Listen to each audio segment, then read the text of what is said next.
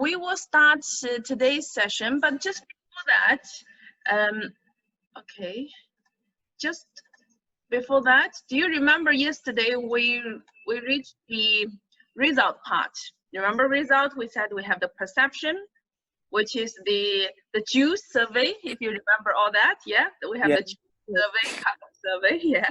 Then we have the actual results. This is where the organization recording their human resources, safety, and all this relevant to our Taqdeer criteria related actual KPIs and results, right? So yesterday we did the first part, which is the survey and the perception related. We got the feedback. Now today we should start with the performance indicators. Remember, performance indicators, we shared with you some samples of indicators that could be, I mean, these are the ones could be relevant to the organization that's measuring different aspects of the performance of their practice in place. And some of these, if you remember, to do about the suggestion part, some about the involvement, the communication part, some about rewarding employees, some about creativity. So various measures.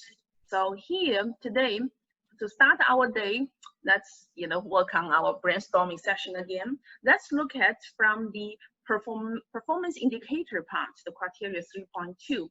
What are the issues that we might want to identify, or the potential questions that we might want to ask the assessors, which is the management team, when we interact with them.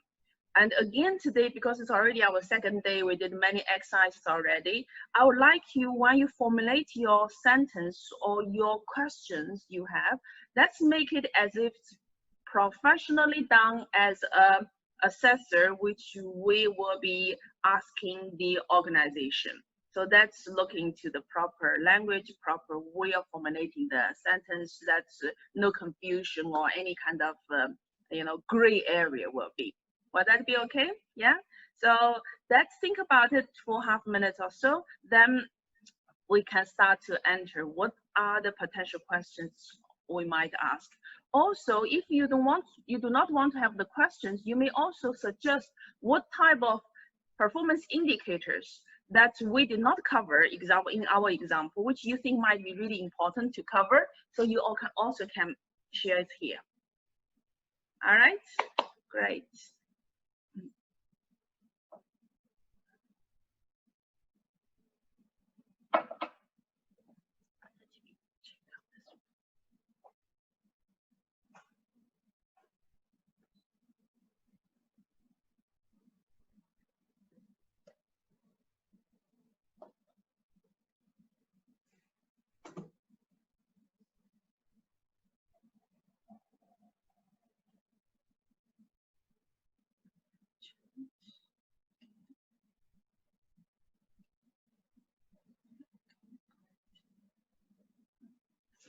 Okay, let's see what we got.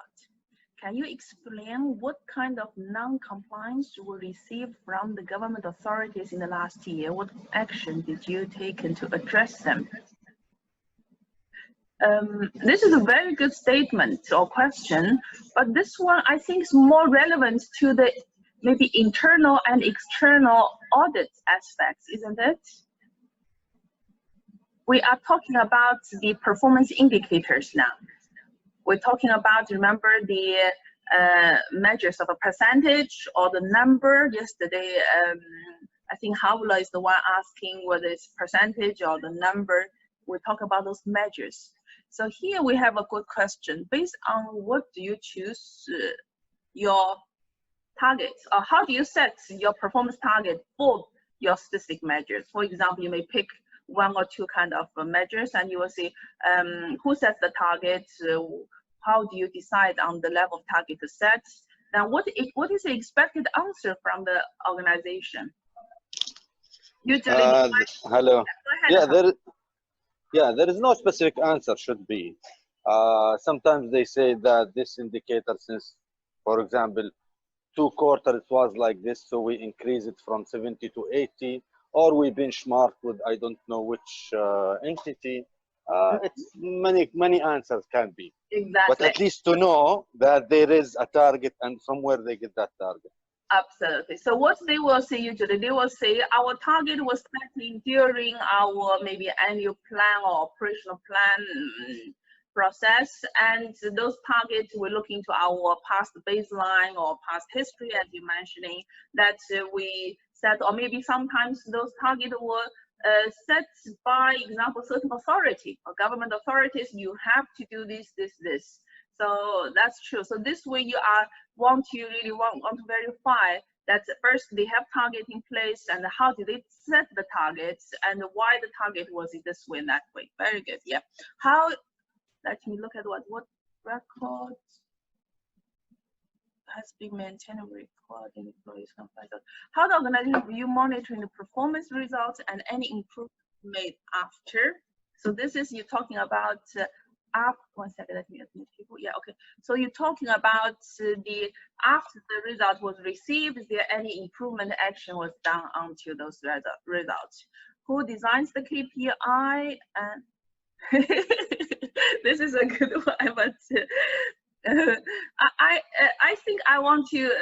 Who designs the KPI and he have course certificates? What do you think of this one?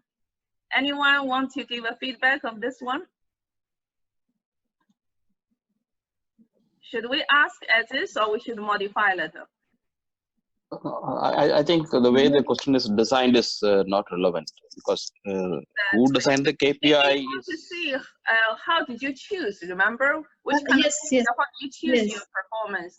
Then you talk about the targets, which we have the other questions. Yeah, because here we are not to say that because only certified people has the right to set KPI. No, because not necessarily.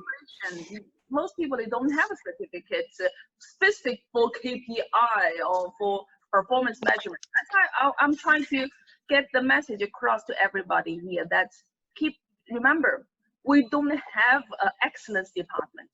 We don't have a KPI or performance officer in the organization. This could be the people wearing multiple hats, could be the operation department manage that, could be the other department manage that. So these are the things we need to remove our traditional hat of the excellence assessors, because excellence assessors, especially government excellence type of assessment, is totally different with the private, because government, the police or immigration, they may have a whole department of 30, 40, 50 people working on those corporate things. But in private sector, you will never ever see that. So this is something we want to make sure that we ask the relevant questions. How did you communicate KPIs and performance targets to your labor? Okay. What, this week has something. What are various correction plans? We need to focus more on asking those targets. Remember targets, what did you do? Those measures, what did we have? We have the measure, we have the target, right? Then we have what? We have, based on the target, we see the trends. Example, if you notice, there are things obviously going down for no reason, and there's nothing indicating. You may ask a little bit to validate why. What we noticed that in the past 2 years, since the accident rates or the breach of security, whatever, has increased dramatically. Is there any reason behind that? Things like that. Okay. How did you ensure that there was less employee turnover, especially during? Oh, okay, very interesting. Because here probably you see a turnover ratio, right? Our turnover increased or whatever. So that's here. I want you to also to differentiate a little between the enabler part, the criteria 1 and 2, and the results. Because the result here, we are more focusing on the key elements related to result when we're doing the assessment, which is this result, how do you measure this, and is this covered the relevant organization scope or departments or the scope of this measure? How frequent do you measure that, and what are the targets, if there's any trends on positive or negative, things like that. What plans do you have to bridge the gap? Okay, can you please provide me a performance indicator explaining how you choose these indicators, how you set. Absolutely, this is a very good one. Bravo. I don't know who said that, but it's bravo. Yes, so I put it before when the question was who choose the KPI and what is the training, but you skipped this question. I think sorry, because it's too fast. That's why I have to. Okay, no problem. Cover every single one. If I miss anything, please forgive me. I'm trying to randomly, you know. But this is a good one. You see, can you please provide me with? I mean, of course, we provide the indicator in the submission already. But if you require additional, you can ask that. Oh, okay, okay. Then how do you choose those indicators? Why do you choose those, right? Then how do you set targets for those? How frequently do you measure? Example, how frequently do you measure let's say the incidence rate or things like that? And once you observe this has been going down or up or whatever the thing, or the target is not being met for the consecutive 2 years, what kind of action do you take? Depends on that. Things like that. Yes. Very good. You see, whenever someone posting, the whole screen moves. So let's go back. Maybe pick anyone. I don't know which one. Okay, similar. Okay, the trends up, down. Okay, what action? Okay, this about the questionnaire. This one we will put back to the 3.1, which is the perception. Excuse me. Yes. Excuse me. Yeah, sure. We can answer. We can also answer about who is responsible for measuring this KPI. Absolutely. And how can, yes. Yeah. Who are the person who is responsible to measure this and reporting that? Because we want to, yes, organization usually do assign specific responsibility, maybe multiple people, maybe certain people responsible for certain KPIs, because these are the ones related to their responsibility, operation or plans or whatever. Yeah, absolutely. So I think in this part, we have a general understanding that it's just a kind of quick brainstorming to make us warm up our brain a little. And later on today, we'll do more of those, don't worry. In the next session, I will be the one making most of the talk, so you can relax, have your, have your ears. Then we have the application guideline. In here, as I mentioned to you, I will just go quickly because this is what to do concerning most with the companies. But as from the assessor point of view, we will know from this area which kind of documents we might receive when we assessing the organization. So first of all, which kind of companies can apply and what are the requirements for the organization to participate? We say that this organization should have a valid license in Dubai, which means they are business operating in Dubai. They should be part of the sectors that we cover. And they should be organizations are labor intensive type of organizations. The second thing also we talk about, they need to be in business for at least 2 years. The reason for that, because we ask for results. If this company has just been formed, you say 1 year ago or so, they will not have enough results. They will not have a complete system and implemented. So that's why we advise them they need to have at least 2 years in business. Laborers are sponsored by the company, not the subcontractors. So because the reason we want that, we want to make sure this company, whoever applied, they are the one that has full control of their own systems and fully responsible for that. If say I'm a company, I only have 20 people, but we contract, certain contractors and they having the 800 or 300 people, but I may give them guidelines, I may advise them, but I don't really have full control management of their actual application or activity day-to-day wise. So it's not fair that, I'm become the one assessor. So that's the case usually we say, we will suggest that they encourage their subcontractors to apply instead of themselves. Now, of course, the company should not, be blacklisted by the ministry, example, and then we say they are a great company. That doesn't make sense for sure. So the other thing that we keep advise companies that they need to complete all the information, and we said they need to reflect the actual documents, what they written there should reflect the true business practice.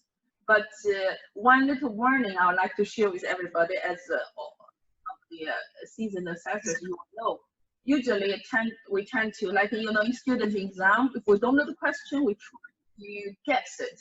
So one organization, if they don't have much there, usually they try to put whatever they think might give them some points or at least cover something.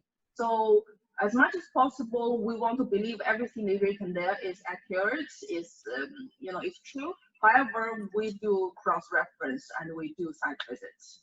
Then the other one, we say we need to make sure that the companies not only in the write-ups, but they should also support by documented evidence. This time I will share with you which kind of evidence that you might see as assessors.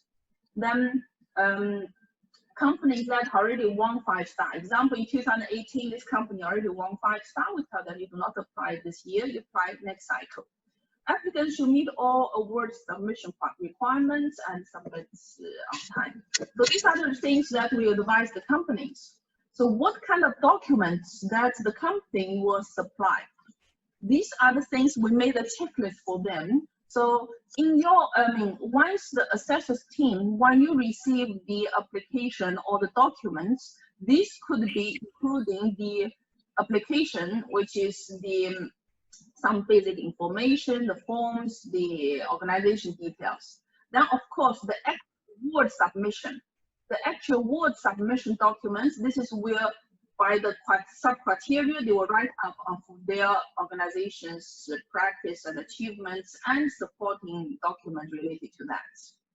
Now, what you will also might see, they might attach some general company information, the company profile, to give you some background, some information about the organization. But now, thanks to the internet, the websites, that once we receive the application, we can have a little bit of understanding of the organization. If we want to go to their website, have an understanding of their business, what kind of thing they do. Then, of course, they will also share with you their organization structure. This could be at very high level structure. The reason we ask for that, not because we want to know, you know, Mr. Abdullah is the chairman or Mr. Fatma is the HR director, but here, because of the structure, when we're planning for the site visit, we may say we would like to have those position holders or representative of those position holders to be part of the team from the organization side. So maybe you want HR director, manager, or whatever the representative there to be in the session. You may want to have the operation or COO representative or COO himself to be there, things like that. We have, if example, like project-based, or in the case of construction or those kind of companies, they might also attach some basic information about their key projects, because during the site visit, if physically this year we are allowed to go, then we, if say for the construction site, usually we pick one of the sites, we would do a quick visit during our visits, site visit as well. Of course, the name and location of their office and labor camp, these are the general information. I'll not read through, you can see stuff. Now, after what type of application, I mean, not in this format, as I mentioned to you, this, I mean, Taqdeer Award, everything is through online. So the organization will be apply every information through online. But this is just a visual representation to show you what might look like when organizations submit. So when you do the write-up, they will, under the sub-criteria, then they will have write-up of this organization, what they do. So here is just a random sample for you. Then they may attach relevant evidence. In here, different organizations have different practice. Some organization, what they do, they attach the evidence directly there. Some organization, I think I may have later I'll share with you. Some of them organize all their evidence, encoding and the file section and all this. Then they upload as you know, PDF document. So you may see very organized evidence, or you may see evidence really scattered for the specific criteria. Now what kind of evidence? Please, I have a question. Yeah, sure. I have a question. when we assess company criteria, okay, company criteria, organization criteria, when we assess organization criteria, you not understand me? No, we are assessing the organization application or the organization award submission related to the criteria for Taqdeer award criteria. No, my question is when we check the organization answer regarding to the criteria, are we look about approach, deployment, integration when we assess the answer?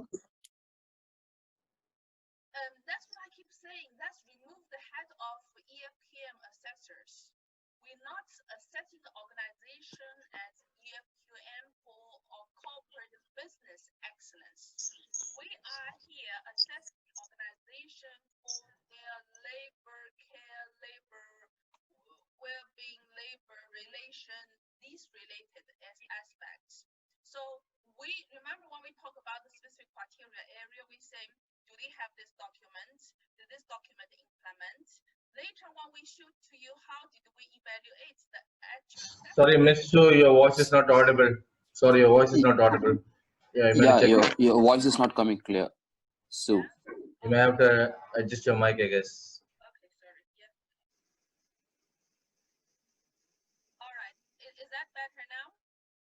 We can't hear you. Okay. So when we No, we can't hear you. We can't hear you. can't hear me? No voice. Very low voice suddenly. Yeah. Oh, okay. Hold a second. Let me change to the.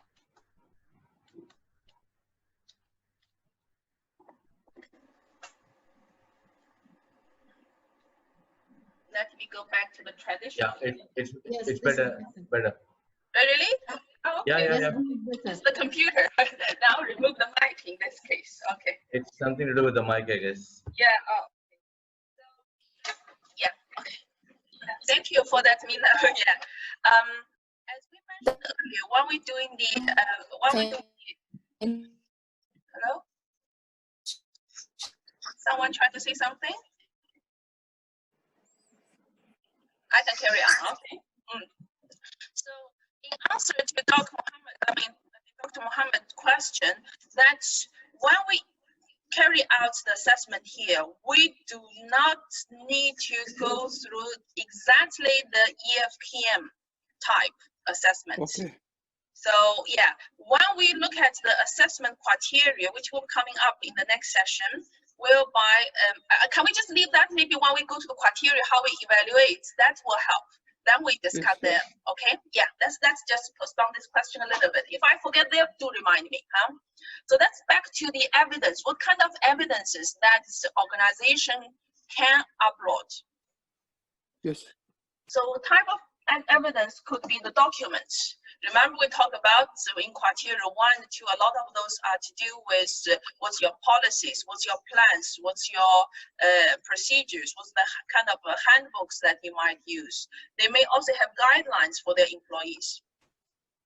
Now the other thing they might use is the procedure related to flowchart. If you look at the example on the right corner, this is a basic flow chart. So organization may also show you flow charts as part of their evidence. Sometimes they may also show you the forms, templates, and a memo. These are the ones that's for communication, for internal example, the templates to register for their training example, or the templates in the case of the certain awarding, or the template example, how to evaluate remember the suggestions, creative suggestions, or the templates related to complaints. Then in the result, mostly we would like to see tables, graphs, and charts. When it comes to, remember, 3.1 perception, the survey, the JUICE survey, we would like to see the survey questionnaires. Sometimes they may attach when you do the attachment, usually attach an empty one. But when you're on site, you may ask them to show you the sample of actually completed one. Then you may want to see the survey reports example. Sometimes they do attach as well. The other things could be records. These are the ones, example, they may say, we have got those award certificates. We got the ISO 26000. We got the ISO 1800 example. And they may also show you the awards they hand over to their employees. The long-serving employees, the employee has been awarded, and the training attendance records, appraisal records, suggestions, etc. Then records also could be, they may share with you the audit reports. Remember, we talked about external audit. In addition to that, they may also share with you pictures. This year, we say to them, because in case that the site visit cannot go to the labor camp due to the pandemic, then they may even have some kind of video for their facility or anything like that. You can also upload. So generally, these are the type of evidences that the organization may attach with their actual award submission documents. Okay. As I mentioned to you, that the organization, when it submits their application or the award submission document, they may, in the actual submission document, there will be mostly write-ups. And some of them may organize in a very structured way to, the table of contents, the specific criteria, which document they uploaded for that criteria. So this one, sometimes we say, really, it's the luck of the team, what application you got. The full 5-star companies usually are very organized when it comes to this. Some companies, their application a little bit messy, so the team has a little bit, you need to struggle a little initially to get to. Because remember, especially for the first time participants in this award as a company, a lot of them never ever participated in any external award, so they do not really know how to present in the best way. So this is just, a thing. Now we will be going into the real important part, which is related to all assessors, which we talk about the assessment process. So in here, we will be covering the assessment process, what kind of, the assessment tools we'll be using, and all the details. Is there any questions you have before I start for the assessment? The previous one, I think, is quite just a simple, informative, which kind of application, which kind of documents that you may get as assessor's team, right? Excuse me. Nothing, I would just... Yeah. Here, before you start of this part, can you Yeah. make a small recap about what you are talking about, the criteria, just to remind us? So you want to recap? Recap, a small recap. Okay, so let me see if I maybe just get to the, okay, 1 second, huh? For the recap, maybe we just go back to our criteria. Okay, remember we had our award, we call the house, the Roman house, right, or Roman palace.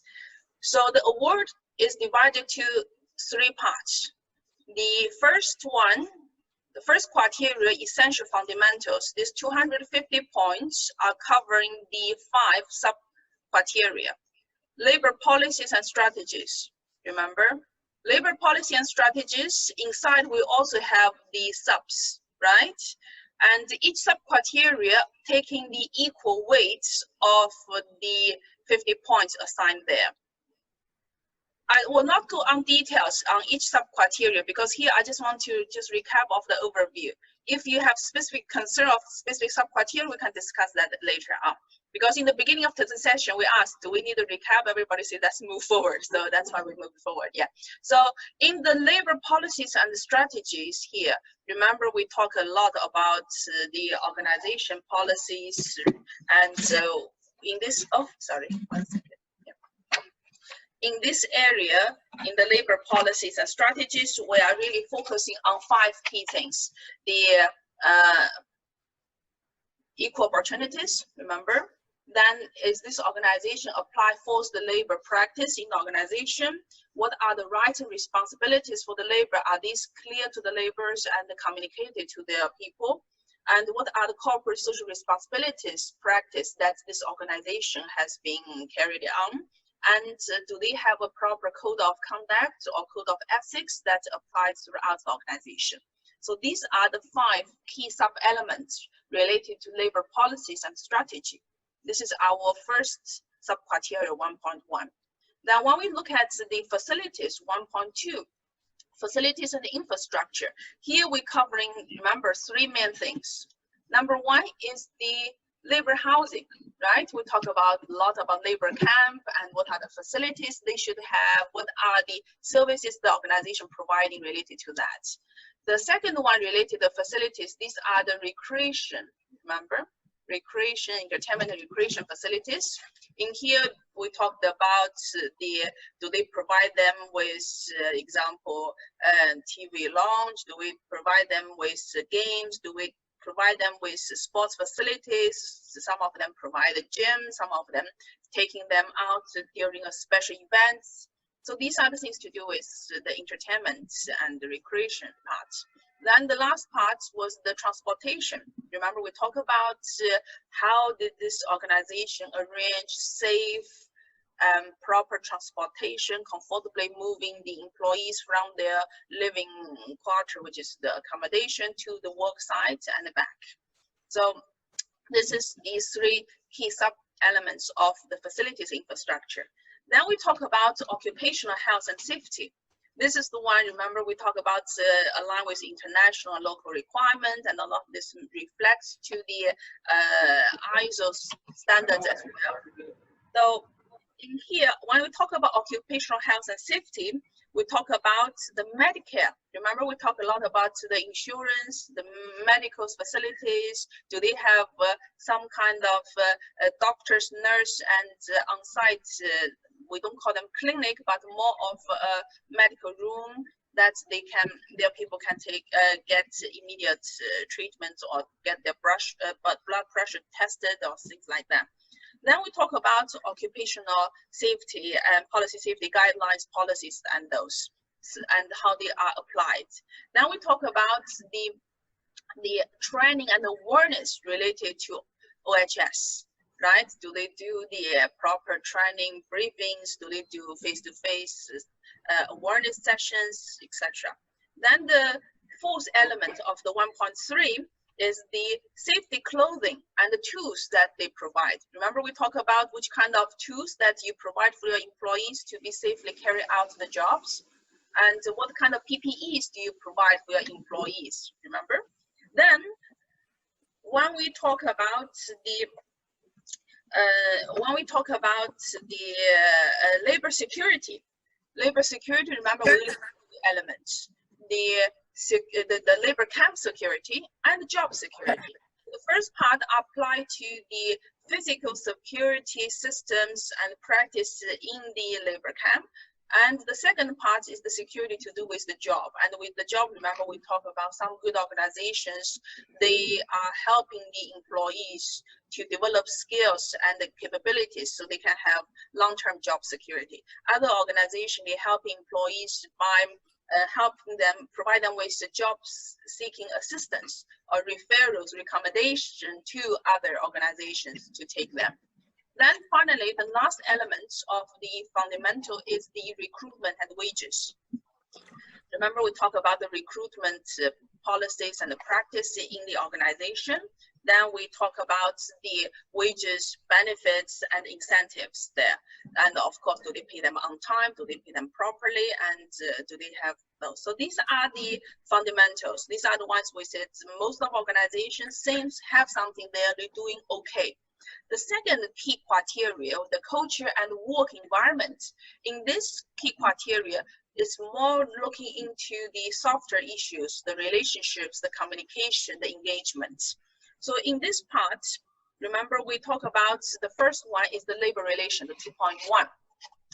In labor relation, in this area, what we focused on? We focus on the discrimination. Make sure there's no discrimination throughout the organization in various practice or the process they do. We talk about the work environment, how you ensure you provide a safe work environment for your employees, which is hazard-free, risk-free, etc. Then we talk about, remember, the complaints and the grievances, right? If the employee have a complaint, will he feel comfortable and not having fear to make the complaint? And how this complaint will be handled, how the complaint will be managed and resolved. Then when we look at the second part of criteria 2, which is the communication and feedback, right? When we talk about communication and feedback, here we talk about which type of channels this organization use to create this communication and the engagement with their employees, right? With listed various channels, the formal, the informal, but for the actual employees in the the workers and laborers categories, mostly they will be using kind of a verbal, visual, and all these kind of communication rather than the formal letters and emails or memo kind of communication, right? Then we talk about the appraisal and the motivation part. Remember how their performance is evaluated, and how are they kind of based on their performance, they get motivated and rewarded, right? Then we also talk about the involvement. Remember, involvement and the freedom of expression of their things. So do they feel free to speak out when there's something? Do they have the do they get involved into the business affairs related to their work or related to the customer, or do they get involved in the organization important activities, right? Then we talk about the internal external audit.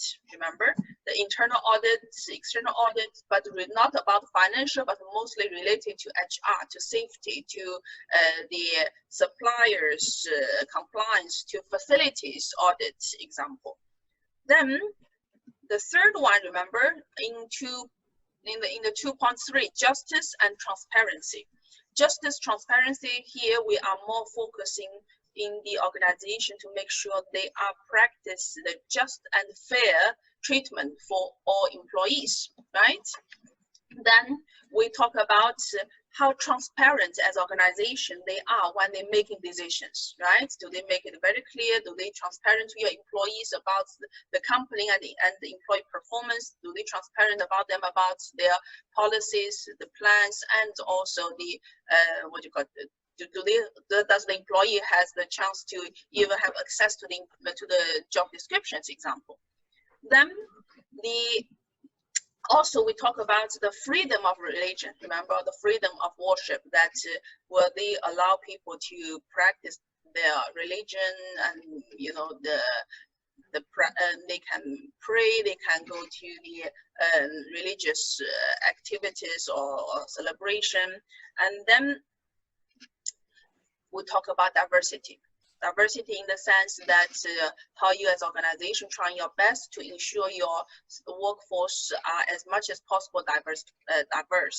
But also we give example of the constraints, that if the organization has constraint only recruit certain nationality or from certain market, how they ensure the diversity among those recruited as well. Then the next one, the 2.4, creativity and innovation. Creativity and innovation, remember, we have 3 sub-elements as well. The first about the creative suggestions, staff involved into the suggestion. The second one is about rewarding those innovation or creativity, right? Then the third one is innovative work approaches or the work systems. This is how do you ensure that you will have innovative systems, approach, or a new way of doing things throughout the organization. Then finally, the last one, which we call the easy one, which is the rules and regulations. This one only covering 2 parts. The first part is the residence and sponsorship. These are the government regulations. Do you comply with that? Do you get people their visas, their work permit, everything before they on board? And do you timely renew that? Do you hold the employee's passport without their consent? You see? Then we have, remember, the human trafficking. The human trafficking part, which is most organizations do not have issues here. These are the ones, do you as organization employ illegal workers? Or you have a strict policy that none of this will happen. We do not employ illegal workers, we do not employ child labor, we do not ensure that people are really kind of paying so much money, came to this country and trying to run away, example. So these are the things related to the second criteria. Finally, the result, which is the third criteria, labor results. Labor results, we said we divide to two parts. The perception, which is mostly based on the surveys, big focus group kind of. So these are the labor perception. Then the second part is the performance indicators, right? When we talk about the labor perception part, this one, remember we covered yesterday towards the end of the session. This is the area that when the organization designs surveys, we need to make sure at least they should cover as much as possible the areas that concerning our criteria before. They may need to ask people satisfaction or feedback related to relationship, example, the communication channels, maybe the involvement, maybe the security, maybe the labor camp, things related to that, maybe the medical services example. So this is to do with the labor perception. Now the performance indicators, these are the organization performance measures, KPIs that is set related to the criteria 1 and 2, which we covered here. So some of them could be related to the, let's say, occupational health safety related those, what do you call this, audits. They may talk about something about staff turnover. So various measures that they use there. So this is in a summary of what we have covered related to the framework criteria up to yesterday. And we also in the measure area, although we listed many sample measures, but these are not a checklist for assessors to say this company has exactly the same wording that it gets scored. No, we have to take into consideration everything when we're assessing related to this organization, related to their industry, and related to their norm of business practice. That's why when we say, when we as assessor, we really need to have multiple skills. We need to have, of course, the professional assessment skills. Then we need to really understand the award framework criteria inside out. In addition to that, we also need to have a good business sense in certain industries. So that's why for people who has a good working experience in certain industries, it will be very easy to relate to. If, for example, we have 4 industries, right? If, example, I have good experience in manufacturing industry, or have good knowledge related to that, when we assessing the manufacturing industry, those questions or those issues can be easily spotted compared to someone only worked all their life, let's say in military example, could be quite different. So that's why we ensure we have a team of assessors where they have different experience. When they come together, it will become more of a holistic knowledge or holistic team. So this is why you see in 2 days, this kind of quick, very kind of condensed track, if we call that, we cannot make a good assessor for sure. That's why we expect, if it's a good assessor for any award, we expect you already with all the required competencies in. So here we can only really explain about the framework criteria, highlights what are the good practice, what are the things to avoid. But example, how to write a good assessment report itself is a skill that you develop over many years, probably. How to be real good assessor, spotting the things that other people might oversight. That's also kind of experience that you build over the time. So that's more or less, yeah. Should we go, is that okay? Is this recap fine? Should we go back? Thank you. Thank you. Yes, Good. thank you Very so good. much. So Good, let's that's go fine. back to the actual assessment, yeah? Where are we? Sorry, this one. When she starts talking, she forgets that she has to finish the topic and go to the next topic. Okay, this one. I know for sure we have some members in our group are professional auditors, and we have some members in our group are assessors, the EFKM assessors, let's just say. Now, in in the awards, we want to emphasize that this is more focused on assessments rather than audit. So maybe we just highlight this one, then I will have a quick discussion. Yeah, I want to really to remind people not to focus. What's the difference between audit and assessments? We say audit. In other words, there's nothing called right or wrong in assessment. Let me try to. Okay. Okay, great. Thank you. Thank you for Okay. So what is the difference? Audit is their focus is mostly about compliance and control, right? Did you comply with the requirements of this, that, and they are really looking at evaluation of the organization compliance with the certain policies, procedures, and guidelines, or the standards. Either example, a lot on the audit part, or the facility audits as well. So the audits, very often we use a lot of audit checklists and things like that. Now, when we talk about the assessment, here the assessment, we are more looking to analyze the actual performance or the practice with about this organization in comparison to the award framework and criteria.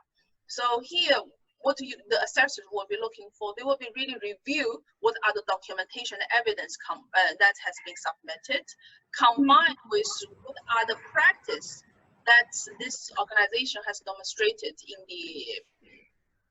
throughout the application against the concept and principles of the requirement of the framework.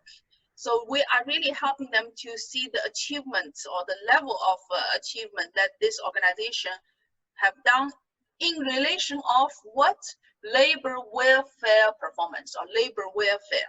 So all of this, think about the labor, they are the center of our award.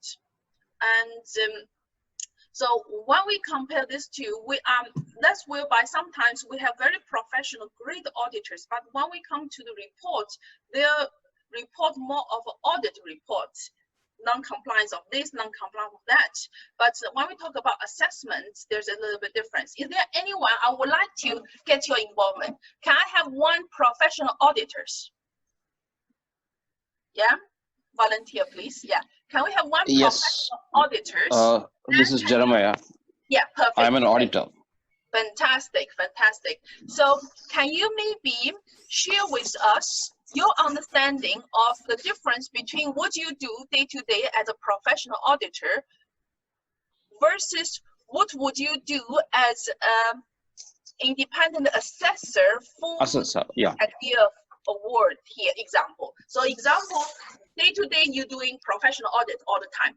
Brilliant, that's your job. That's correct. Now when we talk about the assessments for Taqdeer, what are the things that you may not do, which you always do in your audits, and which are the things you may emphasize in the assessment, but you probably will not do in your audits?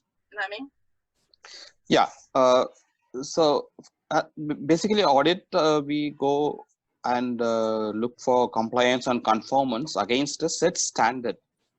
There is a clear requirement. We have to look at whether they are complying or conforming to that requirement or not in audit. That's right. Whereas in assessment, the same thing we look at and we evaluate it as to the level of achievement. Absolutely. Let's say in the scale of 1 to 10, where they are. So that's the basic difference between audit and assessment as I see it. So if you want to take a practical example, we want to see, let's say, participation of labor in safety aspects, or so we look at it's a requirement according to the standard ISO 45000 that workers have to participate in certain things with respect to health and safety. So we just look at whether that is being complied with or not, whether workers are, and if there is evidence to that. Whereas in the assessment, what is the level of participation? And so we don't look at whether it's just being complied. We look at to what level the workers are being given an option to participate and contribute to the promotion of health and safety. So that's where the concept is different. Thank In you audit, we want to so look much. at compliance. Thank you very much. I think what you said exactly. Actually, assessment Also, is for overview. Hold on a second. Sue wanted to say something. Okay. Let her complete that. Hold on a Sorry. second. Yeah, go ahead. Yeah, go ahead, Sue. You wanted to say something. I was saying really thank you for your input, because what you said exactly reflect what we are showing on the screen in a way, because that's the major difference, the compliance and control versus the actual analysis or analyze the performance of this organization's achievements. That's the difference. Yes. That's correct. Yeah. Yeah. Mohammed, or someone want to say? Go ahead. Also in audit, we check the effectivity and the efficiency of the system deployed. This is the most point to check. The effectiveness of implementation is one thing we look at in audit, and we recommend how far they can go better than that. But we cannot hold them responsible, because there's a certain level of compliance, so we cannot say it is wrong. I mean, different organizations have different levels of implementation. That's what my friend is trying to say, I guess. That's true.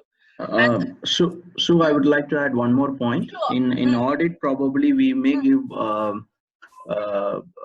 exactly like recommendations, but whereas in assessments we are not. So that's true. That's true. That's another warning. I will warn to another group of candidates will be like me myself. We call the consultants.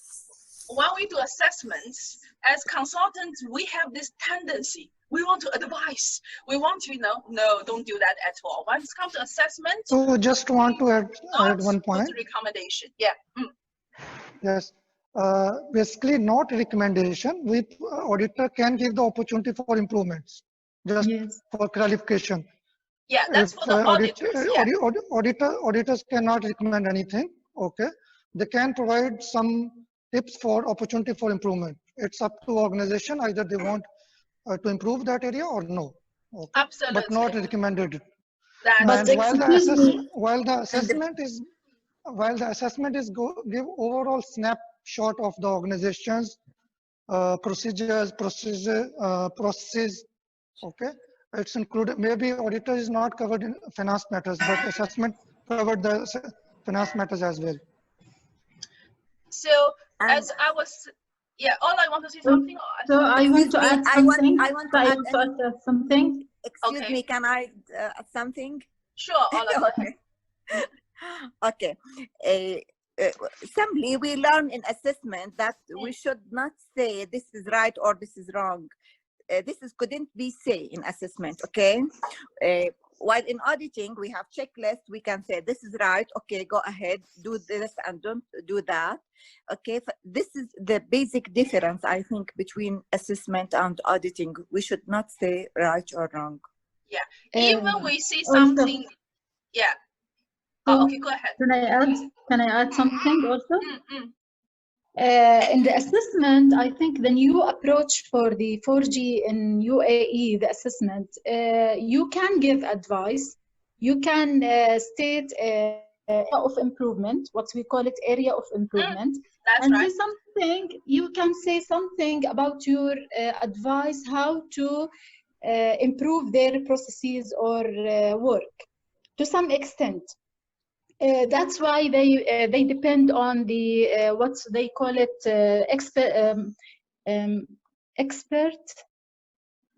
matter of experts. They brought subject matter expert. Subject matter expert. So they can give them certain advice. In the assessment process, you look for the holistic view of the implementation, not exactly documents only. Yes, each criteria, how it is complied with the document is compliance with each criteria.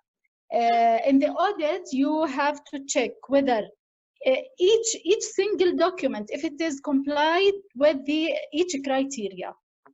That's true. all. That's true. Very good. Thank you very much for all your valuable input. Is that clear for everybody now? We are talking about assessment when we talk about the award.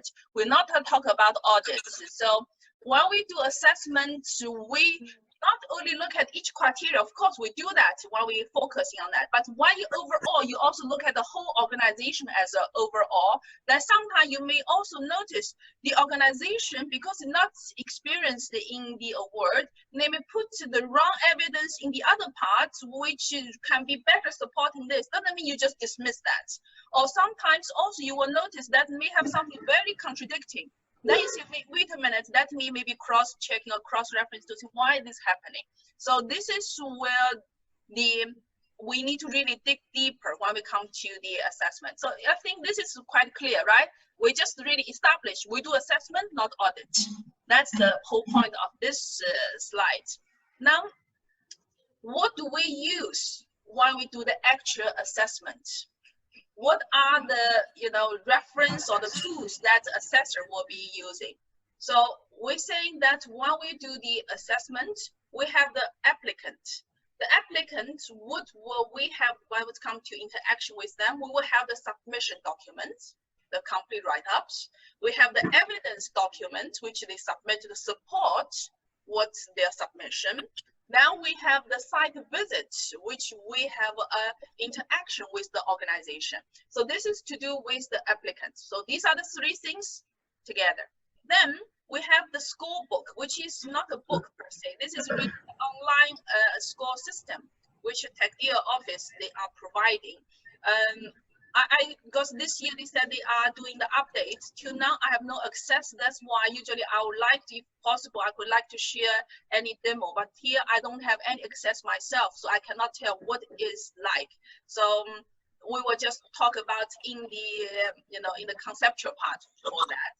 Then we have the award framework criteria, right? Remember the ones that the detailed criteria elements. This is what's our reference related to that. So we have what they provided plus our interactions through the site visits. We have the framework and the criteria. We analyze all this, and then at the end we use the scoring system, which is the online system, to do our actual scores and those. So this is what's the key area. Now, what are the key stages here? Right now we are in the second stage, which is the assessor's training. As I mentioned again and again, that the assessor's training itself is not something that will make a person which does not have all the capability or competency of assessor immediately become excellent assessor. So this is every single person's job to see which area you really have major issues you need to bridge that gap. And there's one thing also I want to make clear in our session today. The entire Taqdeer award, the assessments and the application documents, these are in English. So if any member, sometimes I have an expert assessor, but he or she can only do assessment in Arabic, including the assessment report and those. Unfortunately, that will not be suitable for this year's Taqdeer award, because every single thing will be doing in English.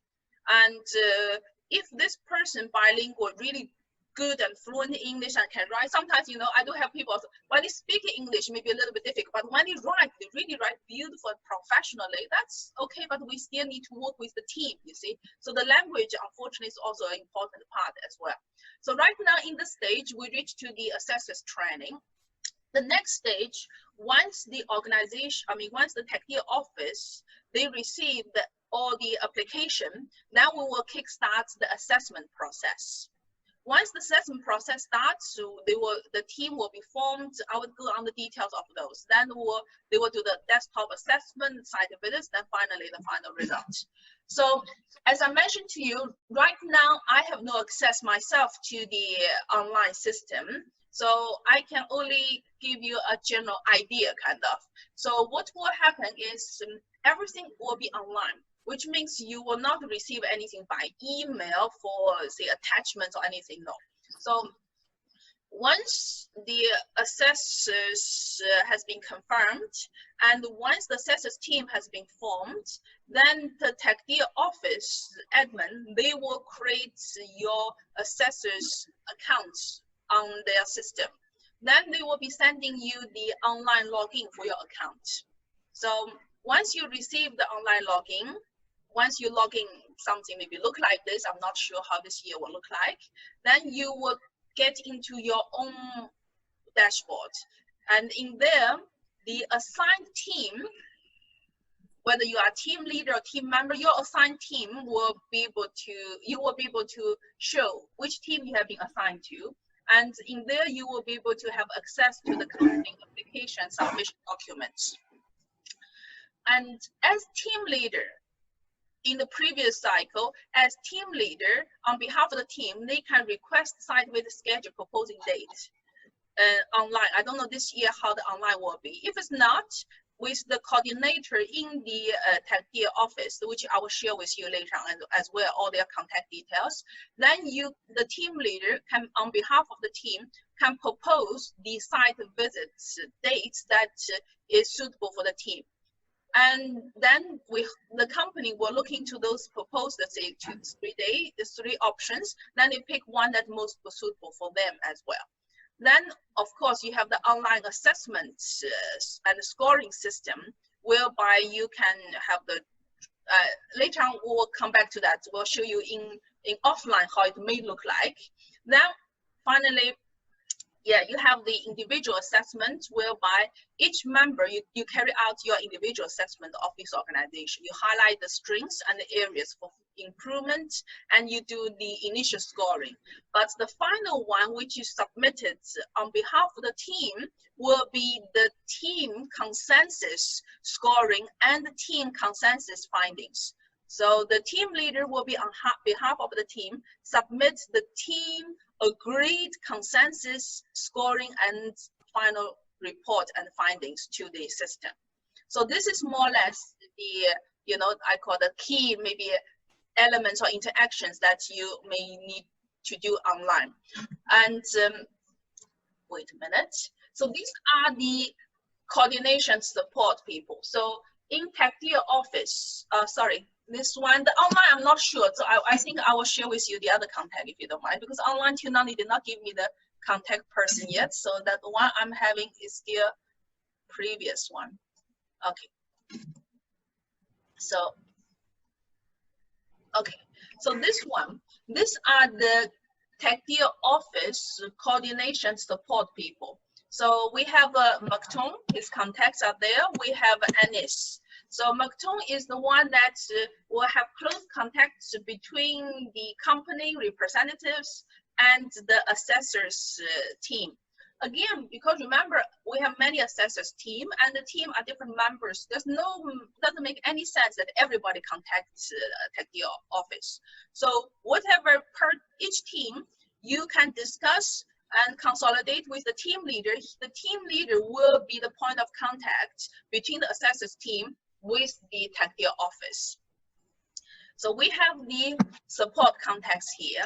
Then for me, the last one, I will be the one more of the assessor's advisory. That's if you're facing challenges with the office, you have some kind of issues, or your application after you do your initial assessment, there's something very odd, or you have really concern, or you need some kind of help, or need me to push the award office to provide you better help or collect better information, I will be there to support you. So this is what my role will be.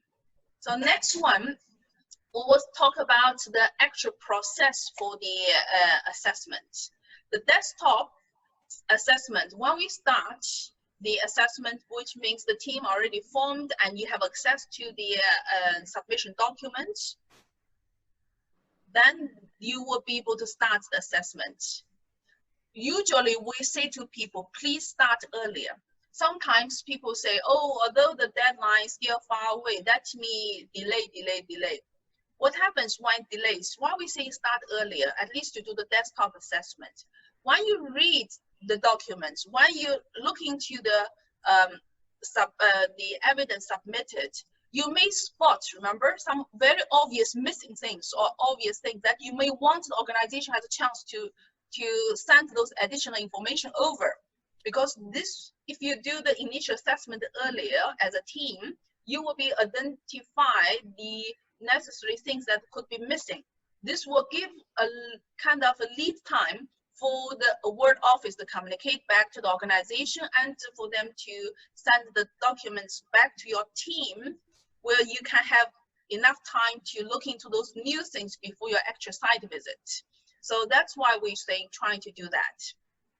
The good news is when you do desktop assessment, you can work in the evenings, in the weekends, wherever convenient for you. However, the team has to be constantly connected, because the team overall, they should synchronize their own schedules. So this year, because most things when we do the assessment will be online, that means the team, once it's formed, the team leader usually will contact the other team members. They will have an initial meeting, get to know each other. Then they will discuss about their plan of how they're going to making the assessments. Then based on that, they will agree on when to meet next and what's the actions accordingly.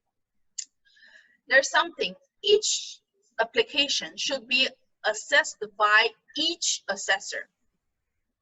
It doesn't mean we have a team. So I'm the free rider, that the other two members will be doing the thing. I will be just sitting there watching, and I will say this is our team effort. No, every single member of the team has to assess the application. Why is that? Remember I mentioned earlier, each of us has different knowledge, experience, and backgrounds. When we look at the application, maybe something that you spotted, I missed out for whatever the reason. Maybe something I noticed that you may oversight. So this way, each one, when we did our own, then when we do discussion as a team, then all the issues or all the things will be more comprehensive. I remember my own team, because the application, I think the organization written in such a way, a little bit spaghetti. So when we're doing our team meeting and talk about what you're finding, what is my finding, and then we say, the organization seems missing something related to the example, to the health, occupational health and safety. Then I remember I was saying, I remember myself clearly that I have seen, they said they have ISO whatever, but I'm not sure which section they put that as information. So the team decided we go dig back and we found the relevant information. So please, that's each of us look at the application, we do the assessment. Remember, this is also a real practice or real experience when it comes to the assessment. So don't skip that. Now, of course, each of us will do our initial scores. The initial scores, because we were doing that before we actually doing the site visit, so the initial score may not be 100% accurate. That's perfectly fine, but at least give us some kind of indication. Excuse me, can I ask something? Yeah, sure. Go ahead. For the individual assessment report, should submit it for you or for the team leader? You will not do the report per se, the complete report, but you will identify area of improvements and the strengths area for that. Yeah. And then I believe on the system, if I'm not mistaken, the system will allow maybe the team to share those information. If it's not, that you will share with each other those information. Okay. Because each one has a work, a kind of assessment system online. So you can put your score, you can put all the things as if you are doing the real thing. But then after you've done that, the team will meet and discuss about those things. Then the final agreed ones will be submitted by the team leader on behalf of the team. Okay, thank you. So you don't need to, yeah, individual, no, you don't need to share with me. Unless, example, this team particularly have a very unique case and have very specific concern. Then maybe you want to, the team leader may contact me to see, can we have a little bit discussion how to deal with this very unique situation. So later in the frequent asked questions, I may discuss with you. We did have a team example, they're assessing this organization.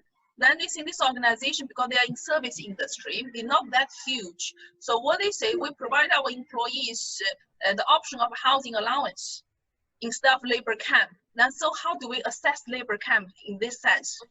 You see, so this kind of very unique special situation, I'll give you guidelines later on.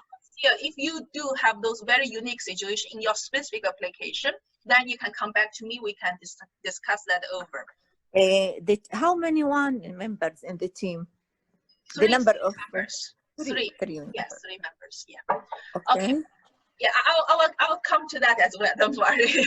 Yeah, the assessment team leader will coordinate with their own team member to discuss the findings and those based on the assessment. Right? That's the desktop. This is we call really the individual initial assessment. Then prepare for the site visit. Before we go on the site visit, we need to prepare ourselves.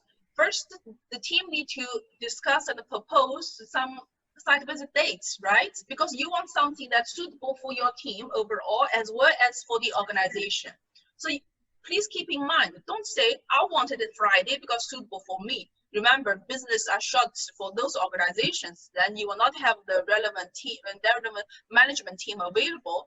Then you can't say, because suit us, we want that day. So we have to take in consideration, has to be a business day that's this organization operating, and to see that among all your team, which are the days that's suitable. Luckily, during the pandemic, COVID, so we have limited travel, so not everybody abroad or going on business trips, so things probably, availability probably will be higher. So you propose 2 to 3 internally agree on, then the team leader share with the ward office and coordinate with the organization. They agree on which day will be the site visit day. Then, when you prepare for the site visit, usually after your team done, each one done your assessment, right? Then your team met overall, you will identify a list of those issues or certain documents that you may want to verify during the site visit. Or you could have a list of potential site visit questions that you generated. And then these are the ones that you will internally agree on. Example, Sue, we want you to maybe focusing on criteria 1, example, and then Sue will be focusing on the list of questions related to that. So you will, as a team, you will also prepare the site visit agenda. You will say, example, what time the site visit will start, and during the first session, which area we want to cover, and which kind of criteria owner from the organization they might need to be there for us. So usually the management team will not stay with you the whole day, everybody, because only the relevant parts, that's the counterparts of the we call the criteria owner, they will be there to answer those specific questions depending on what you're going to ask. Then also keep in mind, very often from, the perfect situation versus the real life situation sometimes could be different. We plan things according to criteria, sub-criteria, what are the questions and those. But when you actually interview or ask questions with the managers or whoever, they may talk about things, they may carry on, they may touch in various aspects. So you don't do like a checklist.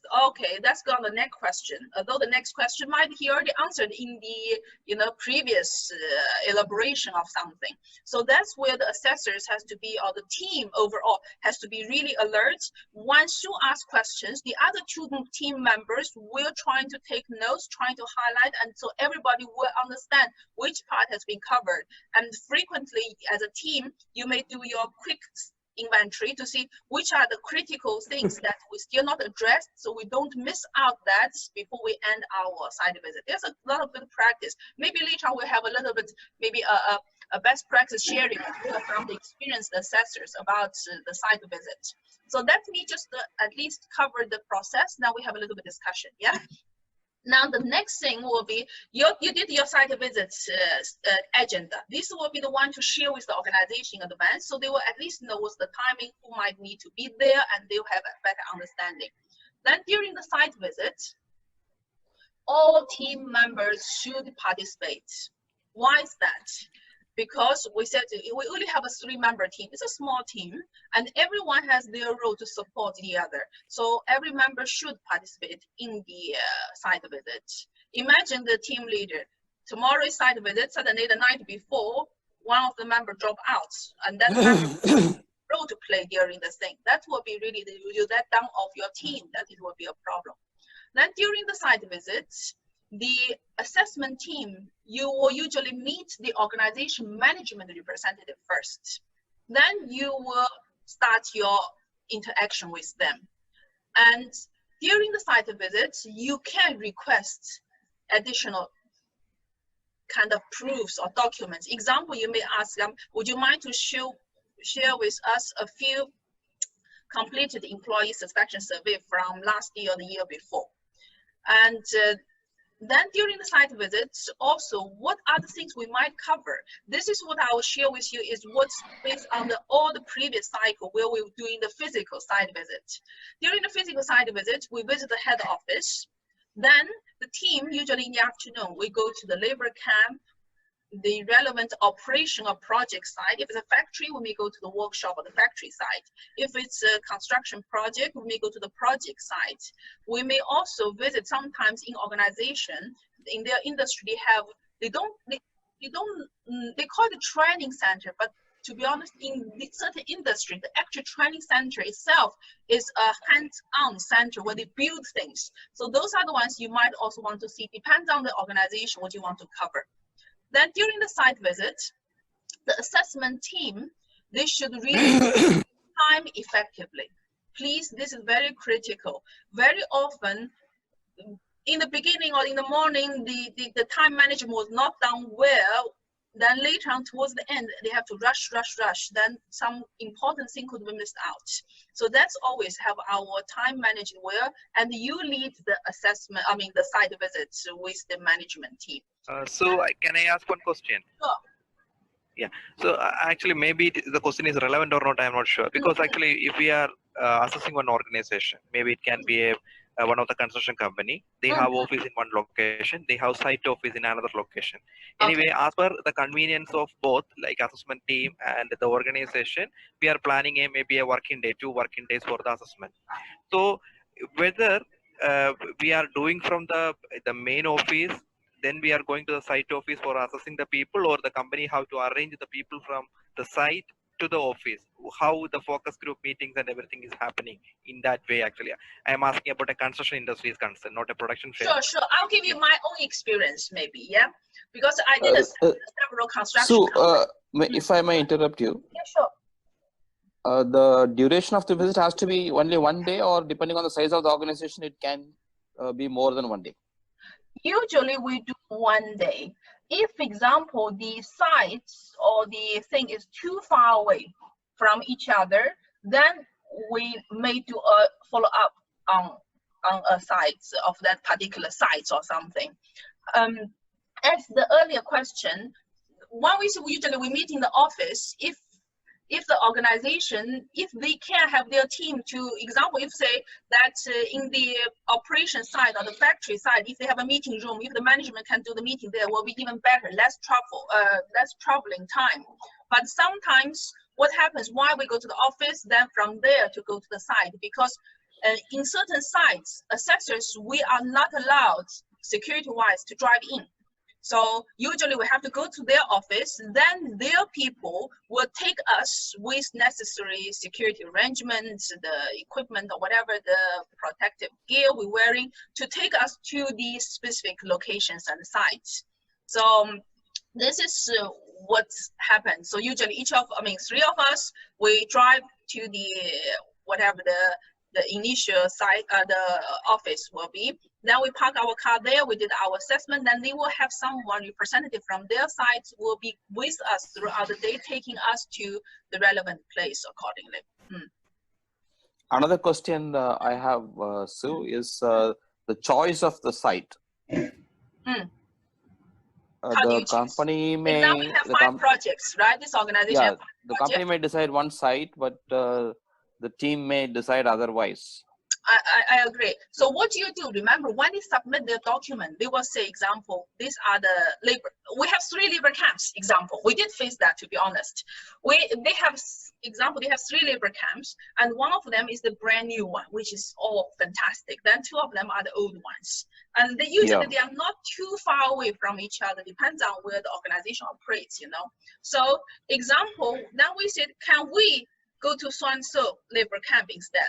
And I remember in our own assessment, our own team, they took us to this new one, and you still can feel some of this fresh paint, you know, the smell of that. And we know they moved in newly, which is not because of Taqdeer award, but because actually their expansion, you know.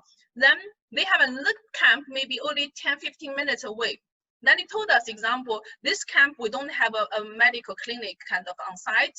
We have in one of the camps, and all the other camps, they share one with there. So when we did the camp site visit, then halfway we said, would you mind just take us there to have a look at that one? So we all literally made us to go there. Then what we noticed in the labor camp, we see things slightly different. So we're taking both into consideration. So yes, the team can be flexible. Also the team example, they may say these are our major projects. Then you may pick a site, but once come to construction site example, maybe sometimes due to the safety and those reasons, then they say we can only allow you to visit one of those two instead of any 5 you pick. So we have to also respect that. So this there are safety entry restrictions like 2020 site or those kind of things cannot be visited very easily. Prior passes are required. Absolutely. Thank you. So this is the So again, we're saying as assessors, we need to be flexible. We trying to see what is really making sense for the business, so we don't make it a burden on their side. You know what I mean? Okay, then the final result we said, after the team, you do your site visits, you took your notes, you did all these things, then you will meet. Usually we suggest to meet within 1 week from the site visit date. If it's too long, you may forget things. To be honest, if I look at my own notes in a hurry, after 2 weeks, I will not even remember what I'm trying to say there. So that's why we say trying to meet a few days after your site visit as a team. Also, we advise do not meet after site visits. Imagine if we spend a whole day, we finish around 6 p.m. and the team sit and say we do our consensus. Our brain no longer can digest all this information. This is also not fair. So this is what we advise. Then when you do the consensus meeting, if the team did preparation work in advance very well, this second part of your work will be easier. What do I mean by that? When we do the desktop assessment, when we do the write-ups of screens and area for improvement, some team, what they do, they put like a bullet point. Example, clear policy in place in so and so. But if you try to write that statement as if a real statement you're going to put in your report, you only do the work once. So that's why we advise when you write the identify strengths or area for improvement, try to write it in the way that as if you write in the real report. So if you have all these statements in place, and after site visit, you only need to go back to your strengths area for improvement to see which area is no longer relevant, which other ones become new to add in.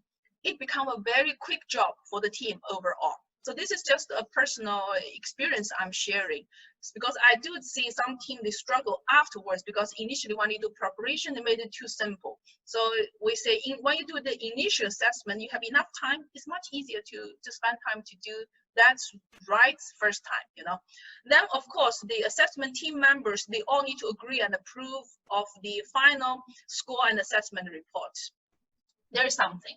We have seen that before as well. Sometimes I'll have assessor calling me in the middle of the night saying, Sue, I do not know why we did our consensus meeting, we did everything, but our team leader refused to tell us what's the agreed score and the final report before he submits. Now we say, how come? This is a team consensus. So they need to get the team members' approval on that before he submits.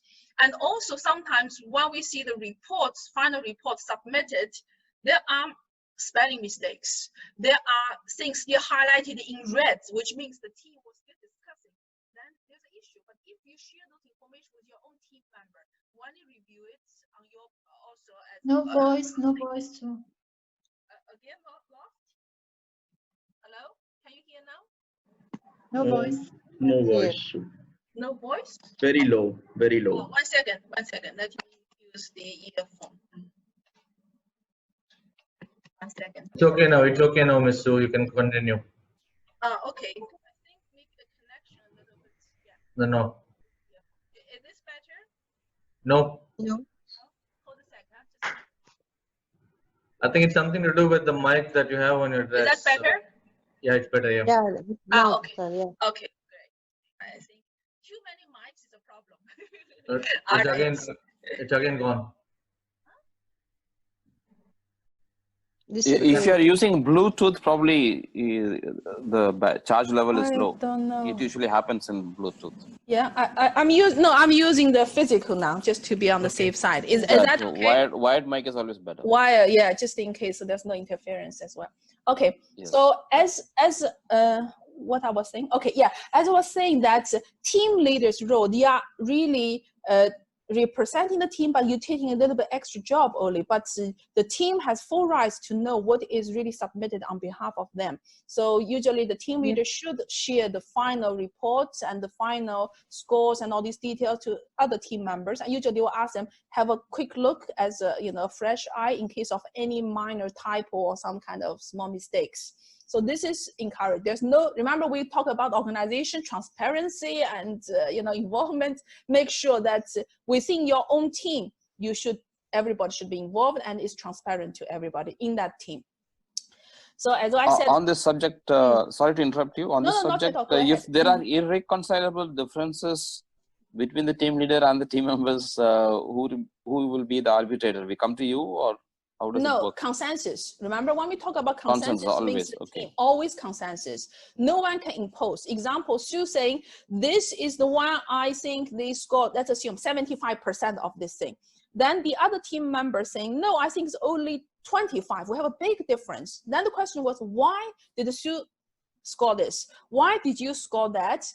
Let's share with what's the reason or what is the justification. Then you come up to see what is the right thing. But consensus does not mean compromise, because Sue is the bossy lady and really pushy, and I didn't want to upset her, so whatever she said, I accept. That's also not fair because they're not a professional way, right? So yeah, should be a result of discussion and debate. Absolutely. And also, when you say this organization, I score high, what did we expect? We expect to see a lot of strengths and a very limited area for improvement, right? If I give a very low score for this organization and only 1 or 2 area for improvement identified, then also I will question, is this score is the right score we put in? This organization have limited area for improvement, but I score them very, very low. That's also is a contradiction. So overall, yes, team has to do their meeting, team have to do their consensus. And we have to be as objects as possible. Otherwise, it is not fair as a professional for our own image. It's not fair for the companies that they entrusted their assessment to the assessment team, not fair for the award itself, the reputation, right? So we have to really that. Yes. Can I clarify something, please? Sure. Now, we learned before from our experience that, for example, the number of points in the area of improvement related to the number of points in the strength area, okay? For example, if there is here 3 points and here 3 points, okay, so it is around 50 or something like this. Yeah, we should consider, no, but please let me complete. But we should consider also the type of the points, okay? Of course. So maybe one strength area, but it is very powerful, critical, and there is 5 points of improvement area. Minor, yeah. So it is somehow referred to the experience of the assessors and for the criteria that they are assessed depend on. That is true. It's not, as I said from the beginning, we never ever use anything called a checklist. It's not because this check 3, that check 2, so this must be this. No, we don't. We look at what they see. That's why I say we will have a debate. Why Sue think is that one? Sue will say, because they have this, and these are the essence of this sub-criteria, right? And they have all these things in place. However, they may have area of improvement could be nice to have. You know what I mean? Sometimes we have must have, nice to have. So if the nice to have, of course, this organization can be higher. The team this most is what likely. This is what I want to emphasize on, that it is not related to the numbers.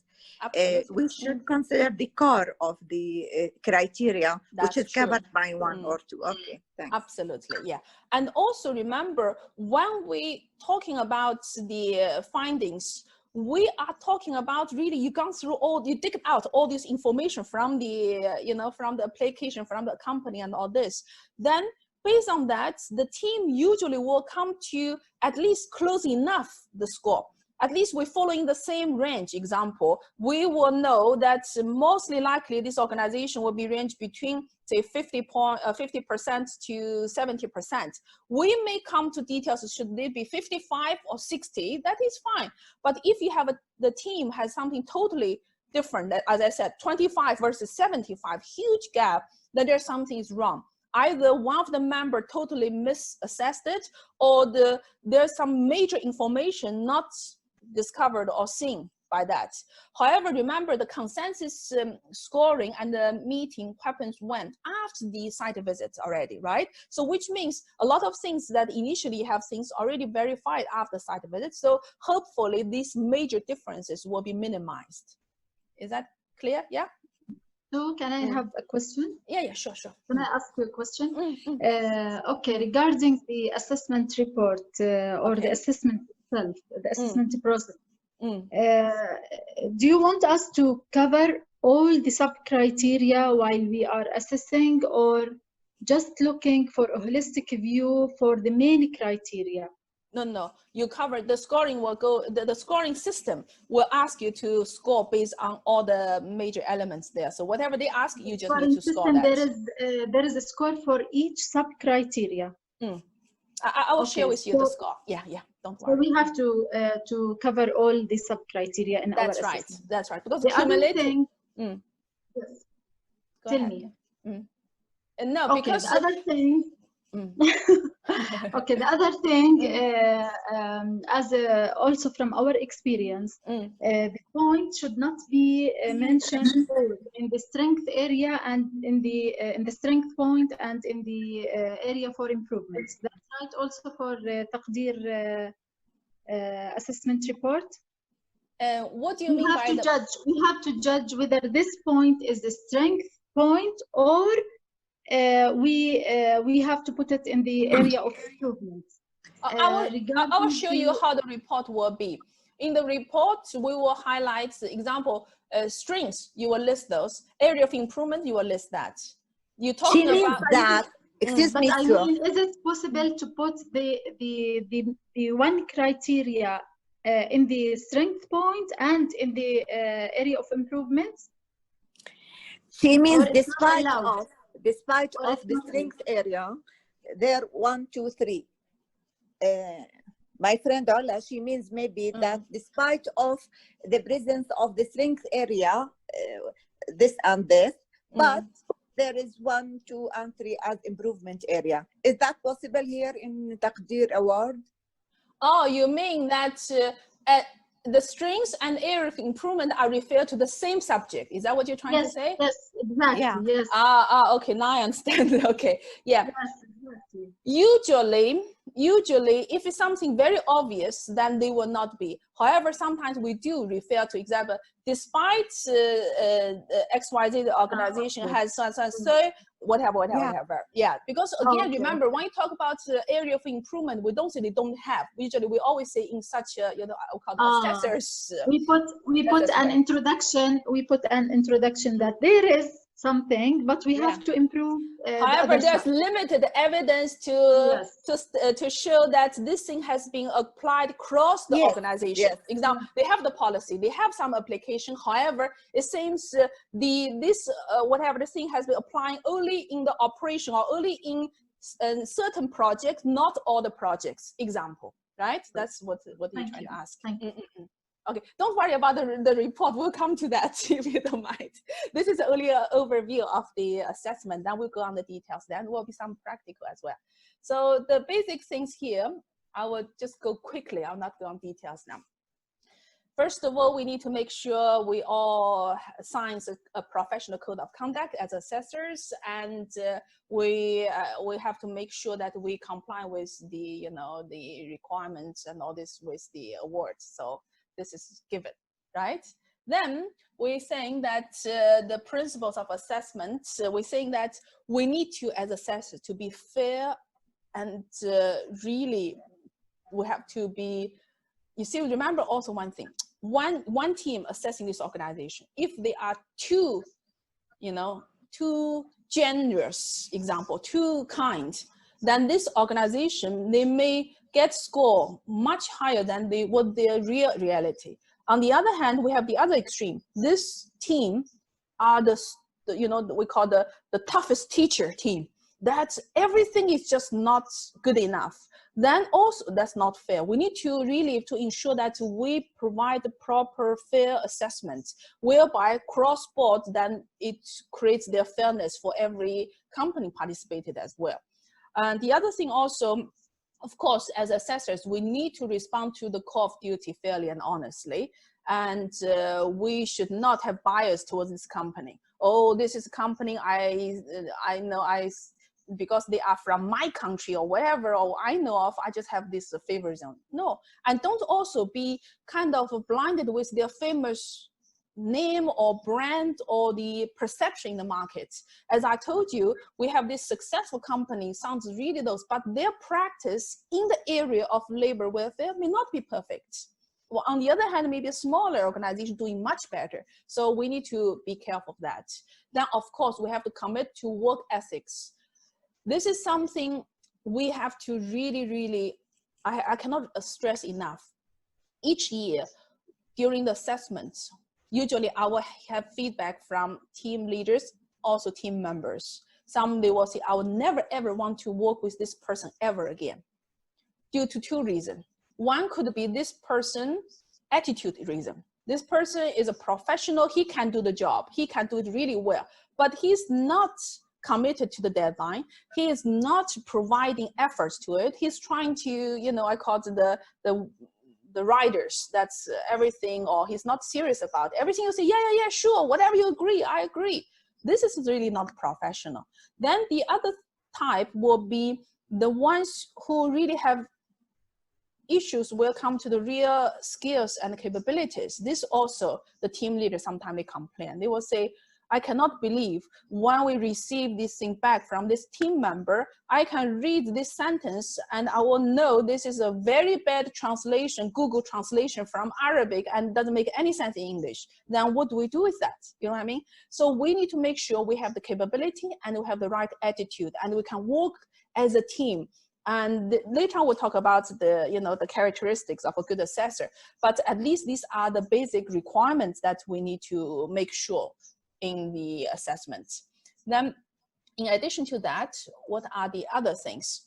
The decisions are made by consensus based on facts and objective evidence.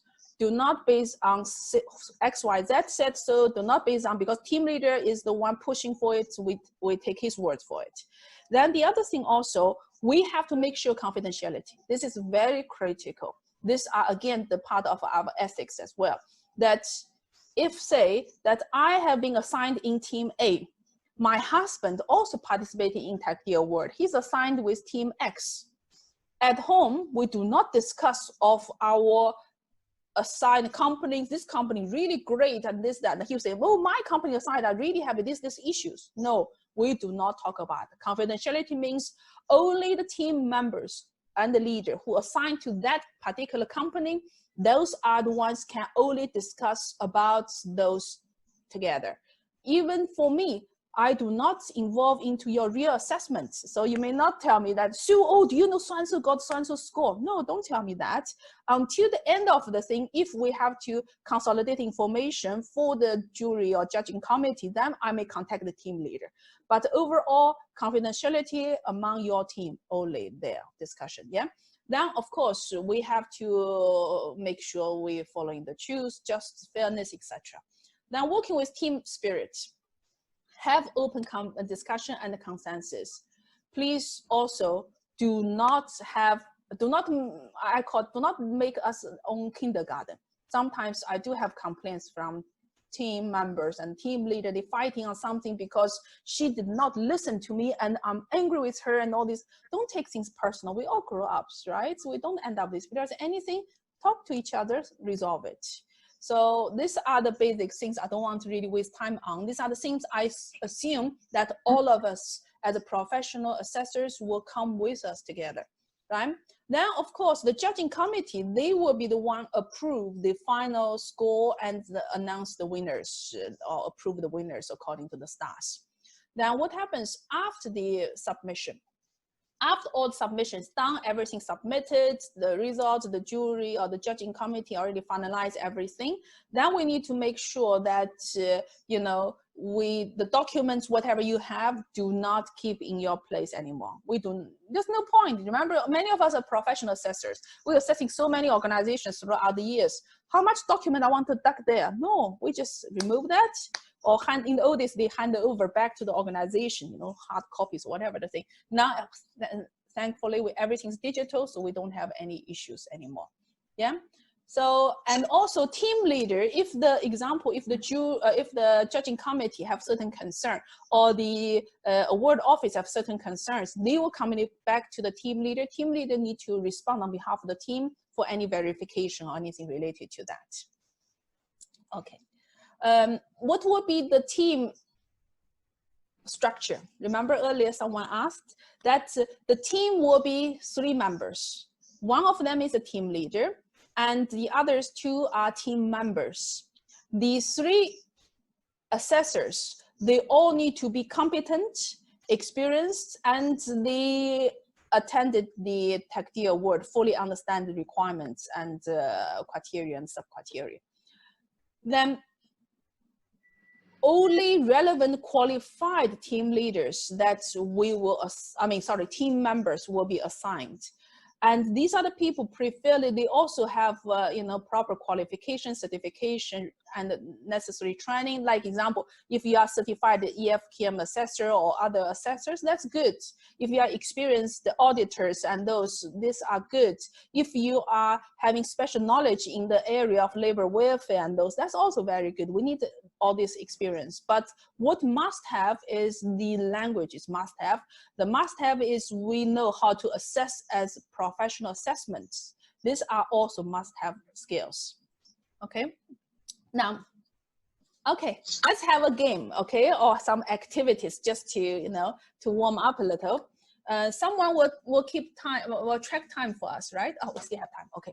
So these are the one, if you're on your phone, you will see these are list of different top characteristics of professional assessors. And I would like you to, from your personal point of view, which one you think should be the most important?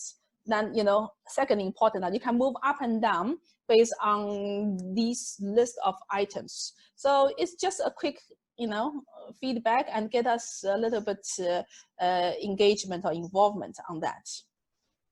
Can you all see this from your device? You just drag and drop kind of. You take the one you think most important. Maybe you need to have on your phone horizontally to see better. So whatever important ones that you can move up or move down based on what you think the importance order. Yeah.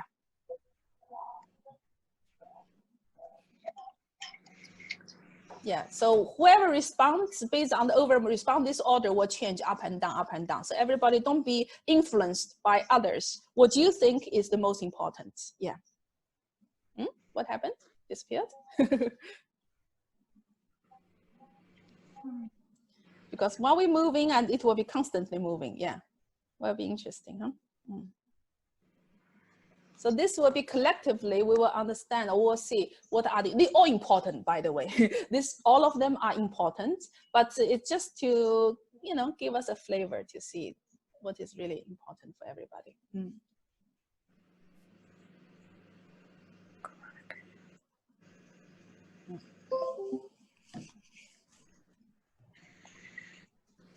Oh, someone still joining now?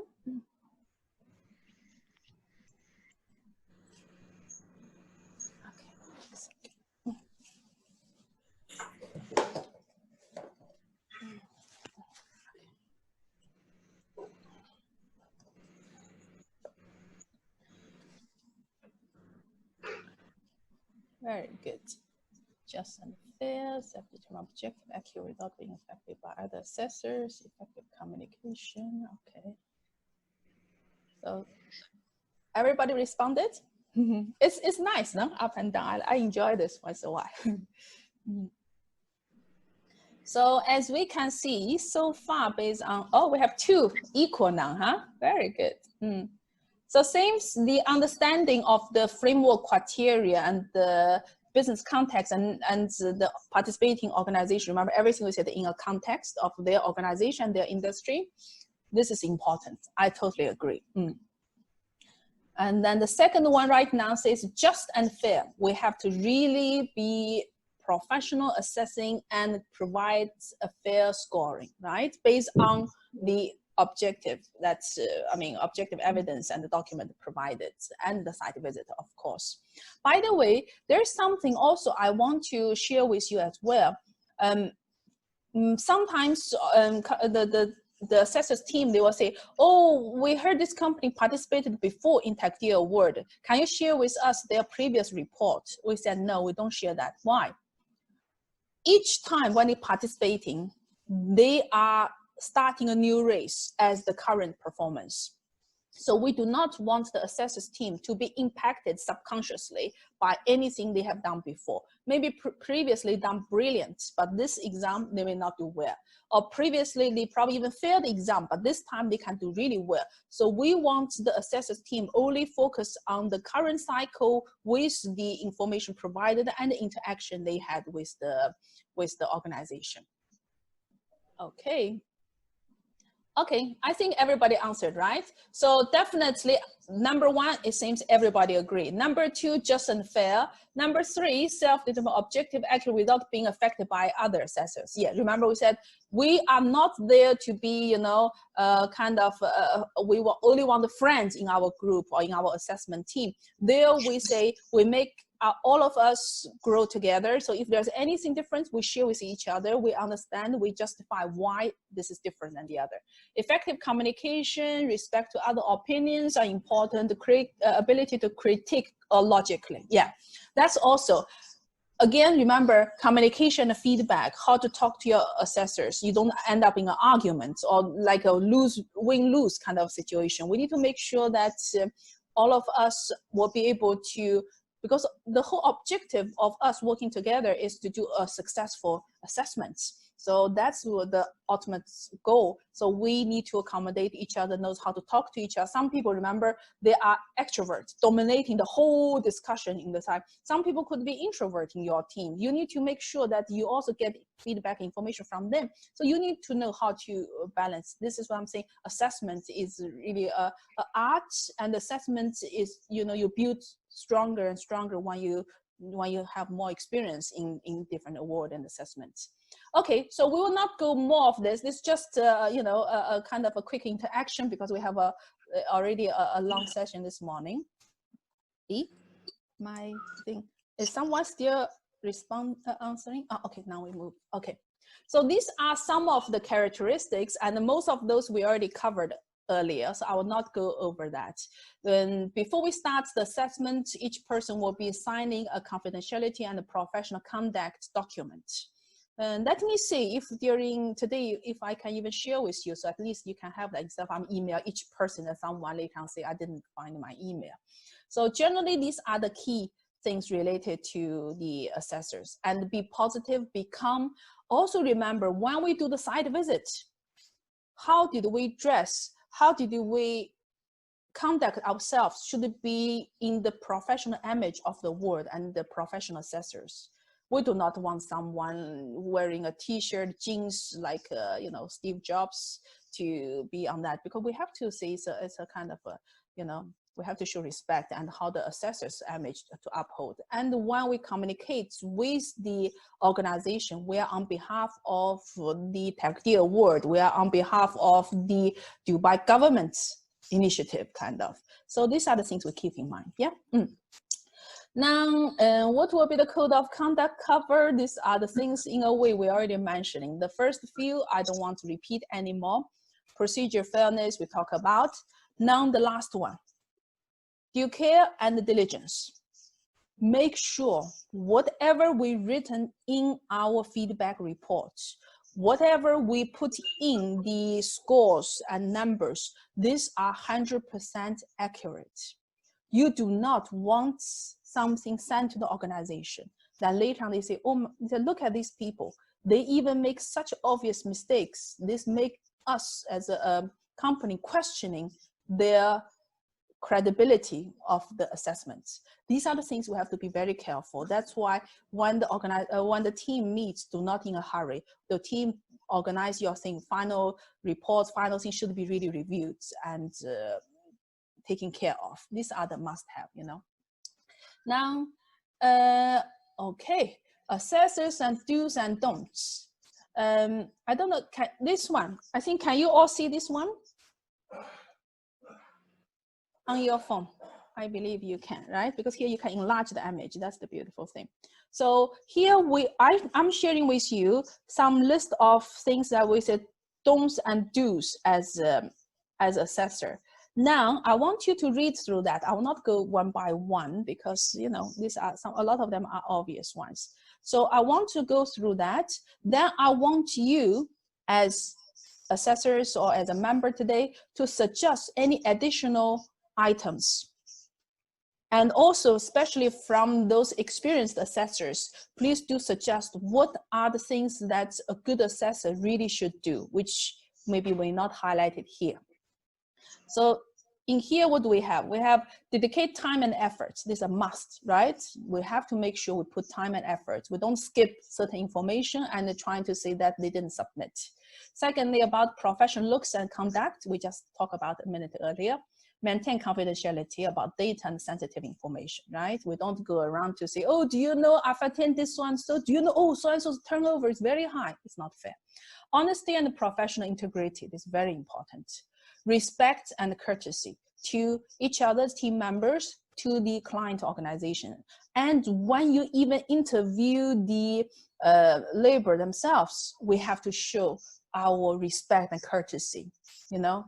And then procedure fairness, as we talk about, open discussion, consensus based on facts and objective evidence. We talk about this other thing we just showed earlier, clear communication. Remember, we talked a lot during our exercise throughout yesterday. We make communication very clear so you don't confuse people and everybody will understand what you mean.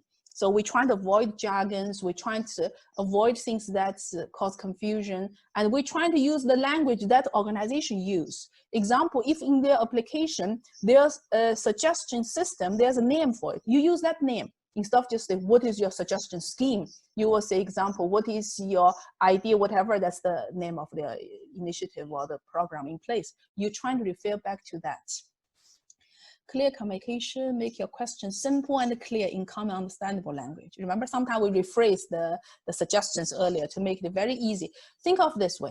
Any school leaver can understand without any confusion, that it will be good. Professional feedback report writing, we mentioned that many times in English, and time management. Time management, managing your team's time, managing the site visit time, etc. Okay, absolutely, I love this one. Create a comfortable environment. Maybe you can, yeah, exactly. Especially initially, people don't know you and they feel a little bit uncomfortable. You need to create that. Usually when you start your site visit, you have a quick introduction. And then you also, to emphasize for them, we are coming here not audit you. Today we're coming here to understand your organization better, to have a better, understanding of your business and those in order for us to have a better assessment on your application for Taqdeer Award. Well, Sue, please can I say something? Okay. Can I say something? Just to comment on this point. Absolutely. Can I? Yeah, go ahead. Okay, when I wrote this sentence to create a comfortable environment, okay. I mean only not just only in the opening meeting or in the first session. I mean the whole process. Of course. So you will not make people that's very nervous because they will not feel comfortable to speak out. The same thing when you do the focus groups, when you go to the camp, talk to the people there, when you go to the projects, you have to make people, because we say friendliness, make people open up. Absolutely agree. All open. And this Yeah. one also a very nice one. Assessors should be aware of the tone they're asking questions in the site. Absolutely. We're not there interrogating. What have you done? Tell us, prove you're not guilty, you know. We have to encourage them. That's what we keep saying also, using the open questions, not use the closed. Yes, no, no, we don't. Yes, yes, we have, you know. So you're trying to encourage. You also sometimes after they answer that, then you will say, can you tell us more about it? How do you do this? How do you do that, right? And the tone should be encouraging kind of tone, not threatening, definitely. Maintain eye contact, absolutely. Well, Sue, excuse me. What I want to say before, that maybe we can use the language of the submissions or their language, okay? Absolutely. Talk with them of their language, and it will be simple and easy to communicate with. Absolutely. As I told you, in our team example, we have someone from India and the labor themselves are mostly speaking that language. And when we did the focus group, he take over, he used that language, perfect, fine, because whatever easier for the team, you know. But the other two members, one is speaking, English Arabic, one is me, I'm English Chinese kind of. So I do not understand what he's saying, but as a team, we keep a smile, we keep focus, we give them all the attention, we give them the respect. This is the kind of engagement as well. So these are the, these are the practice for sure. Yeah. Okay. Throughout session consensus, openness, understanding of team member, pulling them. Absolutely do not. There's no point of argument, right? This is the point of we want to achieve a goal that we do a successful and professional assessment that is fair for the organization. So we discuss based on facts. Yeah, that's true. Imagine I'm sitting here like this all the time, that I'm very defensive or I'm very cold, then this will not encourage people to open up. Absolutely.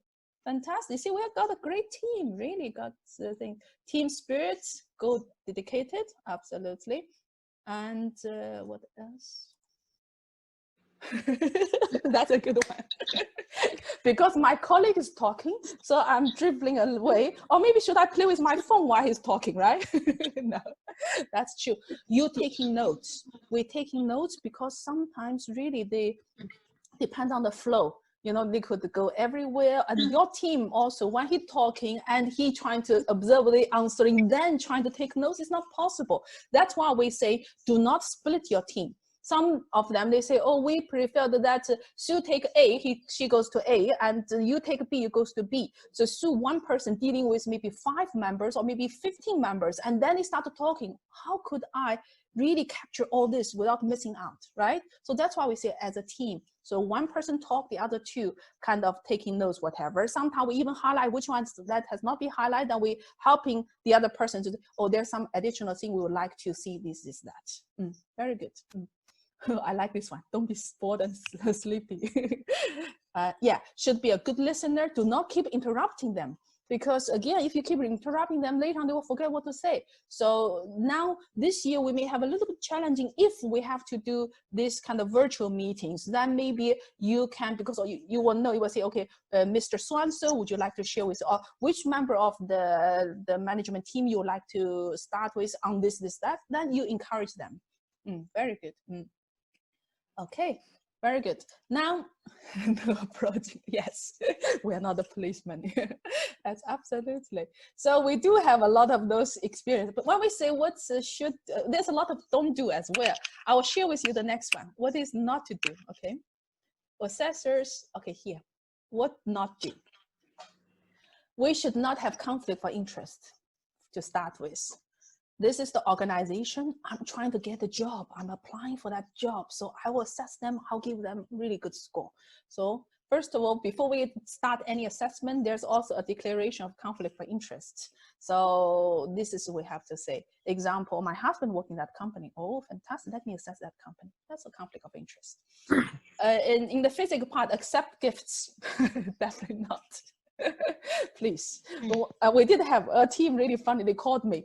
They said, we are in the site visit. This company, they're manufacturing, I don't know, perfume or something. And they give us each one a bag. Should we accept or not? You know? Also, Sue, should be neutral, not to give him high impression that they are perfect, very, very good, no, excellent. never. And at the same time, they are not let them That's down. true. Okay? That's true. Yeah. Because usually also sometimes the company would like to know. They will say, how do you feel towards the end of the site visit? How did we do? What do you think? Whatever. They will tell them, we got all the information. Thank you very much. And the team will go back to discuss and digest, and we do our content. And the final result will come back to you through the award office. That's very important, because they probably, because of the coordination, say, oh, Ola, how did we do? What's our score? We told them this is not allowed. Even you call Ola, is not allowed to tell you anything, because only the ward office will be the one finally announcing those. That's very important as well.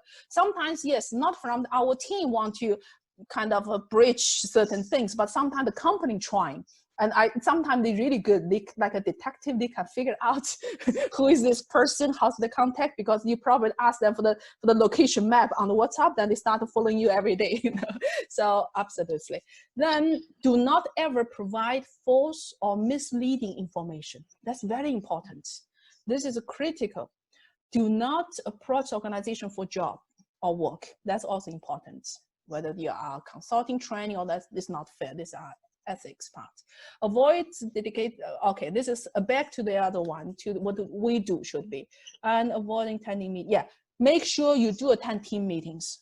We have situations whereby they will say, oh, I have emergency. Yes, we understand you have emergency, but you do notify people earlier if you can. You do not tell the people the meeting about to start in half an hour, suddenly you said I have emergency, I cannot attend.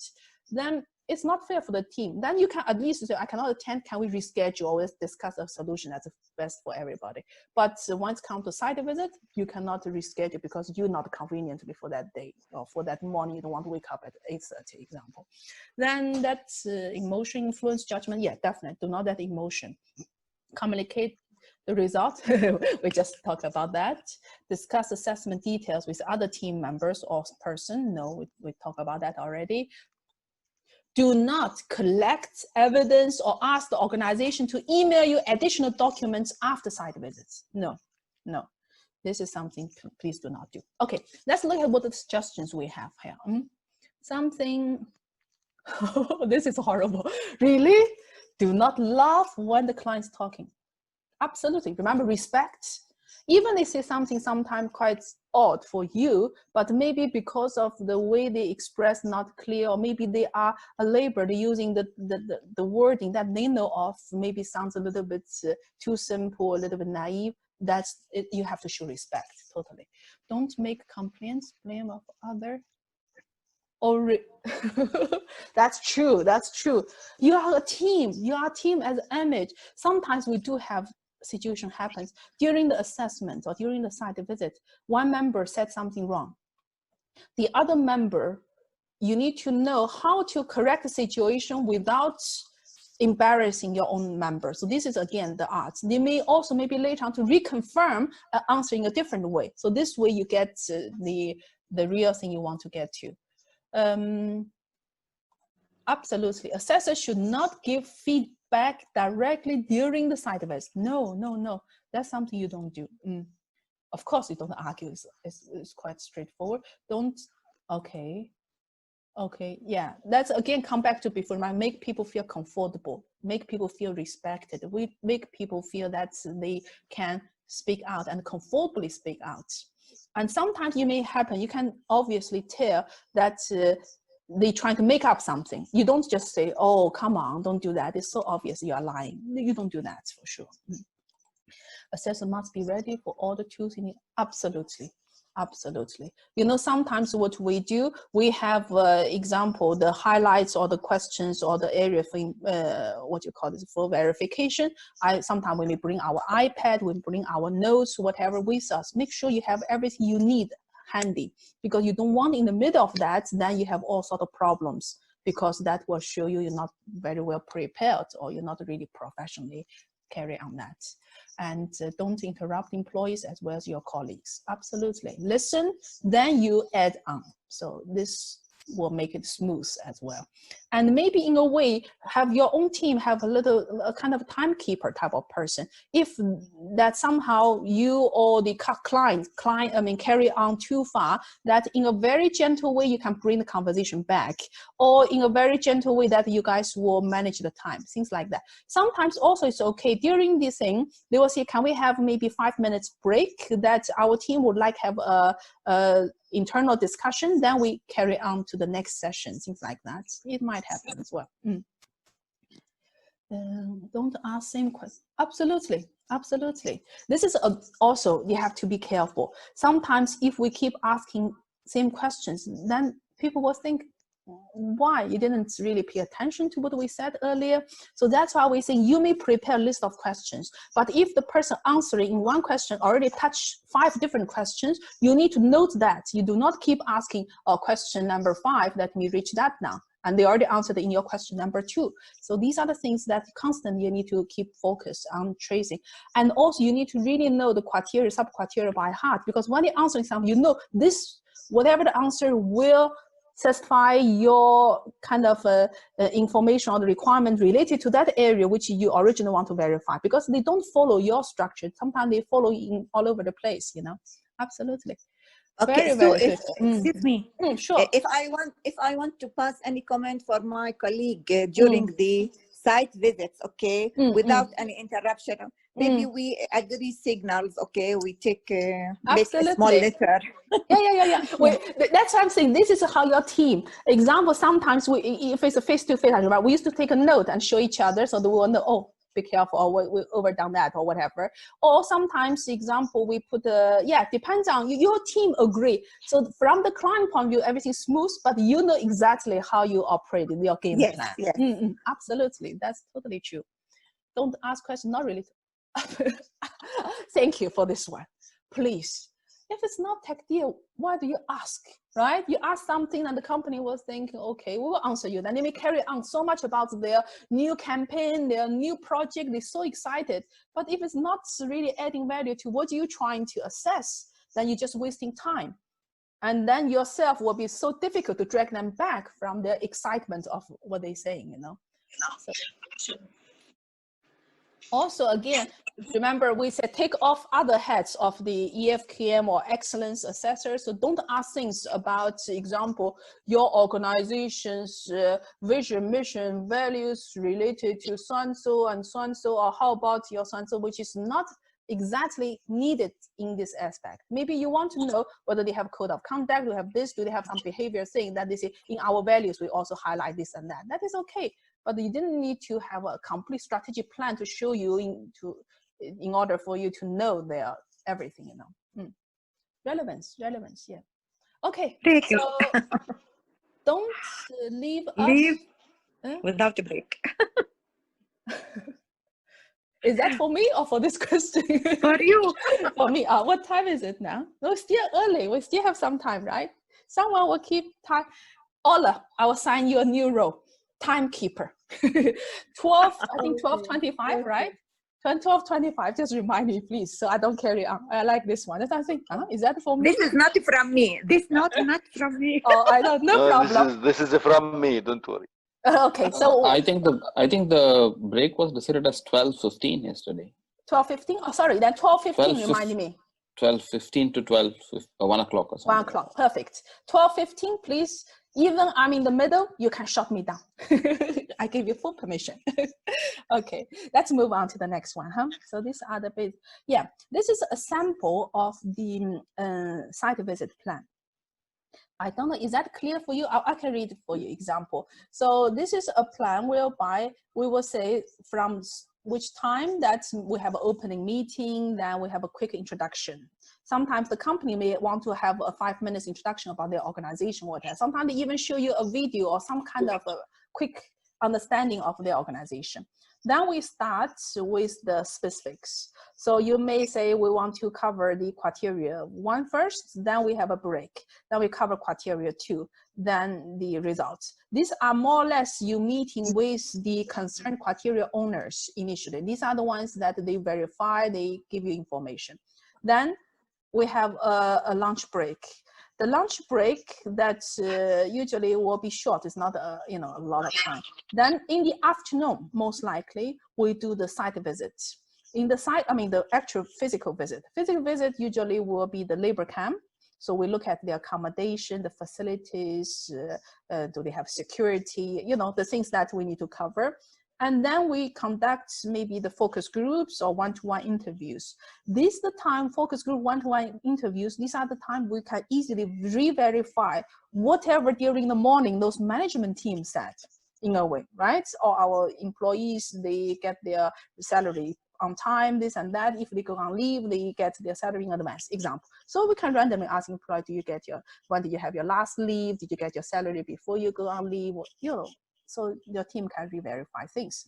Then the labor camp also, we might work, then we visit the work site. The work site could be the actual site, the construction site example, or maybe the factory itself, or maybe the supermarket itself example, if it's the supermarket, or maybe it's the, whatever the organization where the labor themselves actually carry out work that you may want to interact or see there. And also you may, as I mentioned to you, in certain industry, they have special training sites whereby one example for the construction industry is a common practice that when the labor recruited, no matter whatever the skills, they bring them on board and they put them in the training site. They will be teaching them how to do things in the UAE way. So then when they qualify, then they put them onto the actual workplace. So these are the ones that you may also want to visit, depends on the organization. Then when you finish, you do a closing with the company representative or whoever with you till the end, and more or less just to thank them and to tell them that, we got this information, and we will be doing so and so, and please wait for the result from the award office. More or less this is the case. Then if you notice here, in here, the proposed applicant participant, you may not know who exactly, but in here example, you may want HR representative, or you may want to example safety or operation or quality people or something like that. You can propose, depends on their structure. Then the site visit documents. This is something some assessors say we should not ask them to in advance. Some say we should let them know in advance. In our case, it's okay to let them know in advance that, please, example, maybe we want the survey questions, nails, and all things like that. So at least they will know. They will not take, say, wait for us half an hour in order for us to get document A you wanted. Then we go another half an hour, get the document B you wanted. So if there's some really important document they need to have during the site visit, you can inform them as well. So now, the overall process. Now our assessment team did our job. Remember, we did desktop assessments, we did individual assessment findings, then the team did their site visits, the team consolidated and then did their consensus, then we submitted everything online officially by the team leader. What will happen next will be the judging committee. The judging committee will be the one prove the final results and the score and the stars. It did happen before. Sometimes the judging committee will come back to the team to say that we have noticed this and that. Could you please re-look into this and to make sure this is, maybe revise your findings or revise your scores or whatever the reasons. But these are minimal. So we hope that all the assessment team will do a professional job, that the judging committee will not be really have a lot of concerns over your final scoring. Then the award office will coordinate with His Highness office. Then they will schedule and conduct the annual ceremony and will announce the winners. Now, when we talk about assessment, this is where the question earlier, I think Dr. Mohammed or someone was asking about what do we need to look for when we do the assessment. So when we look at the assessment, this is for criteria 1 and 2. When we assessing, this is close enough to EFKM if you're used to that, or business excellence, similar, but the measure into 5 levels. Never implemented. It's not means only 0%. Later I will share with you the score range. Yeah, so it's a range, but never implemented is one there's nothing really showing evidently that this organization is doing such thing. So that means never implemented. Then really implemented, this is when the criteria has very limited evidence to show this organization is implementing that, or this organization is having this policy system in place and practice in place. When we talk about sometimes implemented, this is one of the criteria we have sometimes have it, maybe not, it's scattered, it's not really covering the whole organization all the time, example. And most implemented, that means we have more evidence showing that we have a confidence that most of the time the organization do have this implemented in the organization or happening in the organization. Then on the top will be the always. These are the ones really the organization covering these aspects really well, and it's obviously this is happening in the organization. So these are the 5 levels of the measurement we use for the scoring of criteria 1 and 2, because criteria 3 is slightly different. So when we do this, it's not absolute number. It will be the number in 5% scale. So example, when we look at criteria 1, which is the 1.1 policy and strategy. Remember, we have 5 subs. So in each one, we will be doing the scoring. So when we talk about equal opportunities, based on the document, evidence, site visits, then the team will say, okay, is this sometimes implemented or mostly implemented, or is always? So let's assume our team overall agreed most implemented when it comes to equal opportunities. Then we have to decide, is this 75%, 70%, 65%, or those? So we have to choose among these ranges, which one is the one that's the most suitable for this organization as a consensus score.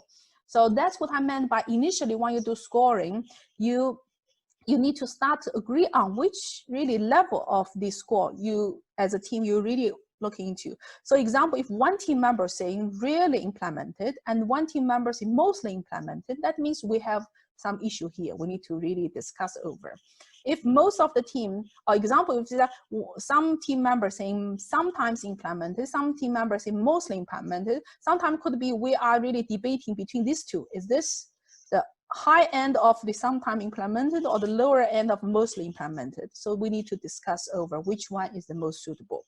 Of course, this is just to, I'm using a presentation view for you to see the score, but on the system, it's all automated. So you will be more like a drop-down list. You choose the percentage or whatever. And based on that, the actual score points will be auto-calculated based on the percentage that you choose for that specific sub-criteria elements. So this is how we do the scoring related to criteria 1 and 2. Then when all those things are scored, then the system will automatically calculate the actual achieved points of the maximum attainable. Let's assume that in 1.1 maximum this organization can get 50 points, or the perfect organization get 50 points. Then based on our assessment of all the sub-elements, maybe they get say 37 out of 50, example. So this is how the scoring will look like. Now, when we talk about the scoring of the result part, which is criteria 3, the results criteria 3 will be slightly different. In here, we look at the specific elements. Remember when we talk about when we look at the result of the chart, we see which are the things that you may look for: scope and relevance, integrated, segmentation, trends, and targets. These are the elements we need to look into when we assessing the result to say, is this there? Is this comprehensive enough? Is this there? Is this missing? Example, segmentation, they didn't segment, or most of them did not segment, so the segmentation score will be lower. The targets, if they set all the targets and targets relevant, whatever, then they get a high score. But let me warn you, from the past experience, sometimes organizations, they even forget to set their targets. So very sad, they might have it, but somehow they did not show, so they lose points. So this year, we're trying to remind again and again for the companies, please do not forget your targets. So let's look at the scope and the relevance. In the case of, say, the perception results, which is the labor perception, the 3.1. So when we talk about scope and relevance, what are we talking about? We most talk about the labor satisfaction surveys, right? Or the perception surveys or happiness, whatever the company may call it. So here we want to see how is this survey, the design of the survey. I don't mean the color, the, you know, the looks and feel. We talk about the design of the survey, those questionnaire and the question asked. Remember our juice survey, the juice is fresh, cold, and all this. Is that relevant at all, right? So the design of the survey, which contents they're asking in their survey, the perception elements, we call it. The sample size, they want to do the survey, and seems they only did for their office staff. So the laborers who are on projects are not covered in the survey. Is that an issue here? Scope and relevance. So they will have points deducted for sure, right? The right sample size is important. And I do not want the assessor to see what is the perfect sample size, because it's quite difficult to see. We don't want to become a pure statisticians per se. But here, when we talk about sample size, if the organization is small, let's assume this organization has 200, say 100, say, that's just a round number for easier calculation. If this organization has 100 staff and their satisfaction survey, they say we only covered 20 employees. Is that a good sample size? Yeah, it's 20%, but this is not a good sample size because it's not really representative for the organization. On the other hand, if this organization, say, they have 1,000 staff, and then they covered, say, 600 employees, is that a good sample size? Yes. Right? It's a good sample size, provided that they covering representatives from all categories of the employees, right? That's all the departments or the employees in different grades are covered representatively, right? So these are the things that the assessor's team will be judging. In the audit, we say this much percent, this much percent. Then we will notice that it backfires back. Some assessors, I call the checklist mentality. They say, oh, they said 40%, so this must be 40%. They give 50% because 50 people out of 100, they are okay. You know, don't be rigid. Let's be, you know, making sense. Then the frequency. Can I comment here? Sure, go ahead, Ahmed. So can the, just a second. Oh, sure. Can the representative, can we ask them about from where they got this representation, if that sample is representative or not? Because there's different criteria people are following. Some they are following the JCIA sampling criteria. Some they are using the easy one with the British system sampling criteria. So they might bring it from reference or something. What we need to make sure is, remember, what is our focus of our award? We need to make sure that good number of representatives of the labor force, the labor group, labor category are surveyed. That's why I give the example. All our management staff and office staff completed the survey. We got 90% sample size. Is that good? Yeah, no, good. That is good for the management, but we're the labor force. No, for the you see what I mean? Yeah, exactly. We need to make sure. So these are the things that when you look at sample size, you need to look into that. That's why an organization, when they survey, sometimes in their survey, they will tell you these are the people covered and the representative from this, that. Then you will say, example, that's also sometimes you can re-verify later on when your site visit. Example, when you meet people, they will say, as a focus group, example, have any of you participated in the employee satisfaction survey in the last 3 years? Then they say, none of us. Have you ever heard of this? Never heard of. Then you have a question mark example, you know. And of course, we talk about the languages as well. Remember earlier, you use the language where your employees who can understand it. Then the second,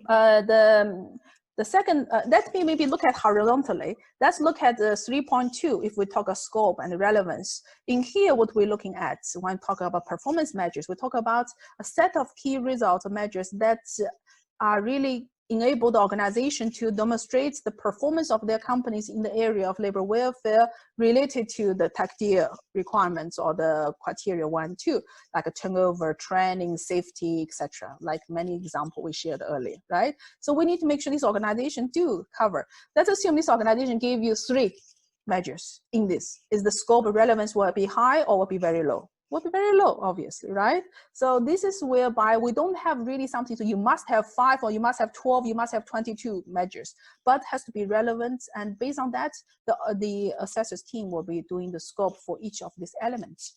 Now, when we look at the integrated, the second part, integrated, if we talk about the perception, this is where how do we know or how we ensure this, the survey results are timely, reliable, and accurate. Reliable means that, remember earlier when we did our brainstorming, we say how this survey was conducted and how they ensure that people have, confidential for the input. How do they ensure that the data gathered are analyzed by the team to come out the proper whatever, right? So this is where the integrated parts. Survey results are timely, reliable, and accurate. When we look at the other side, which is the performance measures part, is the performance measures are measured, reliable, and accurate, similar, but one's for survey, one's for the KPIs and measures itself. Then the segmentation.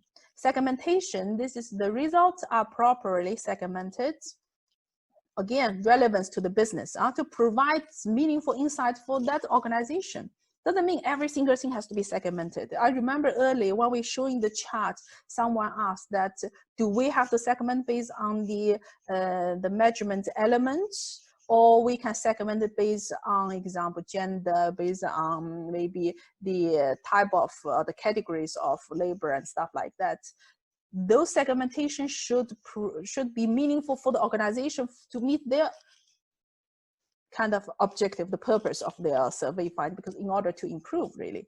So that's where the segmentation should be relevant, and organization use the relevant segmentation for that purpose. The results are properly segmented to provide meaningful, the same thing. Trends, the trends, positive trends, we say in here at least 2 years. We do not ask for 5 years in like many other awards, because Taqdeer, a lot of organizations new to this.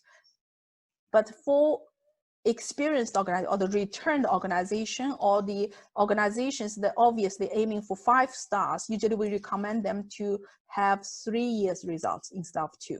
Minimum 2, best to have 3. And also we try to advise them don't give so many. One of the company I assessed personally, they gave us their survey since 2008. Imagine 10 years. Let's look at the last three years. That is good enough. Then the targets, we mentioned many times. Relevant targets are set consistently. So the target, at least to have it.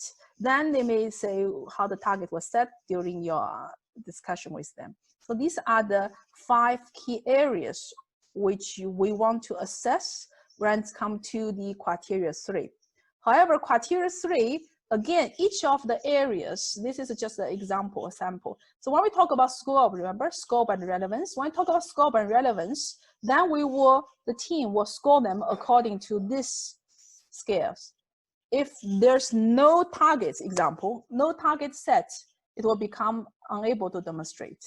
As a general business practice, in most of the cases, if the organization gets a 0, as a courtesy score, what do? We give them a 5% instead of a pure 0, 0, 0. So we get 5% as a courtesy score, and the organization themselves also know when they get 5%, which is hardly any points in the points conversion, that means they really don't have much in this sense. So if the target setting, mostly of the measures has targets and the proper, then it probably goes to mostly demonstrated, always demonstrated, this category. So each of those elements there, we will be assessed accordingly. Now, again, when everything is assessed and scored, then the total scoring will come out like this. This kind of table will be part of the official reports as well. So far, is that clear for everybody? How the scoring will be? I have a question. Yeah, sure. For scoring result. Okay. If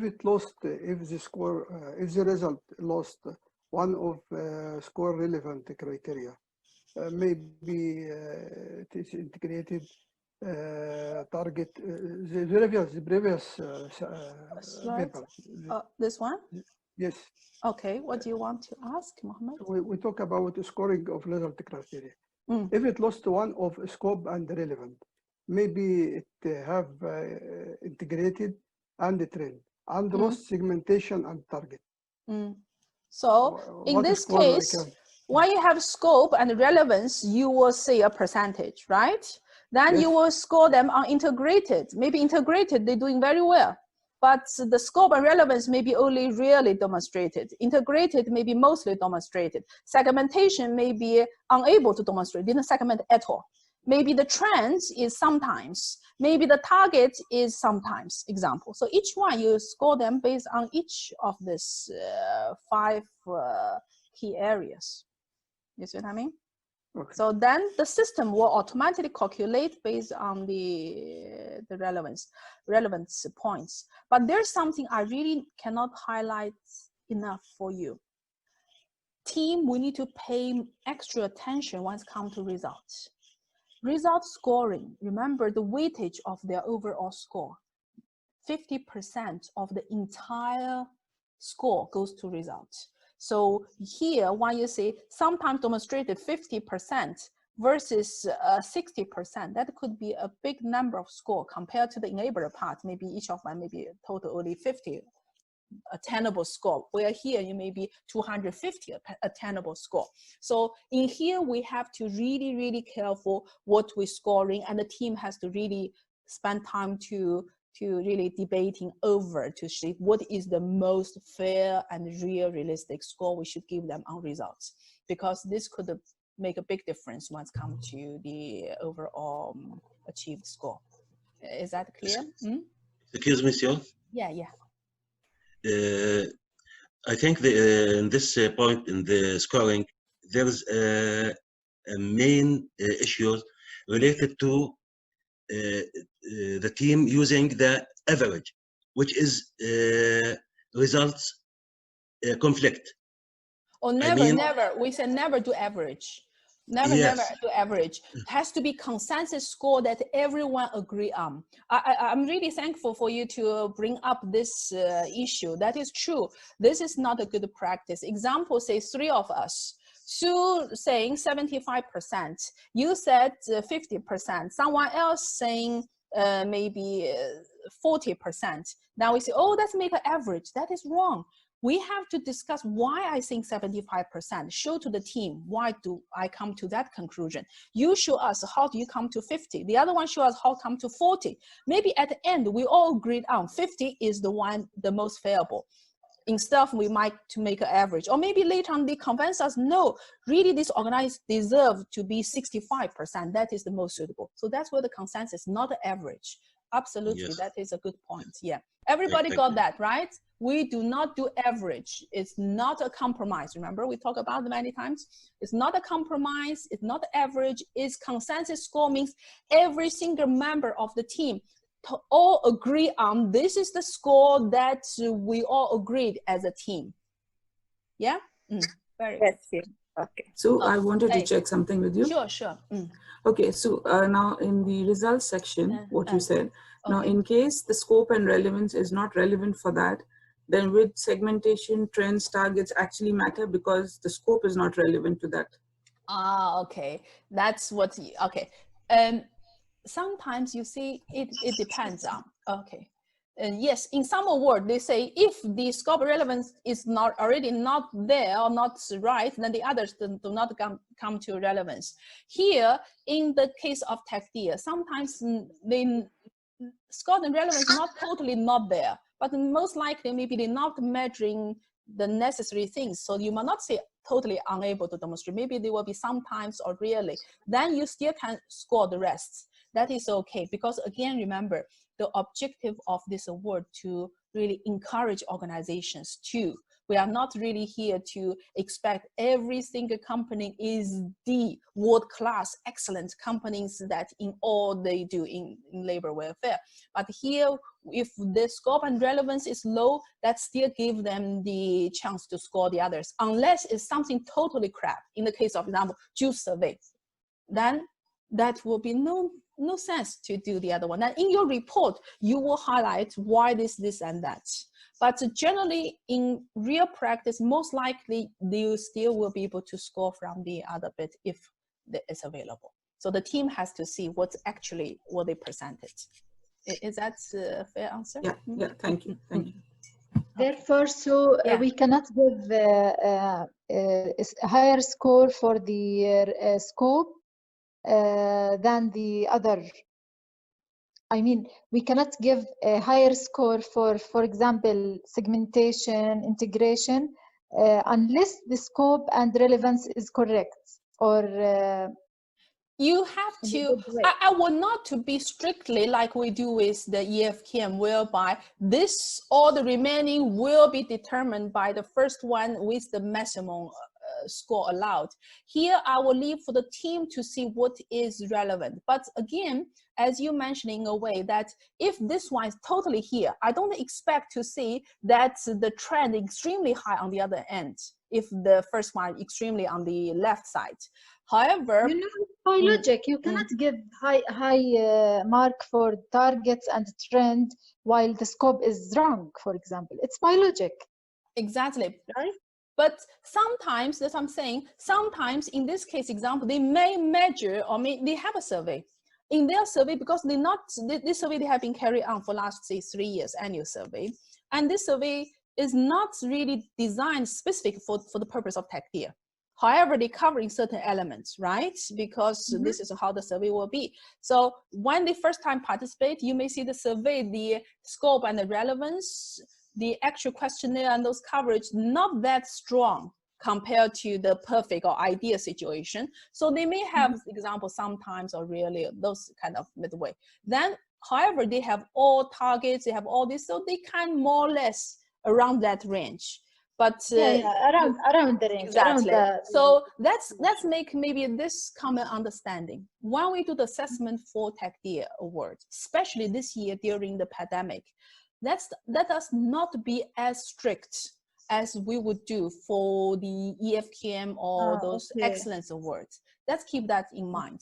Remember, when you do excellence award, most of time we are measuring organization, which is government sector, or those organizations has been doing that for years, and they having a department to do so.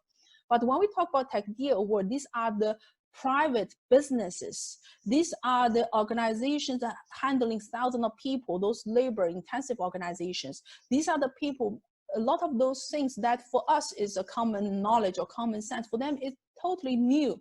Why do I need to do, you know what I mean, this and that? This is how we do. You're lucky we're already doing some survey, you know. So that's want to encourage them. Absolutely, absolutely. So that's why that not be too strict.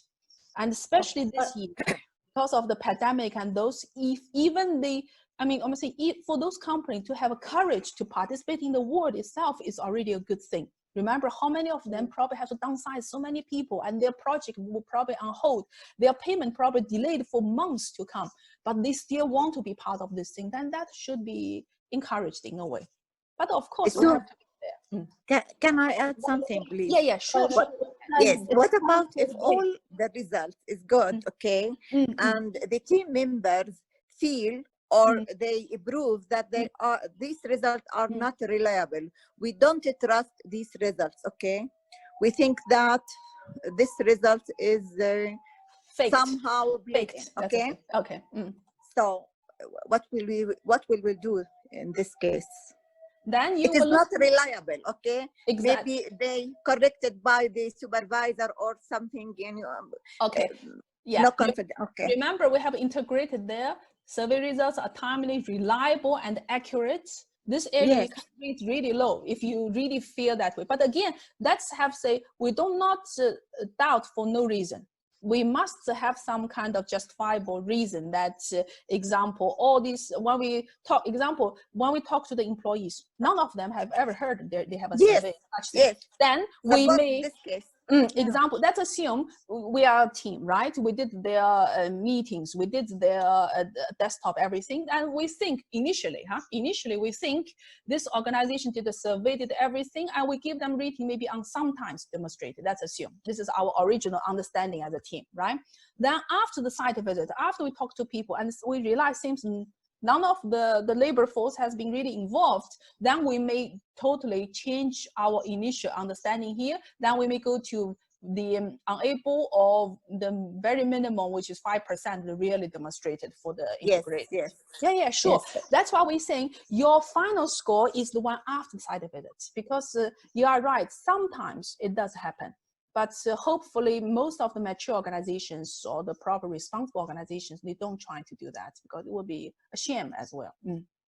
Yeah. It's the break time, so. Okay, perfect. You see, I have a good timekeeper. Fantastic. Let's have a break now, and we will come back at 1 p.m. Okay, everybody? Okay. Perfect. Okay, thank you. Enjoy your break and enjoy your lunch. Yeah, take care. Thank you. 105 instead 1. Okay, no problem. No, 1 o'clock, we start at 1:05. Fair enough, because there are always people coming a little bit. Yeah. Okay, great.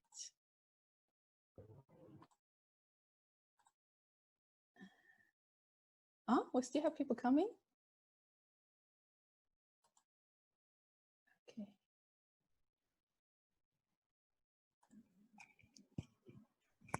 Very good. Oh, there are people waiting in the meeting room. Okay. Yeah, we are back. Great. All right. Now we had a quick break. In the next, section, we will be doing a lot of hands-on things. This will really give us a little bit of practice and a little bit more enjoyment by involve ourselves into a kind of a mock or kind of practice. So to start with, I would like to maybe just before we get on the, the assessment report and all these details, maybe I would like to share with you a few things related to the assessors. And let me trying to go back here. Okay, can you all see the screen?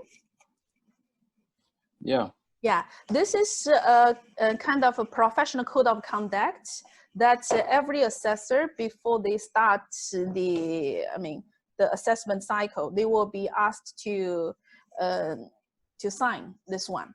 So this is a document. I will not go in details with you, but I'm just to show you quickly. So there are honesty, professional integrity, respect, courtesy, all the key things that we have discussed earlier about the assessors.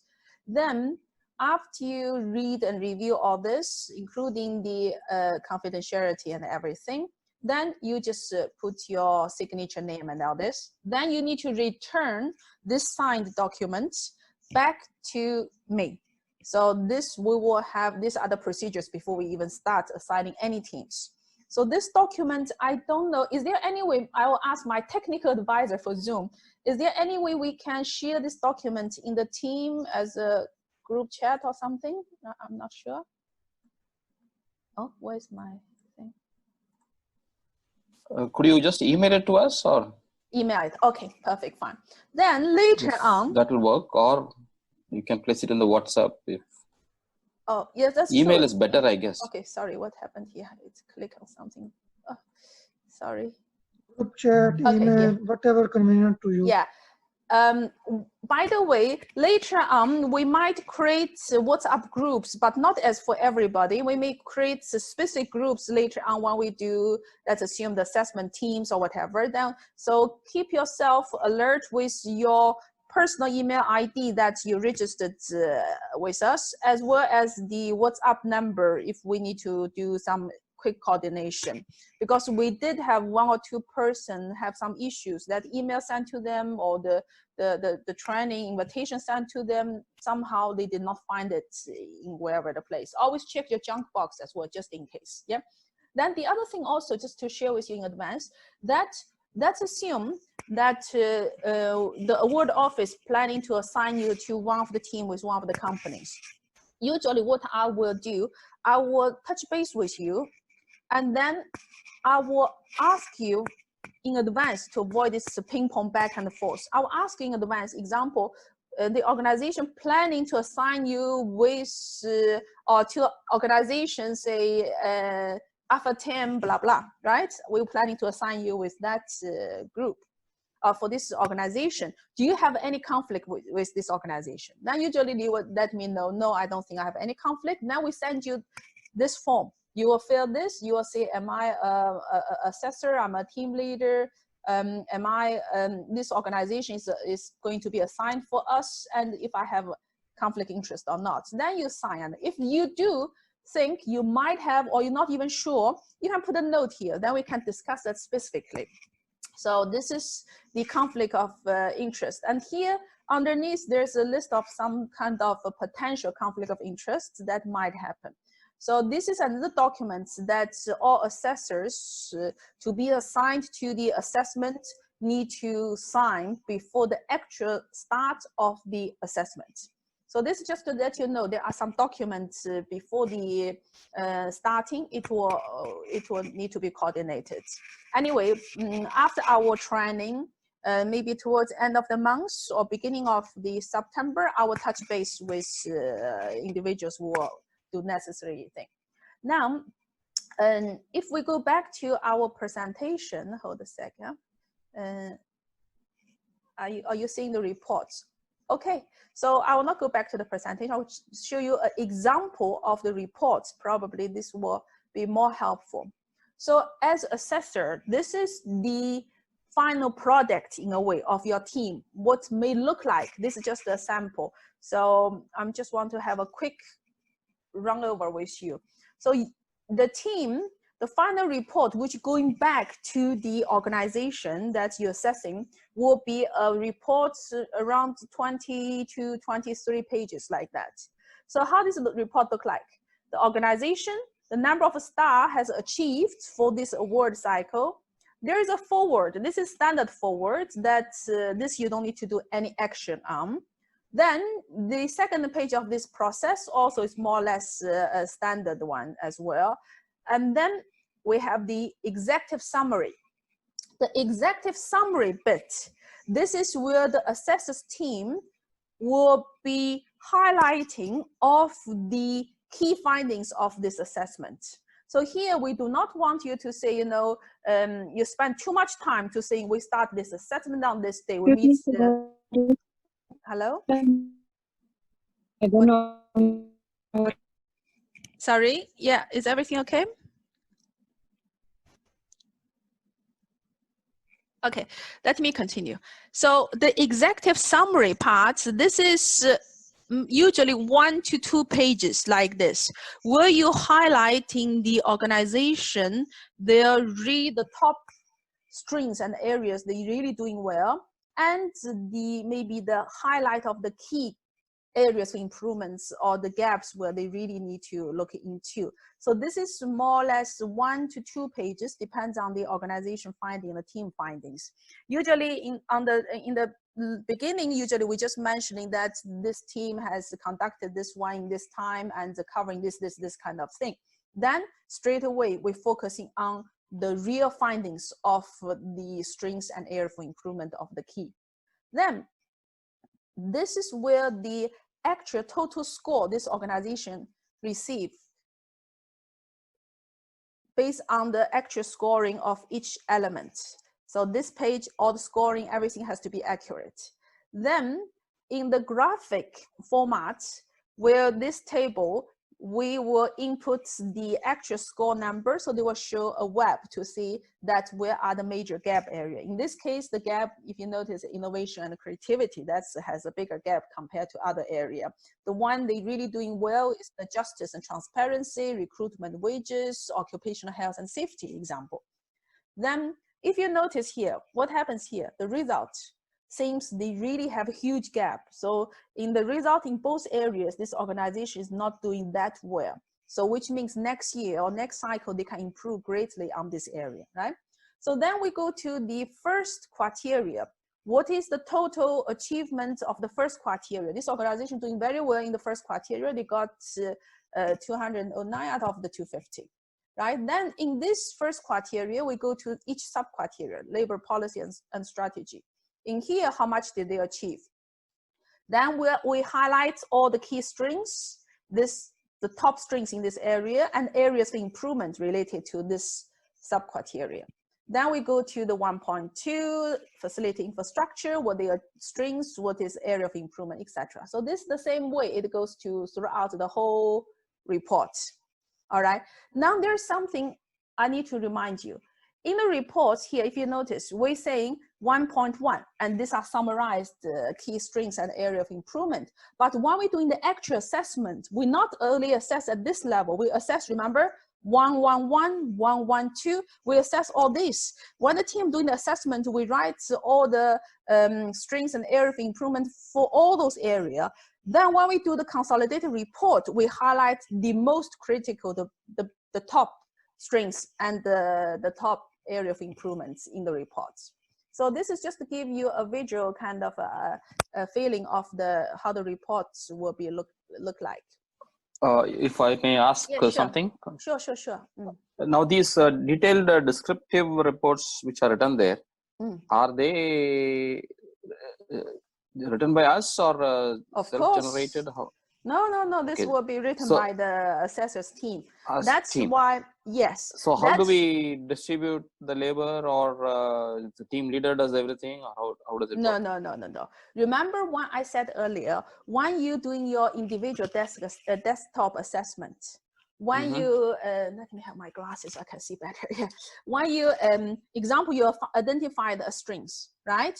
You write that strings as stated or summarized in a way that highlights all the details. You don't just say, example, non-discrimination policy available. We just don't score. We also give the justification. Oh, definitely, because that's where that's why we say you never do the score first. You do the strengths and area for improvement. Based on that, then the scoring will make sense. You don't see I decided. Okay, so each and every assessor has to write these detailed descriptions. Exactly. You may write it in your own words. Then when the team meets, remember, you meet, discuss on the consensus for the final report. That's where you agree on the final version. That's what I'm saying. Each team will be practiced today as well. We need each member to write as you write in the real report kind of sentence. So we don't say, example, there is no entertainment facility on site. That's not really a good sentence, right? We will say, example, let's assume use this company called the Testco. Testco, whatever, and it shows there's limited evidence that shows that what you call this entertainment facilities such as so and so center is not found. Example, something like that. Of course, right now my language is not the perfect one, but this is what we might by instead of we saying like a bullet points, 3 words, we write as a complete sentence. Then after we do the consensus, this can be expanded to proper. What you call this proper report writing, because they full also, descriptive report. Exactly, because they also example, they may send you the evidence. From the evidence, you can tell based on their example facility audit. They conduct facility audits 3 times a year or once a year, and based on the reports, the following facilities are whatever. You know, this is how the descriptive report will be. Yeah. Okay, the second question is somewhere, I think yesterday you mentioned that, or today morning, it's okay to get back to the company to talk about some extra additional information. This will only happen that when you did your desktop assessment, right? That your team realize, example, it's so obvious that they do have something about occupational health and safety. Because we noticed in one place they mentioned they have ISO, but in the occupational health and safety, they didn't put much details at all, as if they don't have it. But we know in order for them to achieve the certification of that, they definitely have something in place, maybe they miss out. So then we may raise this concern, or we may say, request this document or this thing from the company. The team leader raise this concern to Taqdeer office. They will pass the information to the company in case they want to submit those obvious missing documents prior to your site visit. But okay, so the line of communication is through the Taqdeer office only. Yes. Team leader is your team's point of contact to Taqdeer office. Taqdeer office go to the company. Company goes to them and back. That's how it is. The only time you because otherwise what can happen is the confusion. Team communicating directly with the company. No, that's not a good thing at all. It can set off a different set of communication lines. Then later on, also the company, we send them, or we did that. That's why we say never do that, because also we want you, even you have requests in writing. So this way, everything is properly managed, you know, in case of any confusion caused later on. the only time the actual assessor's team or the team leader, say the team leader might have direct contact with the representative of that company, maybe on the day of the in the morning of the what you call this, the site visit. Example, physically, yeah. Exactly. You need to kind of we arrived, we're waiting for the in the security gate or transportation whatever. Gate. Absolutely, okay. Exactly. This is the only minor thing, but generally everything we go through the proper, formal channel communication. Okay. Thank you. Is that yeah? It's okay. Now remember about the executive summary, right? So this is just I took a kind of a snag or sample of what's the executive summary, because previously we had the team to say we're not sure how to write the executive summary, and then sometimes they made like really a checklist, who visited whom and who is presenting. That's not really the point. Sorry, Mohammed. Mohammed. Yes, just quick question regarding the evidence. So okay. Evidence also we can communicate through team leaders. We cannot individually approach to a company for the evidence. No. Don't individually approach. The team leader is your representative representing the whole team, because it's not fair. Sue asked for A. Maybe Mohammed in my team doesn't even know Sue asked for it. It's totally spaghetti, No, the team leader is the one. The team agree on to see this. Then team leader will officially request from the award office. Thank you. Okay, now this is just a sample of the executive summary. So in this case, example is say we use a fake company called the test company. Okay, so this executive summary says like that: the site visits and assessment for this company has been conducted on this date between this time. And the team visited their headquarters, this accommodation project site, blah, blah. And then you talk about very general introduction of the thing. Then it goes details into the real findings. The first paragraph is just a little bit about what is covered in the site visits and all this. Then they say some of the, then they said we carried out, conducted focus group interviews and the random interviews, right? Then some of the findings are summarized below and other has been mentioned against the relevant criterion points in this report. So straightforward, not too much information there. Then they highlight what this organization doing really well. So they highlight whatever the thing they're doing well, then blah, blah, blah. They have, I'm just putting some. Then this is where they highlight the, key strengths and areas of improvement as I showed you in the example. Now, let's have our hands-on. Let's talk about from the experience sharing point of view. I want you to think about it as assessors writing professional assessment feedback reports. Okay, what are the best practices when we talk about real good professional feedback reports?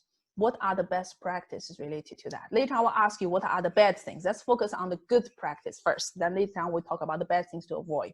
So think about it. What are your suggestions on the best practices based on your experience, based on maybe your organization has been assessed by other professional assessors. Maybe yourself is a professional assessor for organizations.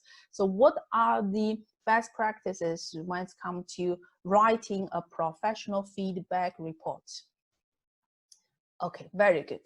The feedback report should be clear and in understandable language. Absolutely, because you're not writing to, the people who read it most likely will be the management of that organization. Has to be really factual, isn't it? We need to make sure what we've written there are real, not made up, not vague, not something that conflicts of ourselves. And it should be concise, not, you wrote a whole paragraph and we still don't understand what you're trying to say. Uniform terminology, absolutely. In the report, if you refer to, we prefer to refer to this company by name. So usually the company, they will tell you our abbreviation is this. So we refer to the company by name is much kind of personal to that company. Some assessor, they like to, what you call this, the participating company. We can use that as third party, but I would advise use the company by name. It's always better, use the abbreviation. Straight to the point, no beating around the bush. Exactly, that's what we discussed that earlier. To comment on each point separately before. Yes, there's something also we have to keep in mind. We do not repeat the same thing throughout the whole thing. Because usually if we talk about the area to say labor camp, we talk about things related to labor camp. We don't go back to the policies and procedures, which the focus is in that area example. So we make things relevant to that specific area.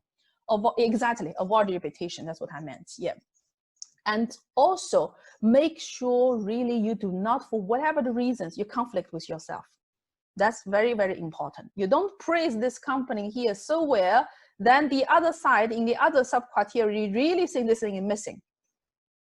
But as we discussed earlier with the team, sometimes we say, although this organization has this policy, this thing in place, however, this will be the area for the improvement, remember? However, that this policy seems only applied to the head office and this side, not throughout the organization, example.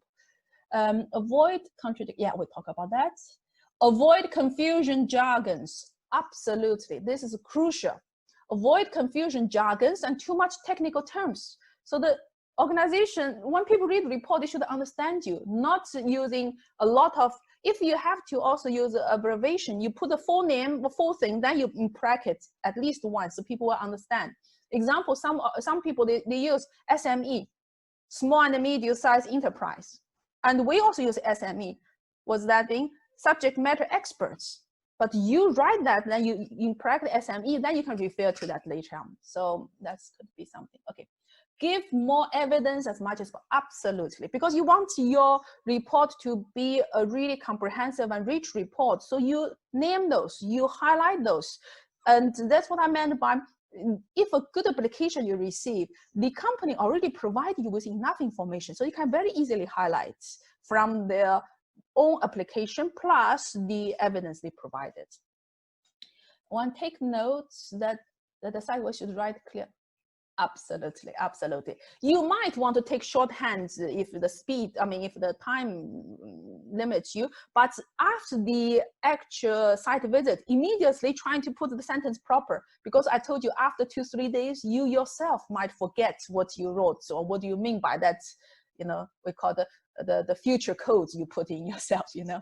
Feedback should be precise, relevant to activities organized for benefit, absolutely. Should be evidence-based, absolutely. Don't assume, don't we think, you know. Check your AFI again, absolutely. Do not, this is what I meant, yeah, make sure that you do not raise questions for the company, whoever read this report to say, are these people really know what they're talking about? Seems it's not making sense. And sorry, what happened here? Starts with, I must click on something, I don't know why. Starts with positive findings. That's true. You see, we always have the strings on the top.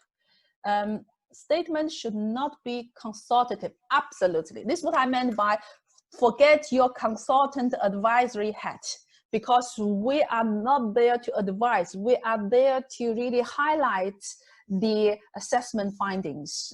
Then this way they will understand, or they themselves will be able to know what are the areas of improvement. Then they may use different methods to improve, depends on their business objectives, their industry practice, their own business constraints, you know. Very good. You see, all these are really making sense. By thinking of this, by keeping in mind when we write our professional feedback report, the quality of that will definitely improve.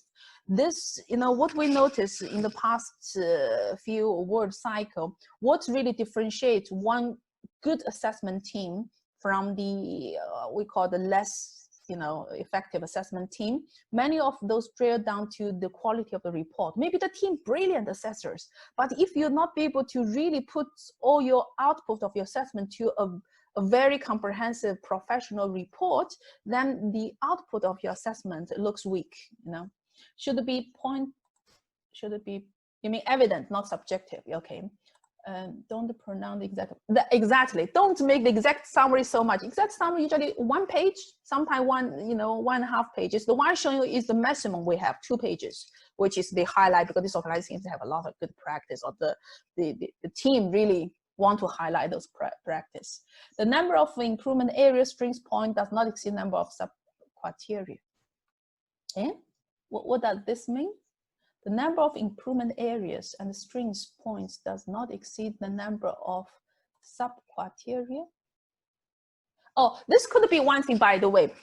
We did have this, if I understand this question right, we did have the case, sometimes they say in this criteria, since we have a lot of strings or area of improvements, this 1 page will not cover it in a comfortable font unless we make the font so small. So is that possible? We make another page, half page to continue. We said that is fine. The team can decide on that. But we don't expect to write so many pages of one criteria. No, it doesn't make sense. Yeah. And again, also remember, in general understanding that your score, the scoring you assign to that sub-criteria should really reflect what the writing of your report showing. If the report showing really this organization doing very well in that area, and you only give them about 50% of the mark, then there's a question. Why is that? Are you team too tough on that? Yeah. I mean by this point, we have to determine if this criteria is the improvement area or strength.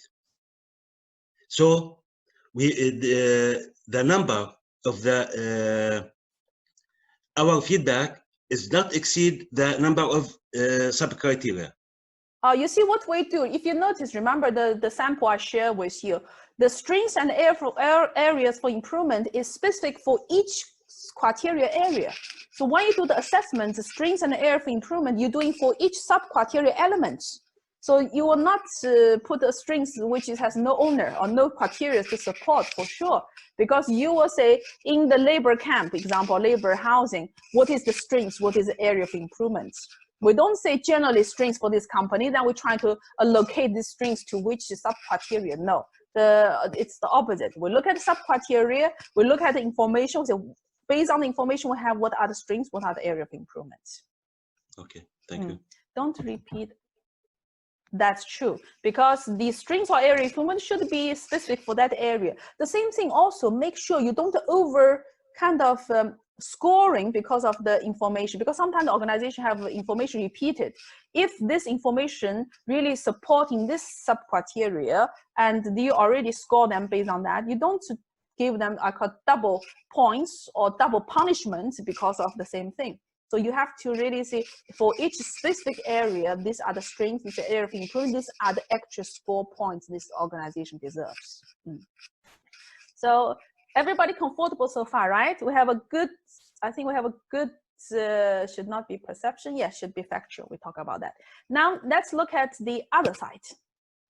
These are the mistakes to avoid in professional setting, because some of them you did mention it in the positive part. But let's look at what are the things definitely no, do not have on the professional feedback report. Think about that.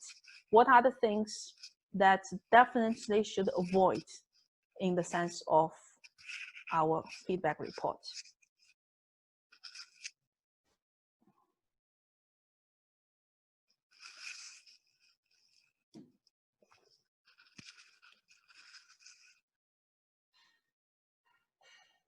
Let me tell you one thing I would advise. Never, ever just copy paste things without double check. Believe me, I have seen myself something unbelievable. This assessor must probably work in other words, and they got something similar. So he copy pasted that part into the assessment. And that part still have example, the EFKM requirement or the other business excellence requirement to say that benchmarking, those is missing, whatever. But in Taqdeer word, did we ask for benchmarking? No, we didn't, right? Or the worse than that, what will happen? Example, XY company, blah, blah. Then we say, wait a minute, you are evaluating Alpha Team. You're not evaluating XYZ company. Where you got that thing? So make sure you do not copy paste from other words or from other reports where you think similar thing related to. No, we are assessing Taqdeer word for this specific companies. Then also remember, sometimes the team, the assessor might be assigned to more than one company. Let's assume Sue is assigned as a team member in company A. At the same time, I could be a team leader in company C. So I have two application and assessment team to be involved in. While assessing A, I do not duplicate A template or A finding and say I will only modify for the company C. This is something totally not acceptable. You do each one as proper for that one. Do not do copy paste shortcuts like that. Okay, let me read what you got. Avoid providing the recommendations. Yeah, keep it short and simple. Avoid absolutely, please. Avoid spelling mistakes, the format proper down, because I want to remind you one thing as well. The final feedback report received from your assessment team will be the one that's converted to PDF and sent to the companies. You have format all over the place, some giant fonts, some red color, some blue color. This will not be good as a real final product. Or if you have spelling mistake, grammatic errors throughout the whole thing, and things you use references and incomplete the sentence or whatever the confusing. These are the things definitely you need to avoid. Think of whatever your team finalized and you agree this is our final report. This should be something that's really professional enough to present to the board of that company that you assessed, and you will not be embarrassed. Yeah.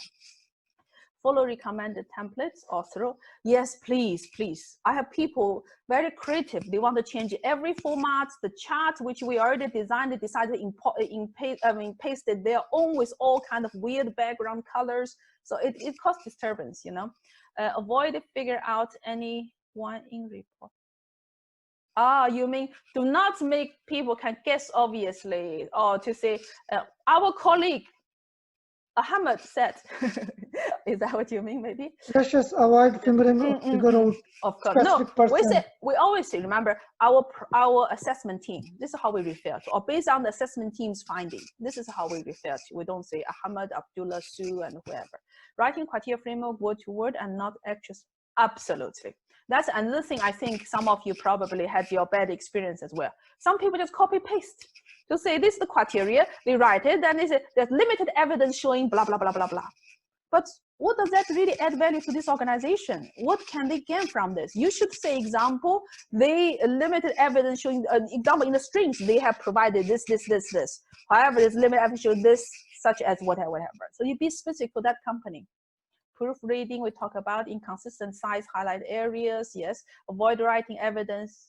You saw right positive criticism area of improvement. That's true, because that's what, again, sometimes we say, and this is the time we also kind of be aware of our auditors report writing. Here we're not about compliance. Here we talk about the feedback parts, yeah. And always, even we have to say negative things, we will say in a very, I call it very positive way. That's why, although blah, blah, blah, however, this, yeah. Let's look at here. Following a recommendation template, avoid figure out any person, avoid describe some criteria as good or bad or excellent. Okay. Avoid providing, oh, this we already covered. Okay, let me go back to the top. Avoid, absolutely. This is something totally not, do not do. This should be throughout the whole assessment process, especially once it comes to the final results. Yeah. Yeah. Proofread the complete report before submitting. Yes. Inconsistent about it, avoid bias. Avoid telling, this just again advisory services, yeah, what they should do or should not do. But you can highlight the example, the sample size of this seems does not represent all the departments of employees, blah, blah, in the survey example. Do not use jargon. Avoid halo effect. Yeah, definitely. Everything sounds great. Your organization is brilliant. Okay. And that's true. Do not criticize the organization's practice. You write in the way that to show them there is a gap or this is the area that they can improve. But we do not say that the appraisal system in this organization is really not good. That is not right, you know. Okay. Advice on course of action. Yes, that's the advisory again. You should conduct this, and do so and so. You know? Okay, so are you happy with what we have seen so far as a collectively, as a team effort? I think it does highlight a lot of concerns, right? So these are the things we have to keep in mind in our subconscious to avoid when we do as a team, you know. Sometimes you do find in the team, someone are much stronger when it comes to report writing, others maybe a little bit weaker. So that's also it's the importance of the stronger experienced team members or the leaders to share experience and make your team collectively stronger. This way in the future, whenever this team member go to other team, they will become the knowledge sharing for other teams. That's where the whole, you know, everyone can grow and to be better. Okay, now let's move down to the next one. Now I want you to write or to give real example now, of a good example of the report statement. You can choose anything. Example, we choose say labor housing example or communication example, anything. We just as example. What kind of sentences that you probably will write in the feedback report, you will be considered this sentence is a good assessment feedback type of writing. If you want, let me see if I give you maybe some points and then we say, okay, maybe, okay, let me tell you, we'll just give a random example. I'm thinking of my head. I mean, just think it loud. Let's assume we talk about the facilities infrastructure criteria 1.2. Then we want to talk about maybe the labor housing parts. Okay, in the labor housing, maybe I'll just give you some sample, then we will see what's the good way to write it. Example, the points or the thing your team observed, it could be the housing, I mean, the labor housing was poor quality, not really matching the standard requirements of Dubai labor housing requirements. And people are using their rooms, cooking inside the rooms. They don't really differentiate their living space or the sleeping space and the cooking facilities. And there's no entertainment, there's no sports facilities. Example. So this is a bad performance of this organization for their labor accommodation or labor housing.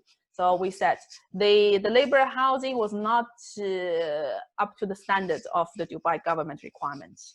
The cooking facilities are not provided, so people end up cooking in their bedrooms, example. And we said there's no entertainment or sports and those facilities provided for the employees. Let's assume that company X is perfectly fine. Yeah. So what could be, I'm giving a very negative one, I'm sorry about that, but what could be a good report writing on area for improvement in this case? Let me see what you already put. Company X has 2 accommodations based in Jebel Ali for the male and the female employees. This will be as a statement for maybe the strengths. The staff have access to a kind of learning course across the host of platforms. Okay, it is evident, very good. It is evident during the labor camp visit and observed that the cooking room does not have enough space to accommodate laborers who are living in the labor camp. Okay, very good. Yeah, you see, I like the one, it is evidence. And then you also meant by during our site visit, we observed this. This is what we have observed. Okay, this is a very good one. I think everybody have seen that, right? If I click on, probably you can see bigger. Okay, accommodation provided to your employees does not fully match. Okay. In here, usually we say accommodation provided to employees or to company X employees or Tesco employees. So we don't need to say your employees, you know what I mean? Maybe that is more kind of consistent when you address the whole organization throughout the report. Okay, let me see this one. Company A, okay, sufficiently demonstrated open communication channels between management and their labor. Okay, that means there is a clear demonstration of these open communication channels available between this and that. Okay, the company X, the workplace is has insufficient light as per whatever recommendations. The company X has 2 accommodation space in Jebali for male and female employees. During Saturday, it was evident there were limited recruitment. Oh, very good. You see, this is better than the first attempt you have. This is good, yeah. And the security checks has been done and the record maintained properly. Company X does not provide good health insurance. What do you think of this one? Company X does not provide good health insurance. I think it is wrong, or it should not be like this. It's a judgmental statement. You cannot be judgmental. Yes. Exactly. What is my question when I read will be, what is a good health insurance? For us, we're already doing brilliant. I think we have very good health insurance, right? So this is the kind of statement could cause confusion. So what, someone give me a suggestion how to improve this one. Yeah, I can say the company X provide health insurance. Probably we can say that the health insurance does not cover the areas which, if it doesn't cover a certain area, you should mention that the health insurance provided does not cover long-term illnesses or disability or something like that. Yes, absolutely. You should be more specific. You specify what are the gap areas. So you don't need to say they are good and they are not good, but by highlighting that, they will know this is the gap. Example, you can say, although the company provide comprehensive health insurance policy to cover the management and office staff, however, they only provide the minimum health insurance coverage for the labor camp staff, where they will only be able to visit, say, inpatient service and outpatient, so they have to pay, blah, blah, blah, something like that. So you can really elaborate and they will understand what you mean by a not good or, you know, a poor insurance policy or insurance coverage. So Sue, you're saying avoid being judgmental and be extremely specific? Yeah, try your best to specific. So this way you also avoid any kind of confusion or argument. They will say, no, we're doing very well, and those assessors not being fair. But by you saying specify, this is the area, then they will say, okay, this is the area they highlighted, we can improve or not, is up to us. The organization can know this is what you justified based on those specifics. That's the thing, yeah. During the interview, it was observed that employees have enough knowledge, understanding about the company complaint system. Okay. The CCTV. This one, maybe I would like to enhance the wording a little as well. It says the CCTV should cover entrance and staff locker room. So here you are talking about what they must do, right? So what we can just refine this a little. This is not really wrong or bad, but you need to refine to generally make it it's not a good idea to use words like shall and exactly should. Because you are dictating them what we can they only should do. Recommend. Exactly. I mean, nobody it's written that it has to cover entrance or staff locker room. Exactly. The company knows better which areas it should cover. Yeah. But if you have a different opinion, what you can say that although CCTV was installed in the entrance, this is an area. However, although CCTV system has been installed in the labor camp facility, however, it seems the entrance it does not necessarily cover all the important areas such as entrance, the stock locker, or whatever that it might be. So this way, yeah, you make it so we avoid the words must, they should, they have to. These are the words maybe you want to avoid. Okay. During the interview, it was observed that employees have enough knowledge. Oh, we did that, sorry. You see, I'm repeating myself. That's what you want to avoid in your reports. Company X has a kitchen facility and provides 3 times meals to the staff. The menu is set weekly based on the suggestion received from the employees. Special menu is fantastic. You see, by reading this, is that very clear for me that this company definitely provide good facilities and those things for their employees related to meals, right? Specimen And it's clear. festivals, even. Yeah. And it's clear what the company does. Which one? Sorry. I think this sentence is clear what the company exactly does. Absolutely, It's, yeah, detailed. exactly. Detailed. So anyone who has no clue about this company, by reading this report, they will say, oh, this Yeah. company doing quite well in this area. They provide 3 meals a day for their employees. And even the employees on festival, they still provide them special menus and those they're taking care of. So they are, you can tell this organization going a little bit beyond the basic needs, right? Yeah. They make it a variety, they make it special for the festivals to care for their people. That is the beautiful thing. And then remember also the menu is based on suggestions received from the employees. So in a way, this one reflect back to that they involve employees, they have a dialogue, they listen to them, right? So this really touching the good practice for this organization. This is a very good example. Just here, want sure. to add, yes, either we are going to write positive or negative. So if we focus on 3 words, what, where, and why. Okay, if we consider these 3 words, what, where, and why, so it will be good either for positive or negative. So can you give us an example of a negative by using the what, why, and what did you say? What, how, and why, right? What, where, and why. What, where, what, and where, why. and why. Can you give us an example? Let's say we want to have an example about areas for improvement for the labor camp. Let's say, just as a, you know, as an example. Yes, for example, as I wrote that the security checks at camp premises has been done and the record maintained properly. Oh, sorry, So did I? Okay, let me go down. Maybe I missed some of those. Yeah, okay. The security checks have been done and the record maintained properly.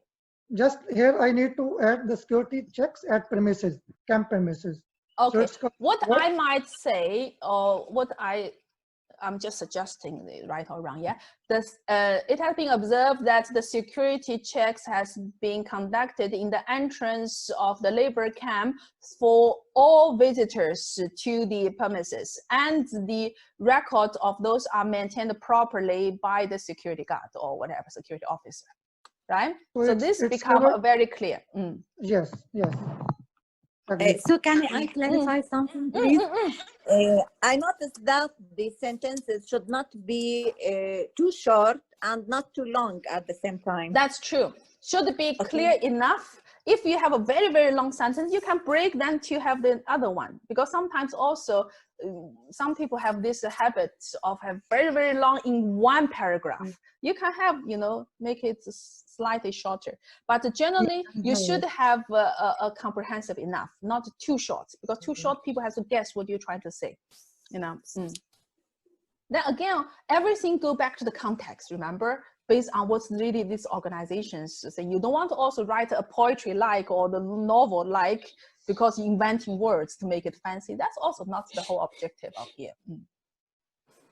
Okay, so example, this one, say company X has CCTV recorded done daily. However, these are only maintained for up to 2 days, right? This is an area of improvement that they may consider to have a longer period to maintain their CCTV record. Maybe they also will find out based on the Dubai police or whatever the government requirement, maybe minimal, I don't know, 7 or 14 days or whatever, 30 days, whatever the minimum duration that they have to retain this recording example. So this is what are the thing. What do you think of exercises like this? It helps us to think and also in a way kind of helping us to spot some kind of little mistakes or let's say improvement areas that we could do when we actually write the feedback report, right?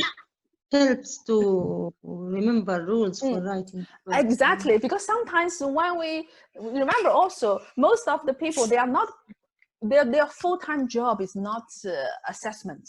So they're not really used to write reports like this on daily basis. So when you do this, this kind of practice will help us to, at least in our mind, what are the right things to do, things to avoid. Yeah. During document review, during assessment document review for recreation activities, it observed that the responsibilities are not properly defined. Responsibilities of what, my dear? Here. Means who is responsible for what? Who is in charge of the recreation facilities, right? Yes, yes. Okay. So in this case, it seems they have, they say they have recreation activities, but seems no one really responsible for that. And are these recreation activities or equipment or whatever things are well maintained, example, right? Yes, or you may yes. say they have a gym on site.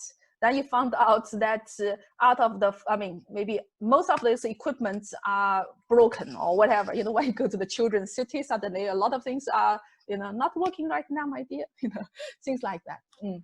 Okay, very good. Shall we move on to the next exercise? Yeah. Yes. Okay. Okay. Now, oh, we already kind of did, right? The good examples and the bad examples, we mix them together there. So I think, do we need this one or should we move on? Because I think we did mention some good examples earlier, right? We did the 2-in-1. We did. Probably we could move on to next one. Rest of the presentation. Yeah. Okay, 1 second. Let me. I don't know why. Sometimes. Okay, now it's coming. Okay. So sample report writing strings. This just to show you some of the samples, right? Let us look at this. Would you be able to share some of these reports so that we can just familiarize ourselves with the report writing style or something like that? Not really. Even if they're dummy reports, you know. I don't really have much dummy report. Like this, what I'm sharing, considered dummy report, but all the real reports is confidential. That's why I cannot share with you. I know. Even the report real reports we can't. Yeah, without organization name or no, we don't. Yeah, that's why it's a test company, X company, call it the test. Yes. Test company has a recruitment policy guideline in place. So this organization telling you we have a recruitment policy and guidelines in place, right? And we have a code of conduct, or they call it code of ethics, details the requirement for equal opportunities in the work environment. Stimulating the discrimination of any kind is unacceptable. That the employment should be provided on merit alone, which means that this person, remember, recruitment and the job, this should be on merit. Everyone has equal opportunity for training and promotion based on their competence level achieved. So we Mama. Sorry. Okay, yeah. So there is equal opportunities for training, for promotion, for career development, and all these are based on competence, on their real knowledge, skills, and competence level. Then it continues. These are random statements. We just show you as example. So this company has a detailed job description, and they have detailed job descriptions. The company code of I don't know, it's covering code of maybe conduct or whatever, and induction training is imparted to laborers and training certification done. So this organization, they do induction for their employees and laborers especially. When the laborers complete the relevant training, then they give them a certification based on the levels or the capability demonstrated on their competency level. So in this case, let's say I am the laborer and I done through this training, maybe I become, say, a level 1 carpenter, let's assume, yeah? So I'm the level 1 carpenter. Then they say roles and responsibilities are communicated during the, this wording, sorry, let me try to remove that word because it's really. Induction and training. Okay, yeah, okay. Let me try to. Induction and training. Okay, sorry, yeah.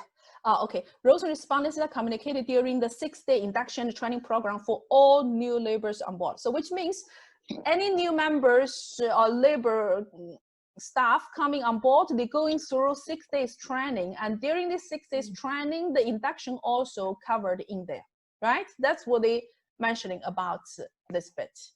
Let's look at the other one about transportation. So this could be the type of things they're highlighting about this organization in the area of different areas what they do, right? This is one of the reports, let's assume. Then this company has outsourced all its transport requirements to an RTA-approved transport supplier, and it conducts regular and ad hoc audits on these companies to ensure compliance to the standards. The transportation arrangements available for laborers to and from labor housing facilities on each shift, weekend travel, and sports events. You see, they provide transportation from this and that. They cover in weekends, they cover in sports events, and the transport was outsourced to approved, RTA approved supplier, and they do regular audits and ad hoc compliance audit as well. Then routine inspection of buses is carried out along with drivers' toolbox talk for road safety standards and compliance and all this. So this company has a dedicated workers' transportation plan in place. They even have a workers' transportation plan in place with proper maybe schedules or requirements or buses or whatever. You see what I mean? So in the report, we're talking about strengths. This is what we highlight, the strengths of this organization when it's come to transport. Is that, you see, this is an example we're sharing here. This is what you said, can we share something? These are the type of things. So these are the sample of the strengths. Let's look at, oh, there's no, okay. So this, so for the area of improvement, I did not have a sample here, but it would be similar where you highlight this organization in the area that's about transport. What are the type of area of improvement might be? I don't want to show you, is this okay? Everybody feel comfortable? Yeah? Yes, yes, yes. Yeah, we will go to some more assessment exercise. So here, do you remember we used the example of the CSR? Let's assume, okay, all of us, we are the assessors now, okay? Now we receive this application. This is what is written in the application about their corporate CSR, okay? And then at the same time, this organization telling us they, as evidence to support that, they have a CSR strategy or plan or budget. Let's assume whatever they give us is relevant and good. Let's assume this because we don't have the real, document. It's just a case for us to practice.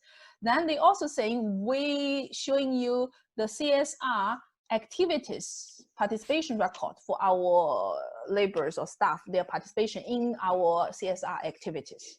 So these are the things to support whatever they write up here. Now I want you, you want me to read it or you can read it?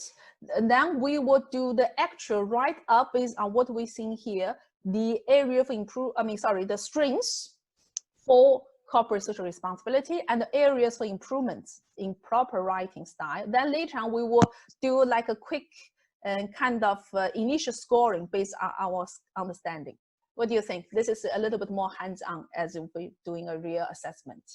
Okay, so if you want, maybe I'll just read it loud for everybody.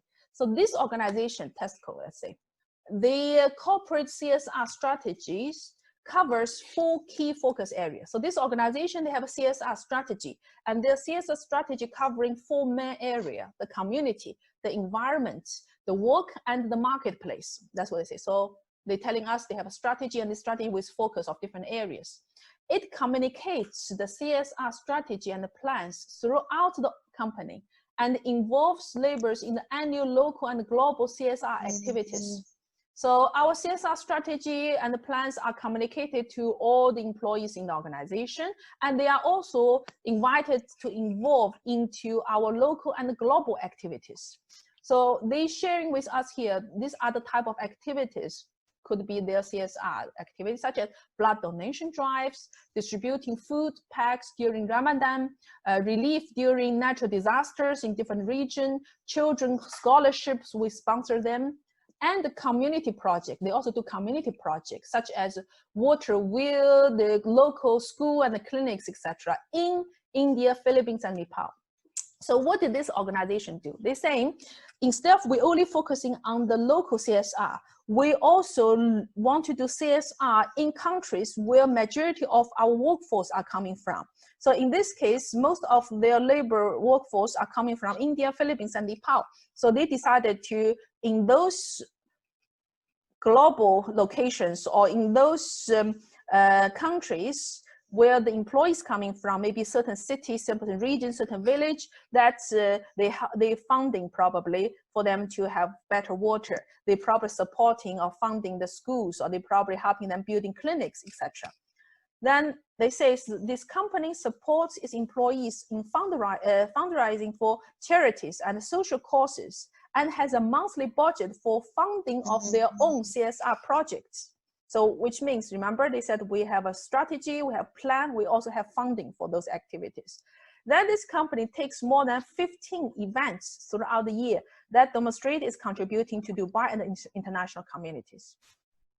So this is this company, they telling you about all their practice related to CSR. Sounds very good so far, right? The first impression when you hear it. Now, as assessors, we have the plans, we have the budget, we have strategy, then we also have their list of evidence to show the participation of those events, say. Now, let's look at it. What will we write as strings? Remember, let's write strings as a proper sentence. So now we are assessors, each of us. We're doing our desktop assessment. Now we have seen this organization's submission documents and evidence. Then we're going to write up the strings related to this area. When we do the strings writing, we try as much as possible as we write in similar format as we do with the final reports. So later when we're doing our site visits, this area, if we validated these are really good and really true, and whatever we wrote strings are strings, then those strings automatically will be ready to go to the report.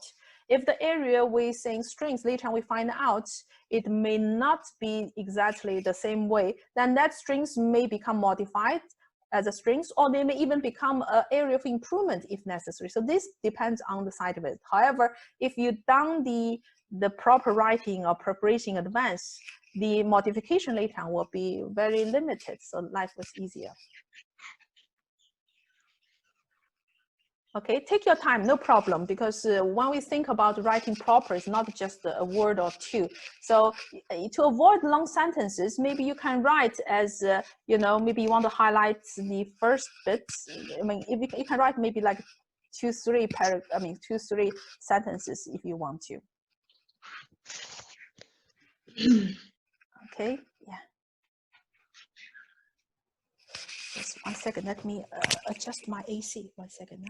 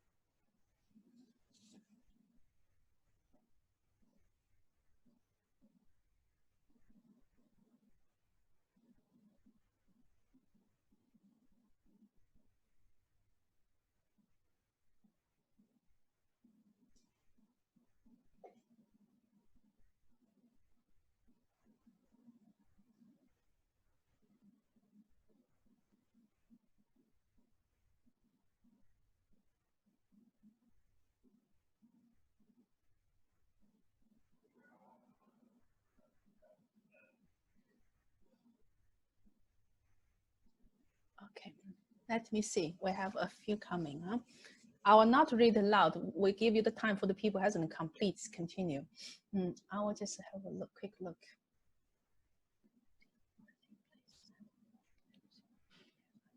Okay, that's a good one. Yeah. Okay.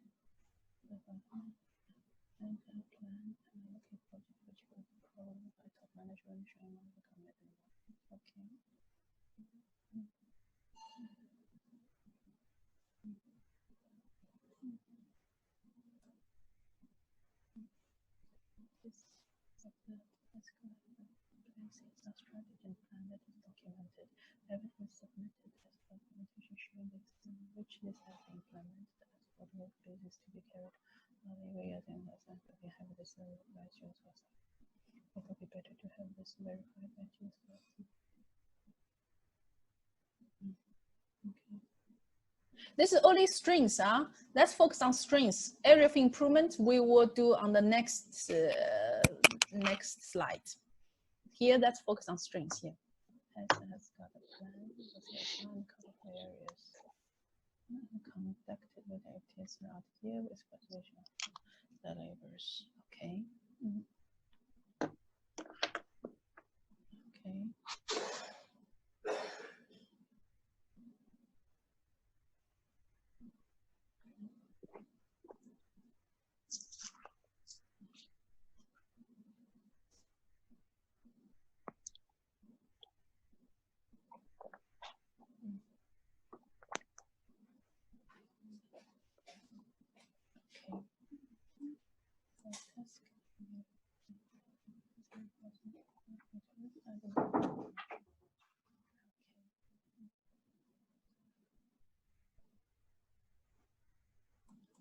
It is evidence that company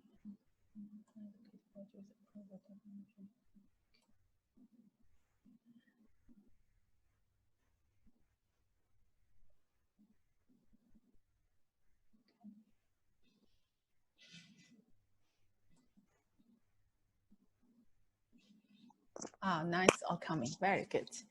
We will look into those maybe in a few minutes, that everybody have their chance to submit. That will be much better. This real hands-on, I think helps, definitely helps.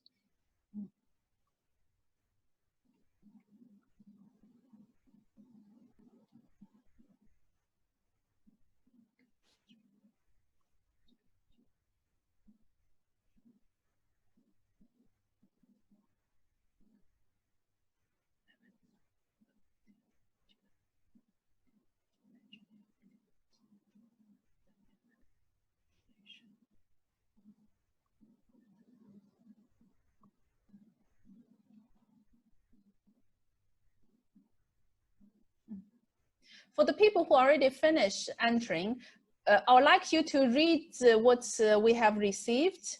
And this is what I want you to do. After you submit yours, you read all those. Then I want you to choose the top two you really like from what you have seen from the input of our team.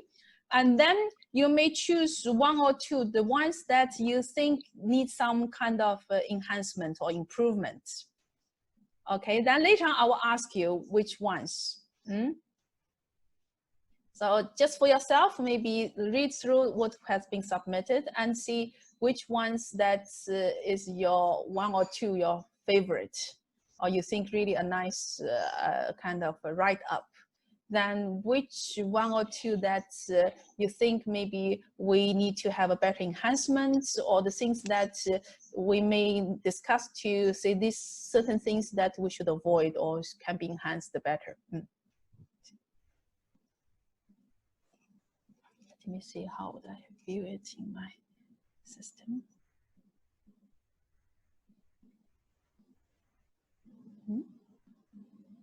Okay, here I think.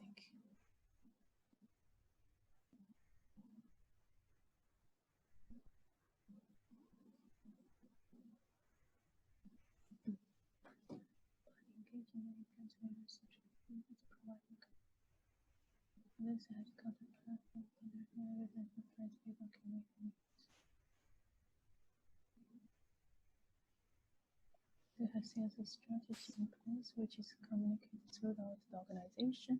There is a monthly budget for the sub-language, including care and supporting investors, costs, not only locally, but other community. Very good. Yeah, this is good. Okay. Anything about areas for improvements or the weakness you want to spot, let's leave that for the next time. I mean, next slide. Here, let's focus on strings only. Let's assume this is only for strings we identified, and the area of improvement we identify in the next one. Be engaged in the influence various issues that provide a commitment to what's okay.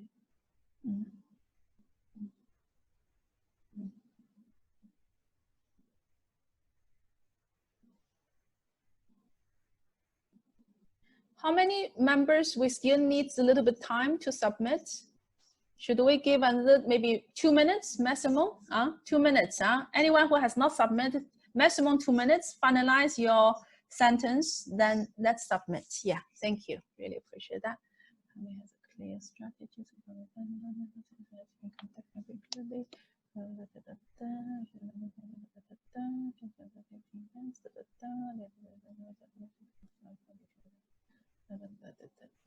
Okay.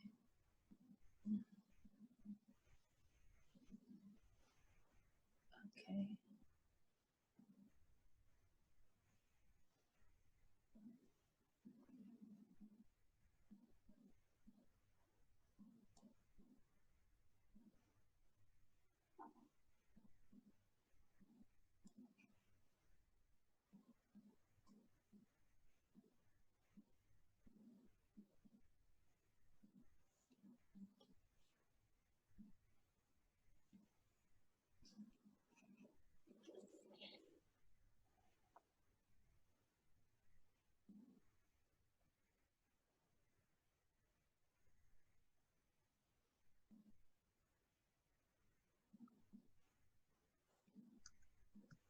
This one maybe considered has a CSR strategy, because if you talk about general strategy, maybe it will not be clear for them. If your CSR strategy will be better.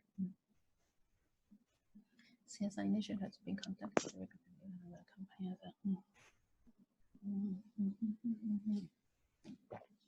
If you notice, while a company has a very well-written application, very clear things, it makes life much easier as assessors to write up their strengths or area of improvement, right? If the organization application goes very poor, that's where assessors, we get a little bit struggle to trying to get understanding of what they have, what they don't have. Did everybody submit it? Shall we have a quick view of this? Because I think it's yes, quite, please. yeah, okay, it's quite useful for, oh, there, that is the chat, okay.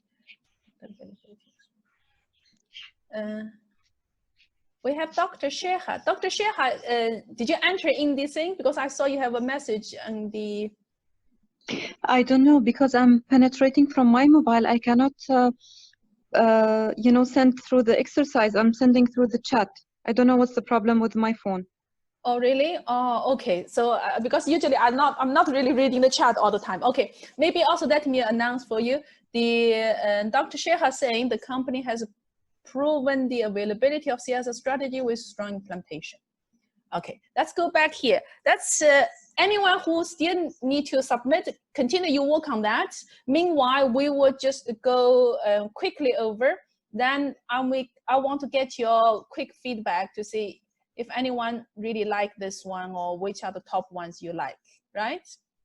So we'll go from the bottom down, if you don't mind. I think in your screen, you will be able to see, right? These are the ones submitted from early to later. The first one is the company has, oh, sorry, it keeps moving, okay. The company has a uniform CSR policy in place and involves laboring CSR activities either locally or internationally. Okay. The second one, it is evident that the company has a written CSR strategy plan, allocated budget, which was approved by top management, showed management commitment and involvement. Next one, it is observed that this company has in place CSR strategy and plan that is documented. Evidence submitted as documentation shows the extent to which this has been implemented as the week or as the work basis to be, for the work basis being carried out of UAE, such as India, Philippines. It would be better to have this verified by NGO for a census. I think maybe the better bit was move to the later on area of improvement. I think here maybe we stop here, right? By in Philippines or whatever. Tesco has got plans for CSR and cover 4 areas like A, B, C, D, E, whatever they mentioned, and conducted 15 activities throughout the year with participation of their laborers. Okay, it has demonstrated the development of CSR strategy and its communication to throughout the organization. You mean, yeah? The record shows that the company Tesco has Okay, you got out. Okay, it shows the task of the company has participated in CSR activities as mentioned in their CSR plan. By engaging, really. Yeah, it is evident that the organization, maybe the Tesco, let's assume, is participating in CSR projects. Nonetheless, the organization did not measure the effectiveness of participating on community satisfaction and happiness. This one, first of all, I will not put as strings at all in the area, the organization did not measure whatever. Even you move this to the area for improvements, anyone has any feedback on that? Let's assume we discussed this now. The organization did not measure the effectiveness of the participation on community satisfaction and happiness to about this. Is this, if let's assume this is a candidate for area of improvement, what will be your feedback on that? Any I feedback? think it is overlapped by the satisfaction and happiness. Exactly. This should be related to result part, right? Yes. Result part, yeah. Yeah, this should be result part. Because in here, we cannot tell from what we have seen, this is really measured or not. Maybe in the result, they will show us something, you know what I mean? But from the enabler part, what they're showing us, we reconfirm what they have as strengths, yeah. So also this in the area about the happiness and all this, because remember CSR is a social contribution, right? This is something they do, but not necessarily every time they do activity, they get a satisfaction survey or feedback from the community or whatever. So example, they say we built 3 schools in this community. That's a good achievement already, right? They don't, so students are happy with the school we provided in India or in this one. So that's why we have to look into the context, because we're not here to assessing this organization as per the CSR per se, but we are assessing this organization. Do they have CSR activities involve their labor into it? You see, that's the essence. So whenever we look at the sub-criteria, let's look at the deep down the essence. Why this criteria in place? What's the purpose of this one? That's what we want to look into. Yeah. Okay. My dear, I will not read every single one if you don't mind. I'll put it here. You can read because some people read faster, some people read slower. Let's have a quick view like this. Can someone recommend for me the one you like most? The one you really like? I like by engaging their employee, but I think it needs more write-ups. More write. Yeah. So you like the word about engagement kind of thing. You wanted to see this organization. Example, if we are looking at this one with that one example, this organization has CSR in place and communicated throughout the organization and engage their workforce or laborers into their monthly CSR activities, blah, blah, blah, right? That's what you like. With this write-up, how we know they have monthly budget? Which one? Okay, go ahead. There is one, some strength is showing written monthly budget. With this write-up, how we know they have monthly budget? This one you're talking about? The one I'm opening, sorry? No, this, the first I know. Go ahead. There is a monthly budget. There is a monthly budget set for the CS activity. Based on what? Based on their CSR strategy, right? You don't put a budget for no reason, right? And those monthly budget is used for what? For the CSR activities. That means they're telling us, number one, this company has a strategy in place for CSR. Number two, this strategy and activities or the plans has communicated throughout the organization. That means people are aware of that. Number three, there is a monthly budget set for the CSR activities, right? That's the third thing. Number four, those activities covers charities and supporting social causes in both local and international communities. These are the major information I get out of this write-up. I don't know who is the owner, but I think this is my understanding of your writing, right? I think it's really highlighting 5 different, the key points in a way.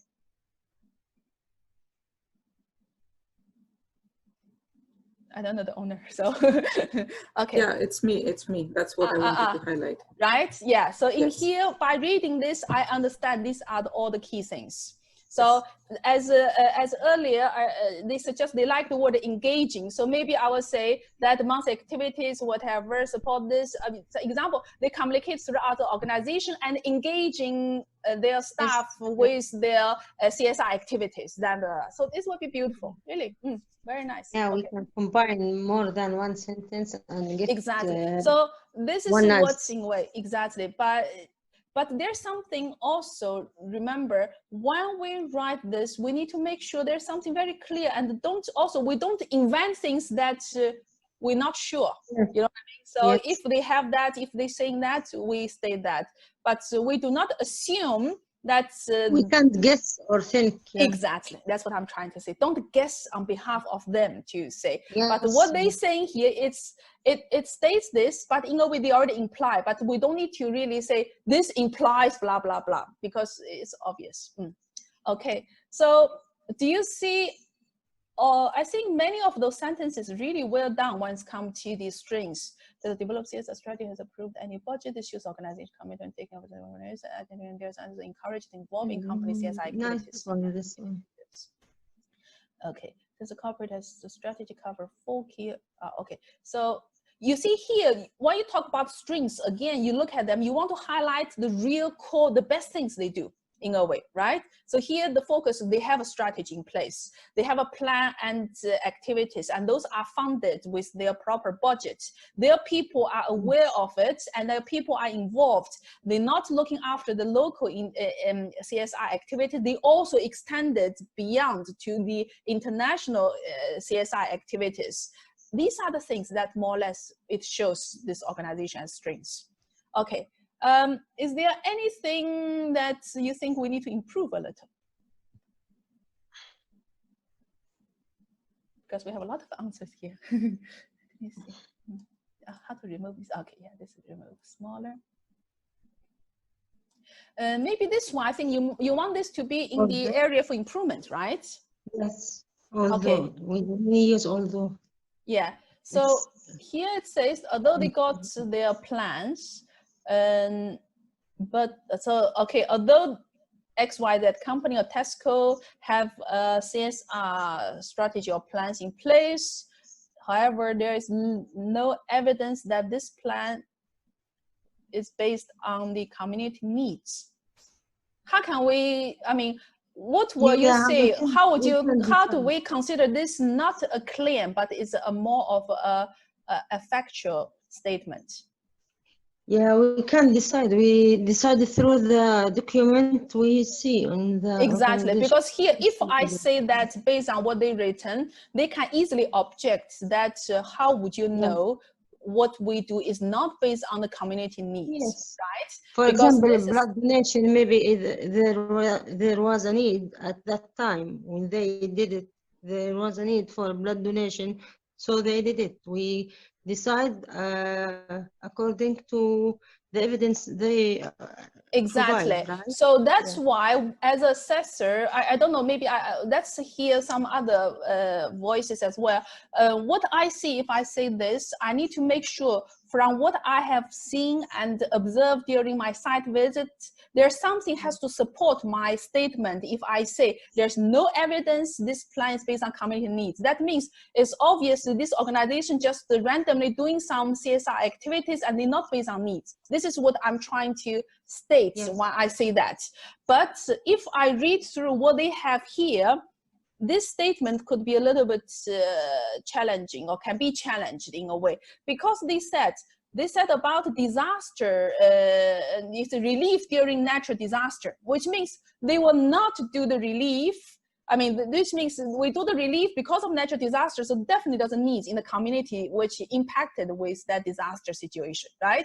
And they mentioning that they do the school and the clinics and those in those countries where their labor force many coming from, in their villages, whatever. So most likely, from what we see here, will be a need for that community. And then they also mention, if you notice, about the children's scholarships, probably for the poor children, or for maybe the scholarship for their employees' children back home, example. So if I just based on what I've seen here, it seems, or most likely, their CSR activities are really based on the local community needs.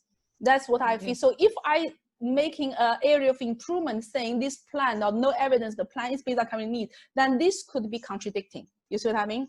So we have to be careful when we put the area for improvement, we do not assume. And we have to say, if we make that, that's a statement, how can we back it up by, you know? I think this sentence includes a judgment by us. We can't judge. Exactly. We should never judge based on non-factual, you know, we cannot assume. Yes, yes, agree. Okay. Please, at site visit issue. We have to clarify the most strengths and the most office, including in criteria. Sorry, you mean the site visit issues? You don't verify everything. Yes. You do not verify everything.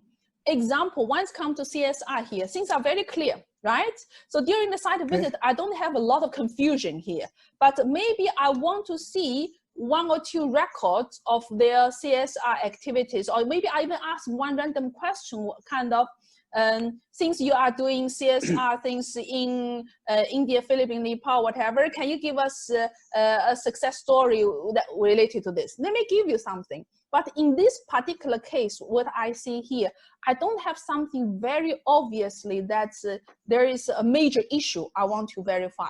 You see what I mean? When you do the site visit, you more focus in the areas that there is a real issue, or there is some kind of real concern, or something really not clear from what you have seen. You want to really reconfirm or digging deep into that. But if the areas... Sure, go ahead. Actually, that's why in my script, I mentioned that for the operations in India and Philippines, they should be able to give us some evidence from a non-governmental agency. That's true. That one, what you can do, the only you can, thing as a point authenticity. Then you can say as a kind of things to verify. Authenticity or a certification. Then you may say, can you show you see, sometimes they may not have a NGO to do so. Maybe they donated it or a government something. Agency. Exactly. They can say, okay, how did you found those? Can you show us if the government of Philippines, the local governorate or somebody has given a certification saying this company is Tesco maybe did they this have for a us, picture then, of, maybe they will say this is the school. Yeah, the pictures can always... or receipt which we transfer the funds or something. You never, so whatever you relevant never know. to their You organization. never know. Yeah. So the weightage of the evidence will depend upon where it comes from. Exactly. But if you insist they have to show you an NGO certification, that may also not be necessarily relevant. Depends on the organization. No, we can't insist on the NGO, but we can insist on something. We can ask, can you show us? Can you show the proof that this happened? Anything at all. Exactly. Anything at all. Exactly. Then they will show you we did this, we did that, or whatever the thing is. Or this could be a letter the student wrote to us, thank us for the scholarship. Otherwise, it will be just hearsay. Absolutely, yeah. So these are the issues or the things you want to verify on sites that you may want to see additional document or proof. You may ask specific questions to reconfirm or cross-reference, reconfirm whether to the management or whether to the individual, So this is depend on the team to see. But overall, this is already give you very strong right up here. So the issue will be considered compared to other area, maybe less. But other area, if they have very minimal information, maybe you want to dig deeper a little bit. Okay, I think so far, everybody got a little bit more, compared to yesterday, let's say, we get a little bit more understanding of how to write a proper statement for strings, right? Yes. Okay, great. Yes. That's for the area of improvement. Here we have less time. That's maybe write, everybody, try your best, write one. That's an area of improvement, but don't try to, if you don't have, don't try to invent, because sometimes we do have, in the case where this organization gets very high score on this particular, what you call the sub-criteria element, and then there's no area of improvement, that's okay. Or very limited kind of, that's also okay. So maybe something based on what you see, we don't invent, let's say, let's assume whatever they said is true, then what other areas of improvements might be? Maybe, I don't know, let's see, blood donation drives, distribution of food packs during Ramadan, relief to natural disaster. I think maybe from here, if we have to pick on them, let's assume, maybe in here, if I'm looking deep, seems they're doing more into the international CSR activities. Maybe the local CSR activities are more limited to blood donation or Ramadan food distribution, Yeah. you know, right? I mean, I'm just, if I really have to pick on them, but usually during assessment, we're not trying to be, in Chinese, we have a saying, we're trying to pick a bone out of the egg, your yolk inside, which is very difficult, you know, really we're trying to do that. You know, So, they yes. do CSR. We can't decide which is better. Absolutely, we cannot decide you have to do this, you have to clean the beach, example. It's not, it's based on them. Locally, or international, you do exactly. Also, yeah. maybe this organization themselves, they are, could be an international organization, or they want to be a global kind of, so they're focused based on their strategy again. Right? That's true, totally. I have one question. So, sure. On the CSR, does the government give a certain percentage of their earnings which has to be spent on CSR, and will that be a good measure for us to evaluate the CSR performance of the company? Not really. Will a financial value, It's, dollar value, will a dollar value of their earnings be a good measure, or do we go that way at all, or? We don't have to. No, we don't have to, because we are not here to assess ISO 26000. We are assessing here, the focus of is really, do they have some kind of CSR activities, and do they involve their people, especially the labor force, which is the workers and others in those activities. That's pretty much. All right. Yeah, we don't need to go too deep. Remember, here we are not making them an expert in every item they do. You know, we don't want them to be the expert focusing on the OHS and they become everything about OHS. We're not award for OHS, we're not award for CSR, we are award for the labor well-being and work care kind of thing. Yeah.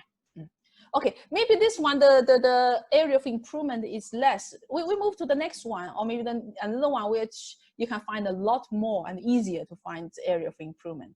What do you think? Yes. Yeah, okay, we move to that. Yes, okay. yes, Oh, sorry, yeah, let's do this one. Okay, let's assume, although I know it's not fair that you didn't do a site visit, you did not really read all the actual document. Let's assume whatever we have here is true, is good enough. Then I want you to have just a practice only, huh? Let's have a practice. Think about, based on all this information has been given, which level of the performance, if you have to do your initial desktop assessment before the site visit, what will you think their performance will be? Will you think as always implemented? Will this mostly implemented? Is this occasionally implemented? Is really, is never? Choose one of those. So that's where you need to choose. If they're good, they're good. But also keep in mind, you are compare them with the companies, think of, remember, in their industry, in their context, this organization doing this. You do not really compare them to the best world CSR company in country in Scandinavia. Then you compare them when it's come to the salary to the best in Canada. This is not what we compare. We compare them as they are in the UAE, and this is how they do it. Yeah. So everybody chip in.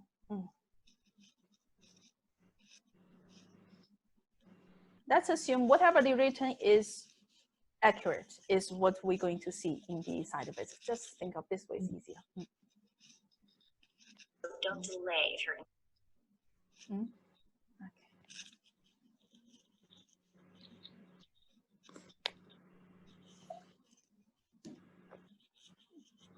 You see, this is why we do the individual assessment. This is what we will do. We will not say this is 85%. More or less we highlight this. I think this is will be always or mostly or whatever. Then when we meet as a team, then we will discuss. We say, okay, it seems three of us that some thinking is always, some thinking mostly. So let's discuss about it. Then we talk about why you think this way, why you think that way. Then later on we said, okay, we as consensus as a team, finally we agree example is always or it's mostly. Then from this always or mostly, within the range where this range might be, you know. Yes. Can I speak? Sure. Yeah. I choose always, because they have more than 15 events, you know, as they're doing it monthly, they can do once or twice monthly. So they have more than 15 events. Yeah. So I Excuse me, so big yeah, habit for every I month couldn't. they do it, Mhm. maybe. Or Excuse me. Yeah, go So ahead.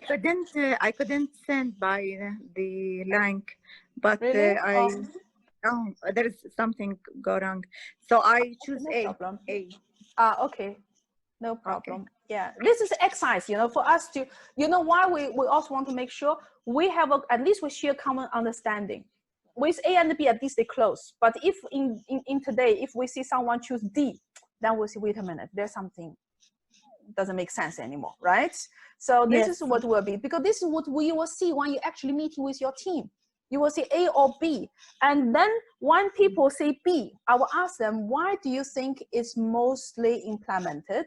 Then maybe also I will say, if it's B, which part, the upper part or the lower part of B? Remember when you talk about A and B, the difference could be only 5%. If we look at the bottom plus the top, it could be nearly 50% difference, the gap. So that's where the team need to really agree on that which part will be and which score will be, and then need to justify of that. Then also keep in mind, I want you all to remember, think of this way as well. Does your own organization or the organization, most of organization that you know, that they really doing this sort of thing up to that level? Because again, we are talking about, remember, real business practice. So it's, you know, like we're trying to say that none of us is a supermodel, but we trying to be healthy and all this based on the best, you know, the body mass or whatever, the weight or whatever the management system kind of thing. So in a way, what I'm trying to say that does not go to too extreme. You will never find a perfect organization. In most of cases, you will not even see that many activities like that. So we have to be realistic, and we have to be not over tough just to say that, you know, it's so tough. So this is what I'm trying. Do you get what I'm saying? yes. Right? Because in most of the organizations, you will not even see, I mean, remember, these are labor intensive organizations. Huh? These are not the organizations the government give them 2-5 million a year just for budgeting. These are the organizations, they can probably, some of them don't even have CSR altogether, other than maybe just a blood donation example. Or many of them probably don't even have a budget for CSR, right?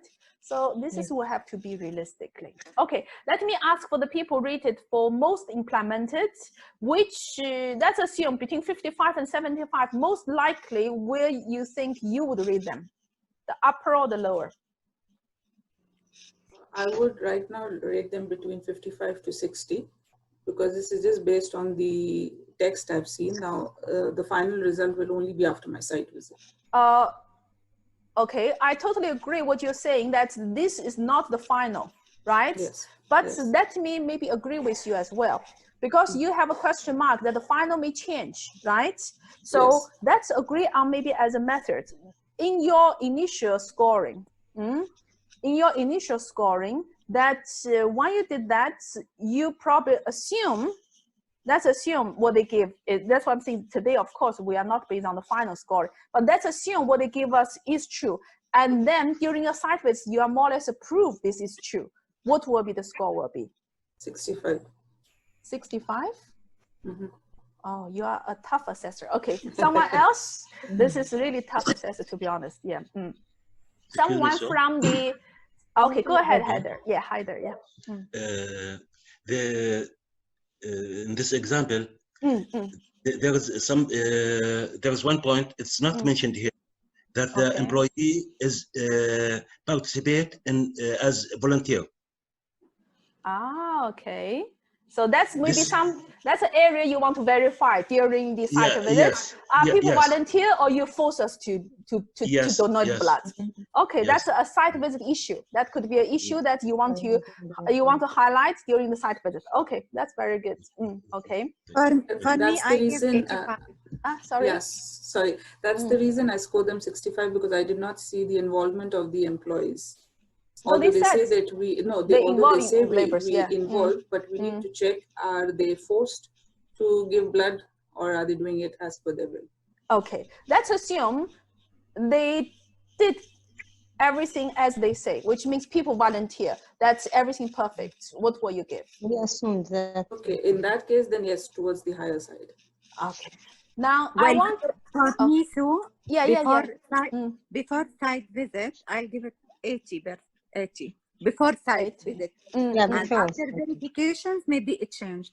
Yeah, definitely. After you see here, the good thing is after site visit, it may change even into a different category. Example, Yes, maybe right now I say always. Then when I go to the site visit, I realize the practice not really there. Then it may go down, or vice versa. But at least initially, we do not expect that everybody says D, that suddenly become A. It's obviously something not right. But again, also that's what I was trying to say. That initially the team may say we may between lower A and upper B. Let's assume. Then we in the site visits after that we will agree on. Right? Yes, this is right. most likely the case that your team internally, you will not be debating over so much because it's close enough. And then you will see, okay, as we suggested, we want to make sure that people are actually involved. So we'll talk to the staff. We will make sure that people are volunteers. Not everybody is forced in, or maybe they have teams, maybe have different members look after certain things, right? So these are the things maybe you want to verify as an example. Let's use this as a case. So this is the thing. But I would imagine from what we have seen here, let's assume everything they do as what they do is true. Let's say they're not really lying or trying to make it really rosy or whatever. Then we most likely that they probably will be rated on the higher end compared to all the other organizations. This is an organization doing much better. So this is a general kind of feeling to it. But again, your team, of course, you will have more details and everything that you will analyze. And but if your team give them, let's assume, very low B, and after the site visits, because of they have issues, whatever, that is okay. But if the site visit everything perfect and you give them a low B, then means your team probably a little bit too tough when it comes to the scoring bits. So just keep in mind of that. And we said overall this year, with whatever happening in the organization, in the world, that we try not to be the extreme tough assessors. Just be a little bit, gentle, I call it. Yeah. Everybody okay? Yeah. We'll move on. So you have a general feeling, right? Because these are the things where you, like your team, you may debate, you may kind of say why this, why that. Then you justify why this, why that, right? Perfect. So now let's look at the next one. This is about labor housing. This one I will not read for you. I think you can read on your own. Then we will use the same practice. Think of the strings, which you can see from here. Oh, 1 second, all went out. Okay, you can see from the strings as well as the evidence they provided. They provide you the accommodation facility list example, maybe with pictures, with whatever the listing. Then they may provide you with the labor camp facility audit reports. This is we audited our facilities, we did pest control, whatever the thing might be. Okay, so let's assume this is the application information we received. There are some evidence there, maybe additional things in general. Based on this, what will be the strings? What will be the area of improvement? Let's separate those two, please, because we don't want to mix strings with area of improvement. Will be causing some confusion. So if everybody comfortable with this, I'll move down to the actual feedback or the part, which I think in your phone you can enlarge and see as well. So let's talk about strings. Strings, let's write it as we writing for the report style.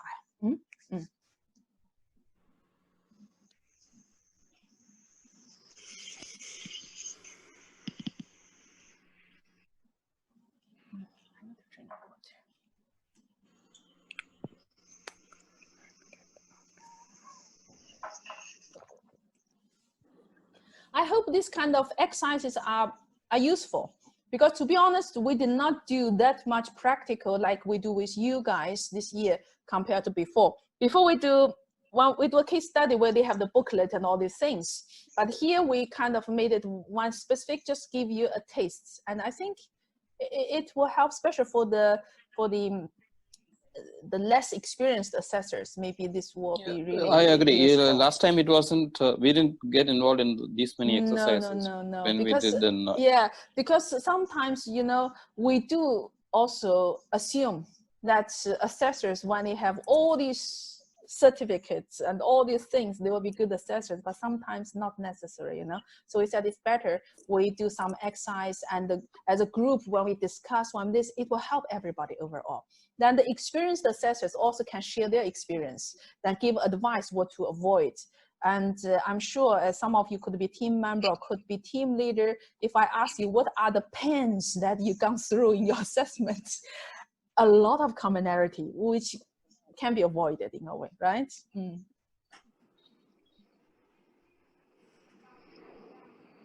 Okay. The labor camps ministry approved and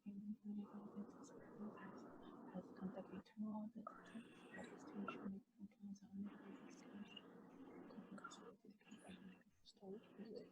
In addition to laundry machines and many washing groups.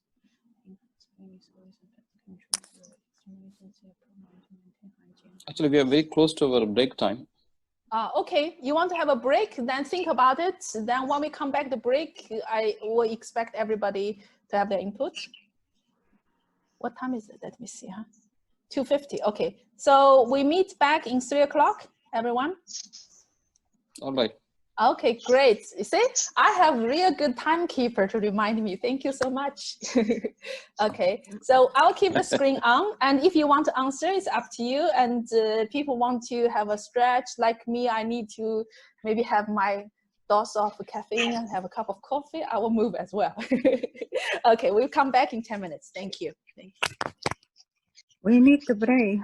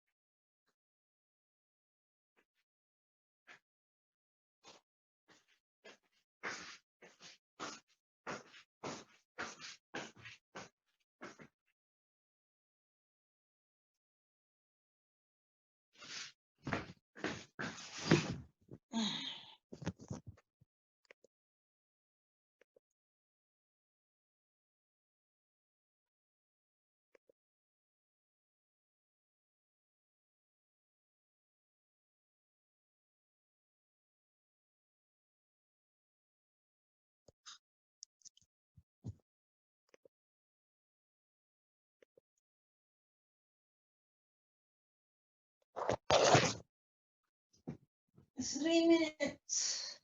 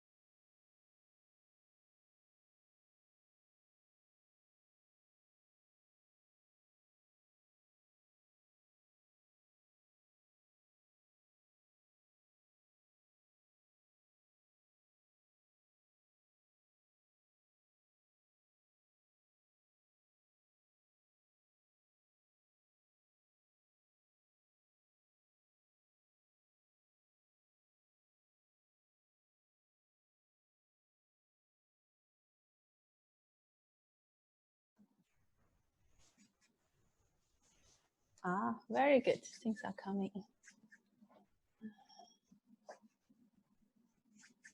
Strings. Yeah, we talk about strings here.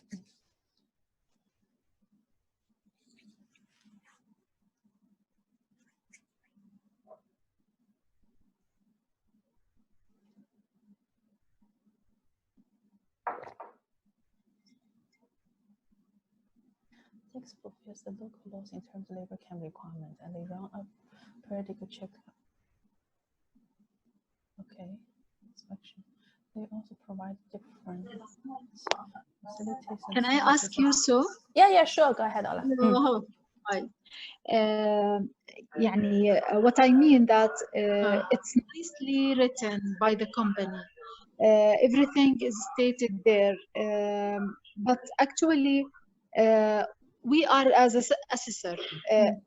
Have we to trust each word written by the company?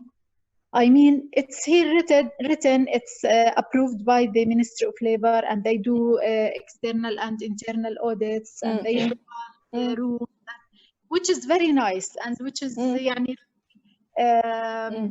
comply with what is required by the But actually, sometimes as assessors, from our experience, when when we go to the company itself, we find all of these things are not found.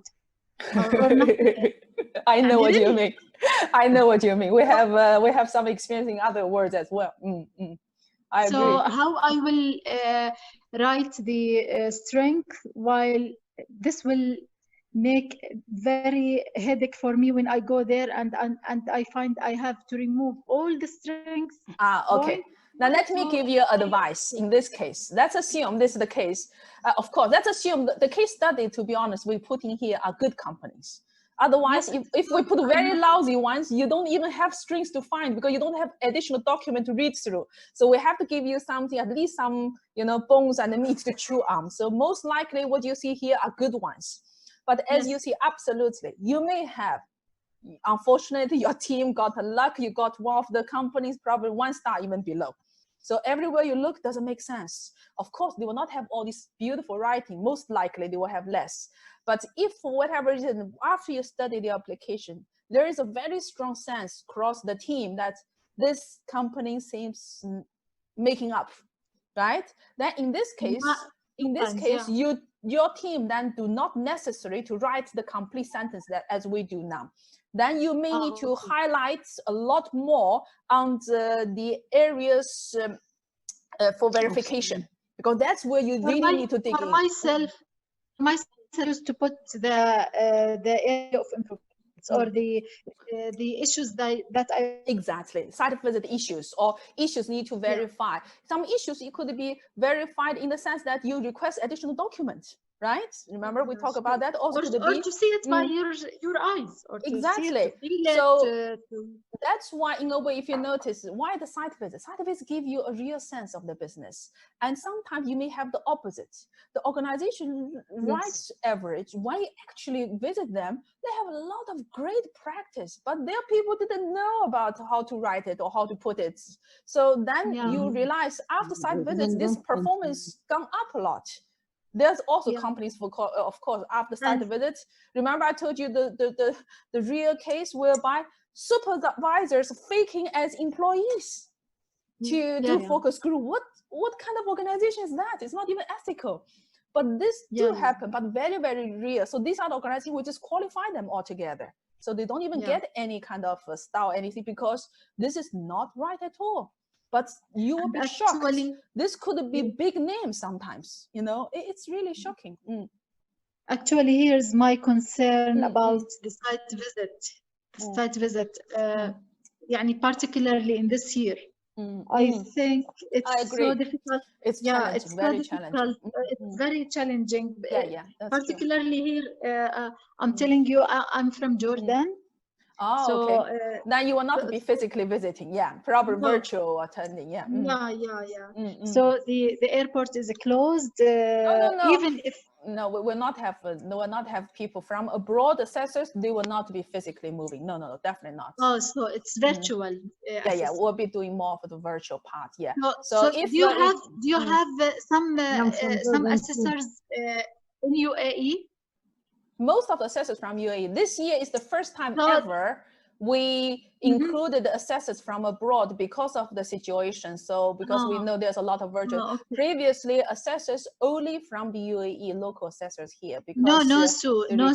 What I mean, no. What I mean now in this case, in this year, do you have some assessors in UAE and some from abroad, so they can manage some of them virtually and some of them on site. I think that's what during the assignment of the team. That's the time where we will make sure the relevant team will be assigned. Yeah, I think this is the best way to do it. Of course, yeah, I agree. Yeah, somebody can see, somebody can verify, somebody can and we all hope by the time, you know, a couple of months down the road, hopefully the situation will be better. But again, we have to open for all options. That's what we need to do. We all hope that. Yeah, that's we exactly. We have the house, you know, confined. And it's not, you know, from his point of view, for somebody about myself, I cannot travel because of this issue. I know, you know, not only that, the funny thing I was saying, I ordered a lot of things last year to be shipped over to Dubai. And because of all this lockdown, all this, airlines are most of the time not flying, and even if flying, the regular items become extremely expensive for cargo and all this. I said, forget it. I told my sister-in-law, use them all. You know, don't even think of sending to Dubai. Just not give burden to anybody anymore. That's just to, you know, stay where we are, cancel all the travel plans. You know, that's true. That was a wasted year. Yeah. That's a very unique. That's what we're saying in a way. That appreciates the organization that during all the difficulties in their industry, in their financial, in managing hundreds and thousands of people, they're still willing to participate in this award. That's a commitment. That's why we say we need to really appreciate that. Then, as you said, that you know, sometimes we do see companies are not very, but overall, to be always 20-80, 80% of them, they all generally are good, intend to be good, and they're doing their best. Maybe you will find a few not that great, but you do not, because of those few, then we punish all of them by saying whatever you say we consider is not true until you prove otherwise. No, it's not the case. Exactly. So in our kind of goodwill, that we hope whatever the organization put there is in real practice, and our site visit is to verify and reconfirm in a way that whatever there is there, in a way, right? We're not there trying to say no. We're trying to really helping them also to discover what are the things they do well, what are the things maybe they still have gaps. That's the ultimate objective, whereby they can continually improve. And by improving whatever they do, just slightly, they impact the life of those labor force, which a little bit impact could really make big difference for them in their lives, you know. That's the thing. By the way, I talk about this, I want to share a little thing as well. You know, one of our assessors is beautiful as well. Because of this award, and she attended the session the first time, then she said, you know what? My son's birthday, the little boy's birthday, is coming up in about a month's time. At that time, a couple of years back. Then she said, I made a decision. This year we'll make it differently. And then she shared with us later on after the birthday party thing, she shared us with the photos. You know what they did? Instead of the traditional, you know, calling all the kids of the school, get everybody gifts, and everybody go to those fun cities or whatever, the fast food restaurants, whatever gathering. She said this year what she did, she made her boy got gifts. And they visited the labor kind of a camp or labor groups, and the little boy of 5 years old hand over special gifts for some of the people there, and it became very memorable birthday for him. And she said this is a great experience for us all, and it's so special for us.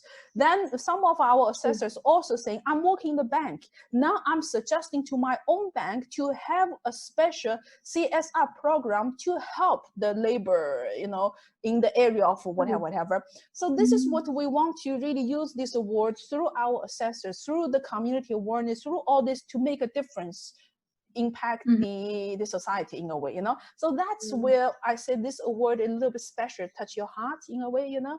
And it's touchy. Yes, absolutely. So I always say, I have a bias towards this award with, I mean, compared to all the other ones, prestige, really beautiful and sounds brilliant. But this one is the human side, you know.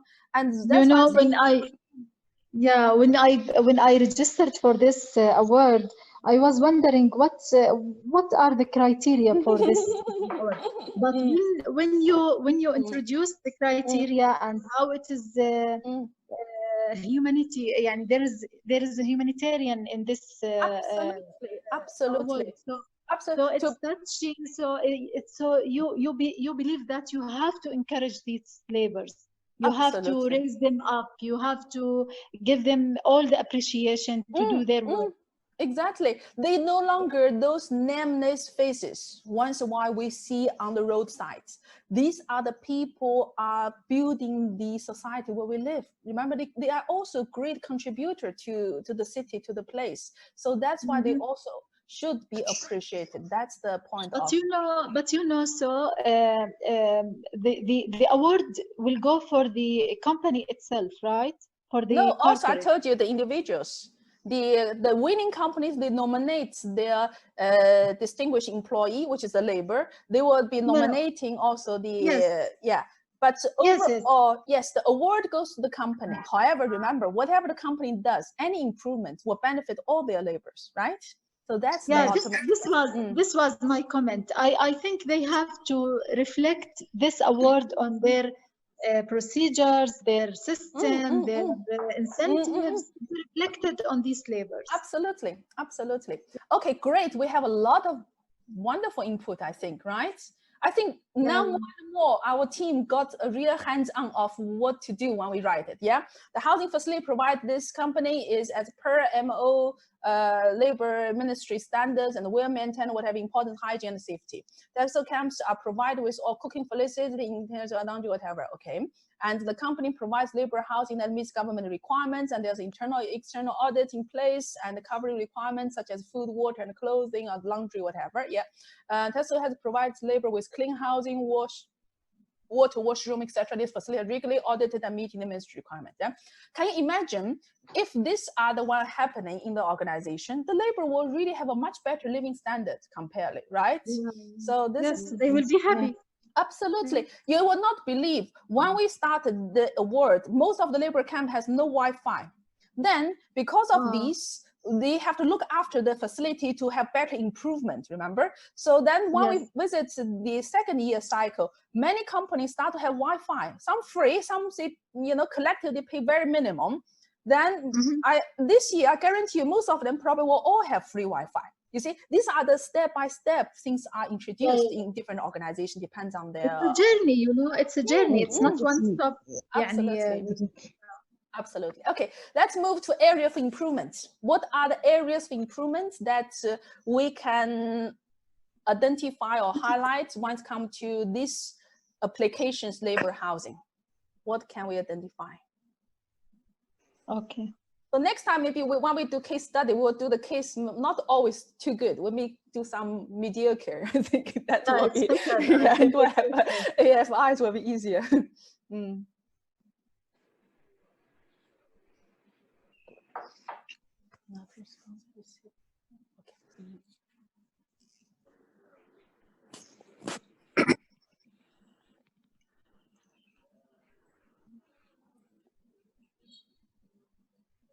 So can I say something? Yeah, sure, Hawla.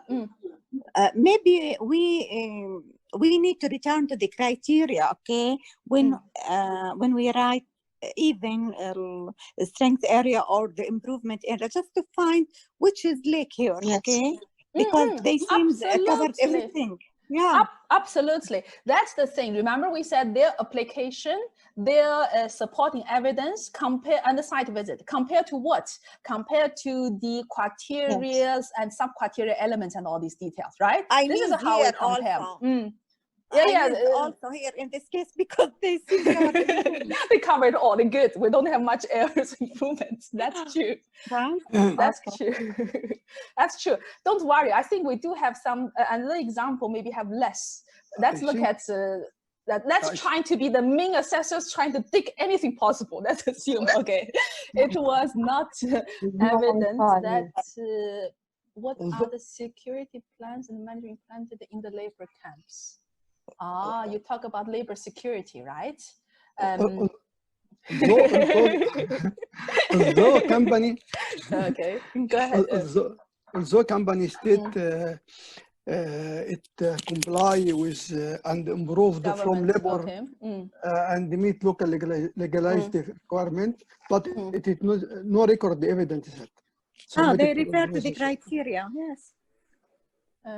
Sorry, again, which one? The company does not show evidence on the maintenance plan.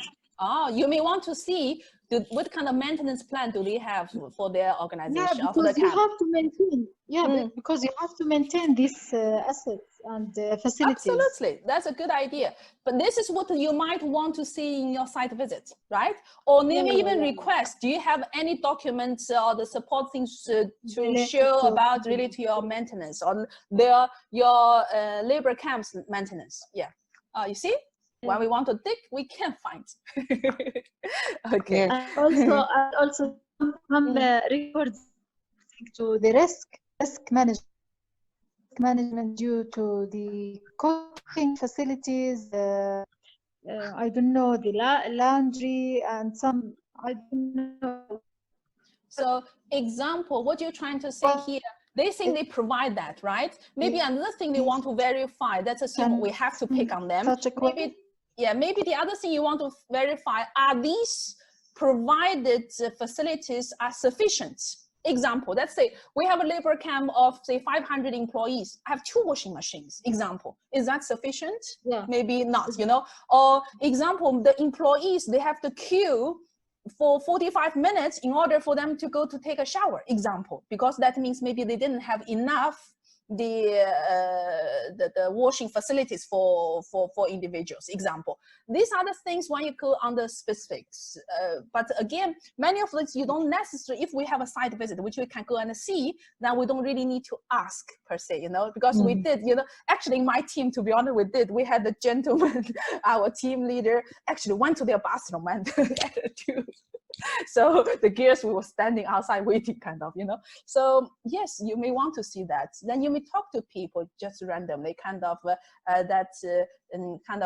example. They say their shift started at 8. So usually what time do you have to wake up in order for you to come? They may say, oh, I have to wake up very early because, you know, in the morning there's a long queue to get washed and dressed and all this. Therefore, I have to wake up much earlier to avoid that. You know, these are the things you can spot.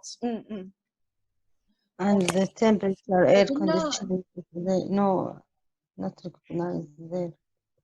Not mentioned the temperature, for example. But if they say they are kind of based on the government requirements and all this, then you may want to look back to the requirement. Maybe the requirement covers, for example, temperature, space, and this and that requirement. If that's covered, then we don't need to ask again.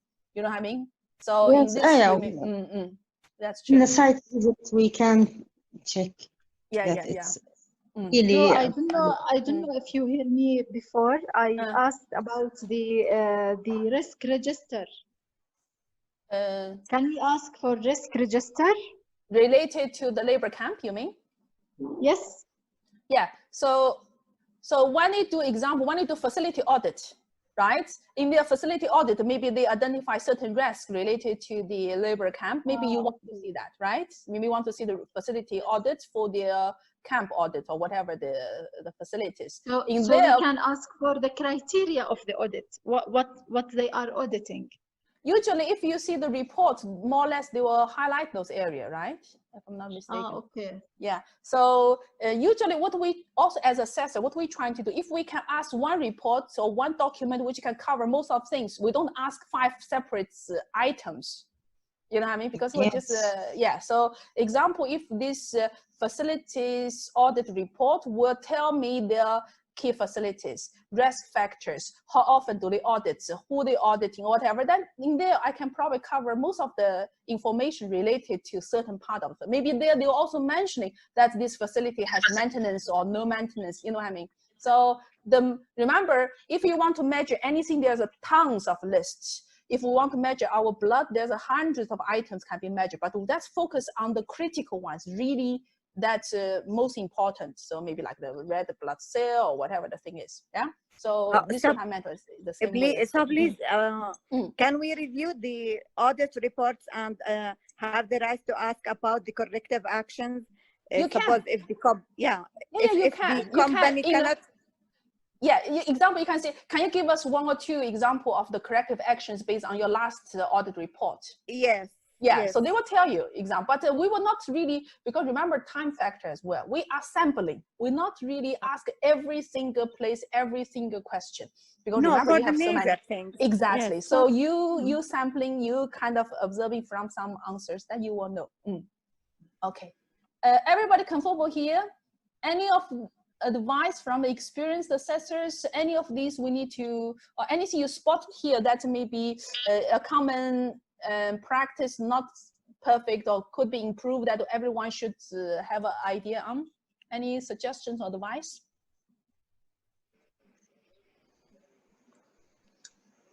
Maybe this one. What do you think of this one? Yeah. This is judgmental. It would be better if there is dedicated. This is more of a suggestion, right? It's more of a suggestion. That's I have something here. Like for example, they have mentioned about separate dedicated dining hall, but they are not. How many seats?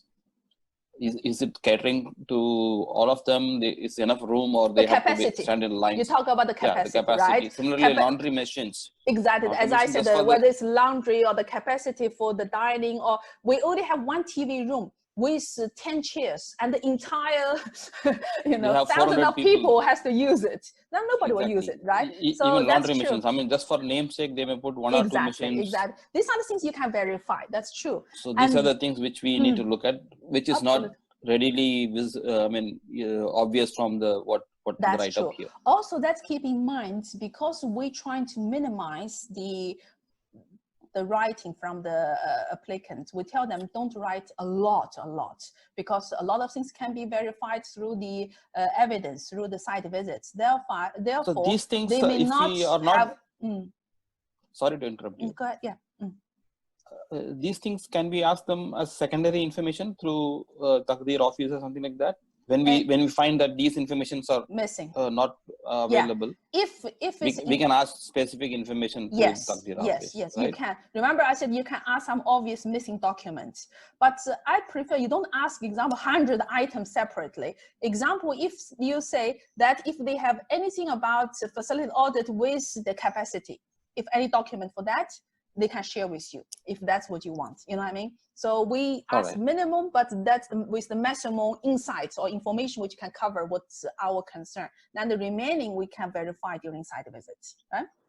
Okay, back to this one. I have only one comment here. That's, remember we talked about earlier, when we do areas of improvement, that's not to give our consultation or suggestions. Yes. So so we don't say it will be better. I know this is it's a very nice, softer tone to say they have something there. So when you write it, try not sound that we trying to suggest or we trying to give advice. Advice, just keep that in mind when we do that. And also, maybe another advice here, if let's assume they wrote this, then they didn't mention anything about the facilities for worship, right? But maybe in the area of the sub-criteria where the freedom of worship, maybe in there they will say, in our labor camp, we have, example, a mosque nearby. At the same time, in the labor camp, we dedicated one room for as a temple, the other room for whatever, So then, crossly, you will know they covered that. You get what I'm saying, right? Perfect. Okay. The sentence that written by the organization give us initial judgment, but when we go there, we decide then it's area of improvement on strength according to the situation, to the real situation. Based on your desktop assessment. There's one point I'm trying to say, that if, example, the organization is saying something elsewhere, but that really contribute to this particular sub-criteria area, you can also consider that. You do not say because they place in that place, they didn't mention in here about the example, the worship area, I don't consider they have it. We have to holistically looking at it. Yeah. That's why the site visit is very important, and we have to be very specific. Okay, let's assume, I have assumption again. Let's assume when we went to the site visits now, And in the site visits, we notice everything is good, but we have one issue here. Let's assume, Now we have one issue here that the capacity in their dining hall is not sufficient, that the people, of course, not during COVID-19, they're supposed to be in batches, but in normal conditions, people has to queue for a long time in order for them to take their meal, example. Then the rest, let's assume everything they say is perfect, as they say. What will you rate them? We just create a scenario, you know.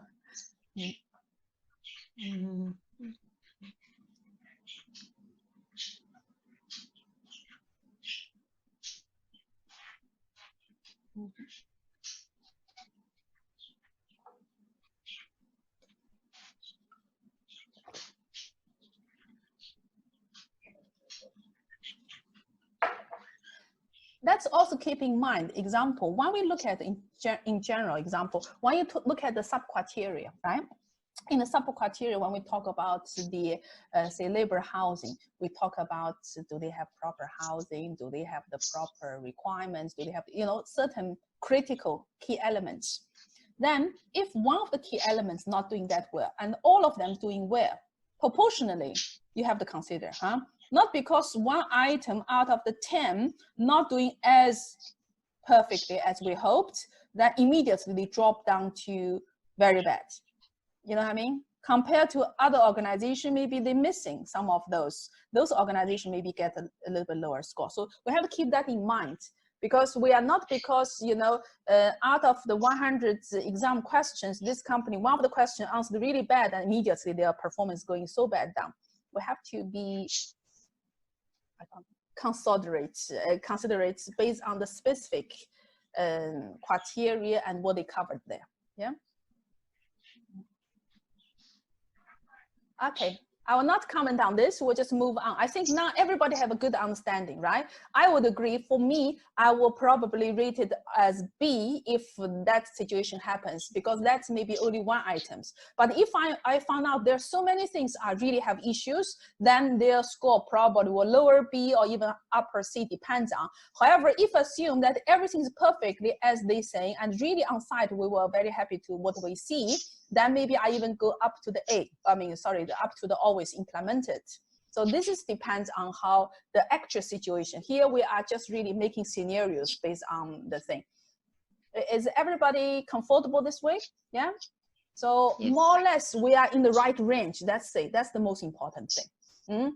And also, as I mentioned, this year we're saying we're trying to make it a little bit gentle once it comes to companies. Let's assume we made it B. That's the team consensus, which is mostly implemented, right? We agree this should be mostly implemented. Then in mostly implemented, we have 55% to 75%. Let's assume, okay? So which one we will rate this year? If it's other year, if say we will give them say 65, maybe this year I'll give them 70 comparatively, because this year is a special, unique situation. 70 or even 75, depends on whatever the actual performance there. So what I'm trying to say is, you are the teacher this year, your students have challenges, so you give them a little bit of bonus. That's what I'm trying to say. Yeah, everybody got the point. Okay. Okay, next one. This one, we have the communication channels. In here, we have 2 subs. So I read about this and see which one we want to pick to talk about. Maybe you decide. I will not, we are very democratic. You decide which one you like. You want the one has more gaps, or you want the one has more strings? Up to you. Performance appraisal. Performance appraisal. Okay, everybody okay? All right, let's use the performance appraisal 222. That's what we're evaluating, We're assessing 222. Now, this company said they have a formal scale-based, remember, scale-based labor appraisal system, because they are talking about laborers. They're not talking about people who has PhD or master degree office experts, you know.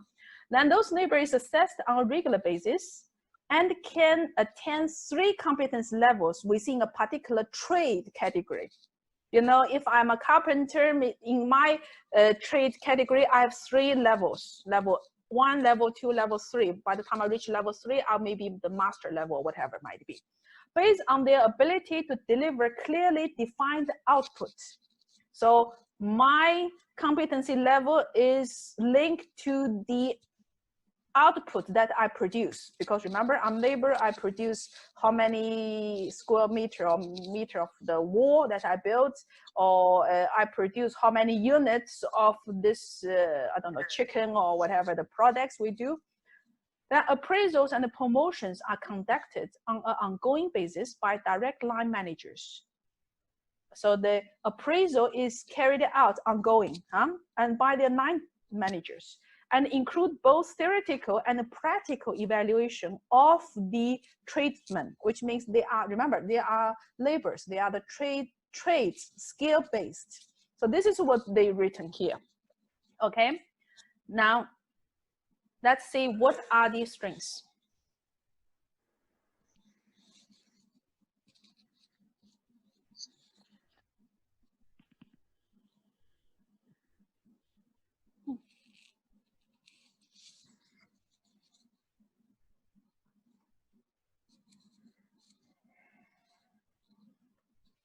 We are doing the 222, performance appraisal and recognition.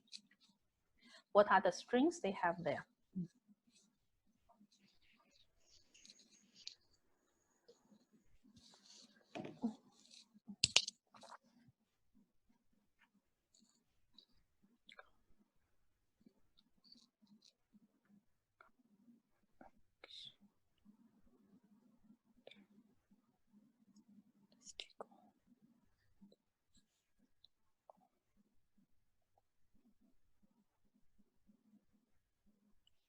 The evidence they provided, let's assume here we're saying performance appraisal form and the promotion record.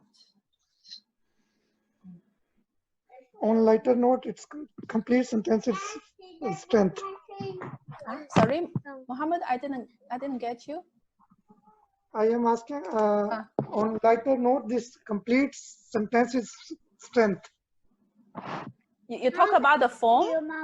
No, the sentence, the written sentence. It looks like strength of the company. Let's assume this is all we got, because it's exercise, because we are making scenarios. Let's assume that's all we got.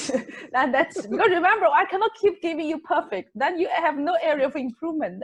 Let's assume that's all they give you.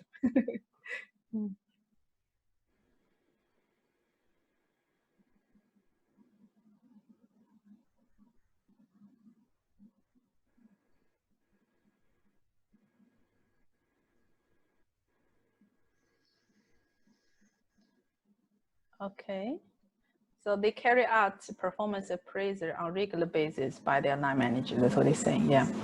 And the performance appraisal is also based on competencies, right? Not based on the judgment of the manager in a way.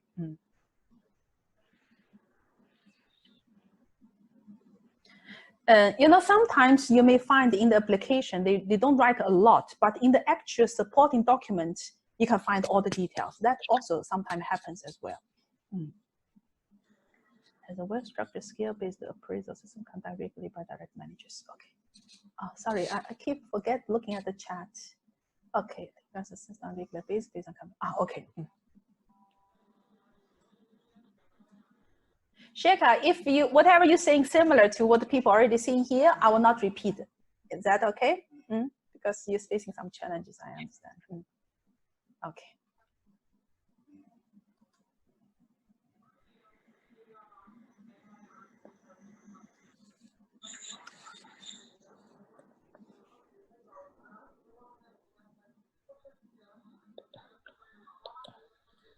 From here also, did you notice they say people will be promoted based on the level in their trade, right? So they have some kind of like a career path or some kind of progression, kind of a career progression kind of thing based on the actual kind of a competence or the actual, what they use the word here, because I have to see the based on the outputs and their deliverables in a way, right?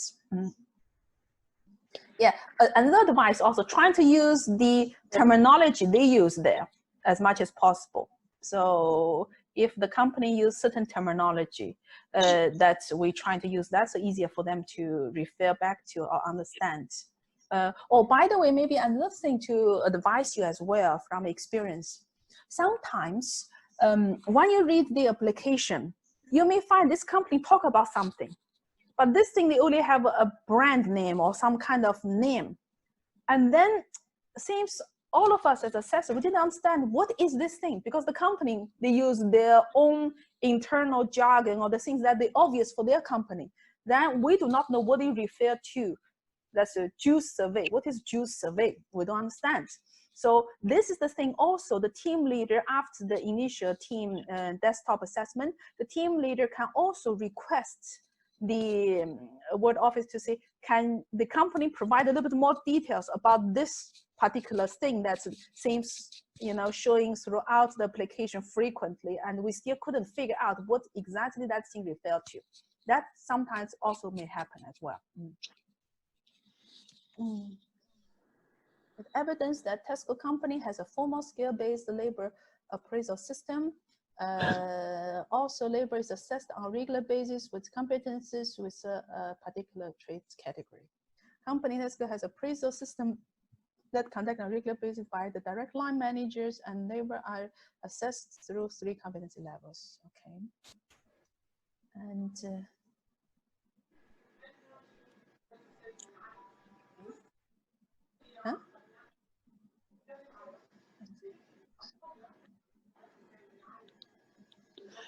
this what one, about this? Exactly. Yes. Any comments? Go ahead. Yes, I have a comment here. Okay, go ahead. That so it is relevant and objective. How he know that this is relevant and objective? Exactly. Okay. We do not assume what is implied unless it's proved or somehow it's so obvious. So we are clear. The first half, I think, is clear, right? The evaluation, the performance evaluation is carried out by the direct managers on a regular basis. That was clear. Yes. But you see, it is relevant and objective. Maybe here, instead of saying that, we know this is based, because remember this thing is based on the competency levels and the person are evaluated on that. Yes, the conclusion out of that, it does show or tell us it is relevant object, but we don't say it is relevant object, but we state, like in the other examples there, these are based on the competencies, these are the 3 levels where they progress, whatever the thing might be. Yes. Right? That's I think the understanding. Yeah. Oh, we did this one, I think. Yeah. Maybe I'll go back to the earlier ones. We talk about ongoing, whatever. Yeah. You see, most people catch out. They have an ongoing system, and they suggest the tech manager. You mean line managers? Yeah. Line managers carry out periodic appraisals based on whatever, and employees are rewarded based on appraisal results. Or maybe employees also get their promotion. That depends on whatever the evidence they submitted. Yeah. What appraisal results? And the performance appraisal, the outcome of that, so that will the outcome, yes. Yeah, enable them to show the. You see, again, different organizations may use different terms. That's why, as long as it's understandable, that is okay, and we call it commonly understandable. You know, this is a system. There is a system for performance appraisal with specific practice standard that's implemented regularly and focused on competence so that outputs are clear. Okay. So the outputs are clear also. I think they meant by the output is based on those competencies. I think that's what's the purpose. Yeah. Correct me if I'm wrong. Huh? I'm trying to interpret on behalf of everybody here. Which is clear. Okay, or did that. Okay, let's see. Let's go. Skill-based labor appraisal process is effectively implemented and recorded, showing that promotion is given to laborers and its ongoing process.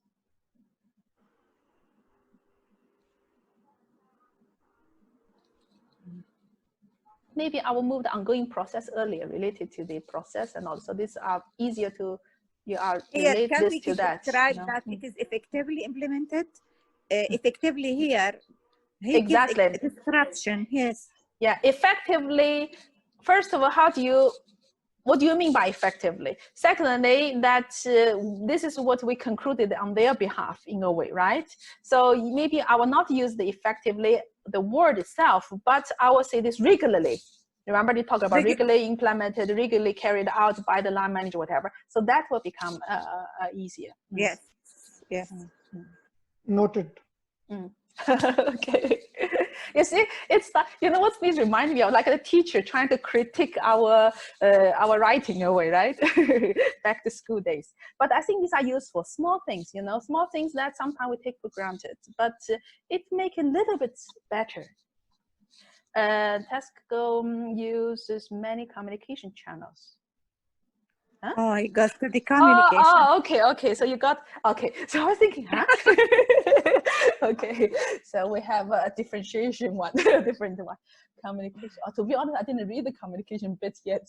So if I read yours, say, Costco uses many communication channels. This is that kind of thing. It's not obvious that communications are used between workers themselves. And I will not put this in the strings, by the way. Because anything strings, we don't want to put the area of improvement in that section. The area of improvement, we put in the area of improvement. Here you are saying that's the communication channel used between workers themselves. Because here when we talk about communication and the dialogue, unless you meant by, it's not clear that if there is a clear kind of dialogue between the supervisor management with the employees or whatever, then maybe that makes sense. But if that saying that a communication channel between Sue as a worker versus say Mohammed as another worker, maybe this is not necessary as an area of improvement. Is that making sense? I mean, between, for example, worker and his supervisor. Supervisor, yeah, exactly. So you wanted, that's why we make it as clear as possible, because otherwise people may enter between workers themselves. That means between me and my colleague. But here you wanted to say maybe that the supervisor, the manager with their staff, example, or the laborers, right? No, that's why the initial writing need to be revised. Exactly. That's what we meant by whenever we do the report writing, make sure we do not have any area that could cause doubts or consider gray area where people can question or could say, I could interpret this totally different. That I would say what you're saying is not true or not correct, you know? So this is what we need to be careful when we do that. Text demonstrate. This again? Okay, so communication become popular now. That's will demonstrate the use of several communication channels like that. Okay, so that means they have multiple communication channels. Okay, that's a skill-based labor appraisal system which is set regularly and has 3 level competence with a particular appraisal promotion by direct lines on a regular basis through the regular practical evaluation. Yeah, you see, that's the good thing when you have a good application. Can I ask about communications? Sure. Because they raise this matter. Okay, can we indicate it for the effectiveness of the communication channels? That's in other means that the company didn't show the most effective channel that could be popular between the workers or the laborers, okay, to depend in this way.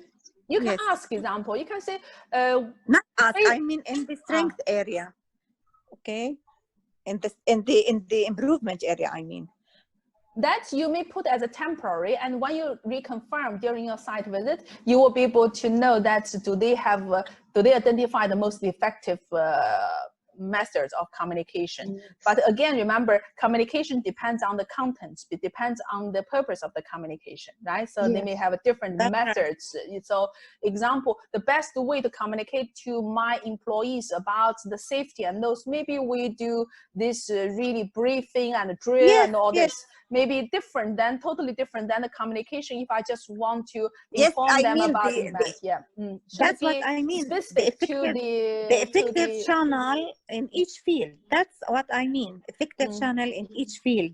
That's in this area, the best channel was this, according to the surveys or studies or whatever.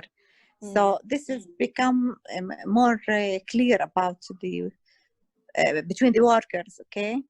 that they know this is the best channel in this area So they, or in this field.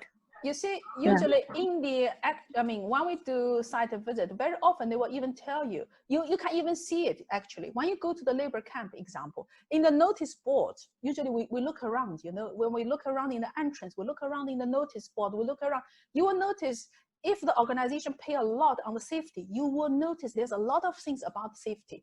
They may have things that posting regarding different things. These are also the real practice of their communication you can see, rather than the, you know, they only showing you the channels. So many ways you can use, depends on the actual organization and actual company situation. I have one question here from Sheha. Okay, I have a question about the theoretical part. Are we talking about laborers, workers? So what would be the theoretical? Okay. This organization, my dear, this organization, they saying for them, their employees, the labor themselves, to be trained or to what the tradesmanship or craftsmanship. In order for them to do that, they teach them both theoretical and practical. So maybe, I don't know, maybe to be honest, I don't really know the detail. Let's say to be a good carpenter, maybe I have to pass certain theoretical understanding of maybe certain theories. At the same time, I need to hands-on to do things. And they saying that depends on the trade or the skills required. They kind of train their people, evaluate their people based on both relevant theoretical and practical. This is what I think they meant. Example, if you say drivers, you have to do theoretical, right? When you get a license, at the same time, you need to be practically, you have good driving skills. Maybe this sort of thing when it means theoretical. Not like we're doing a real exam about theory of gravity example. That's not the case, yeah. Okay, everybody comfortable here? Yeah, let's move to your favorite area for improvement. This time, I think you will have something to write, right? The ones pick on the 222, you can write about 222. The one really love 221, you can write about 221. It's all your choice, yeah.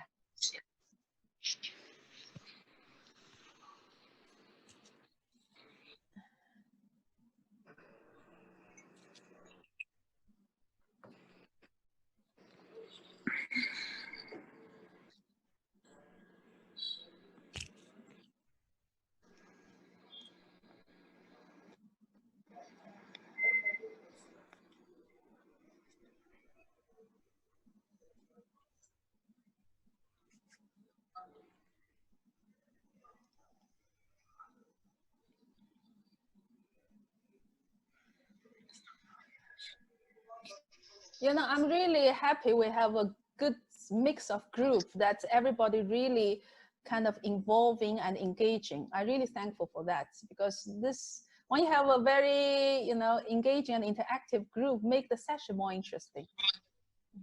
So I'm a happy person today.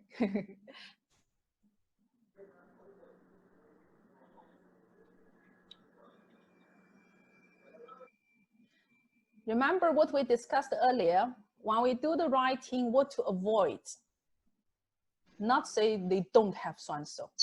That's write it in the assessor's tone. And also avoid to make suggestions and recommendations. You can use the example, there's limited evidence. There is, you know, not clear evidence showing this is this, you know.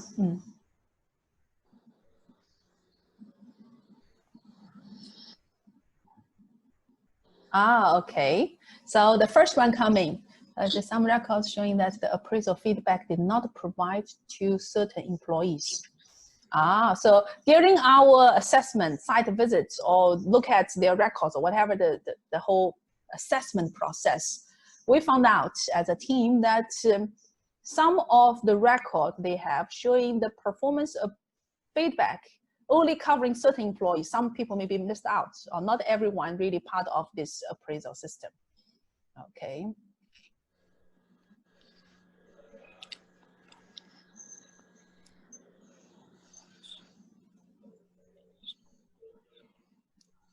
Sometimes assessor, they could say it has been observed, whatever, right? Or limited evidence supports, whatever, right?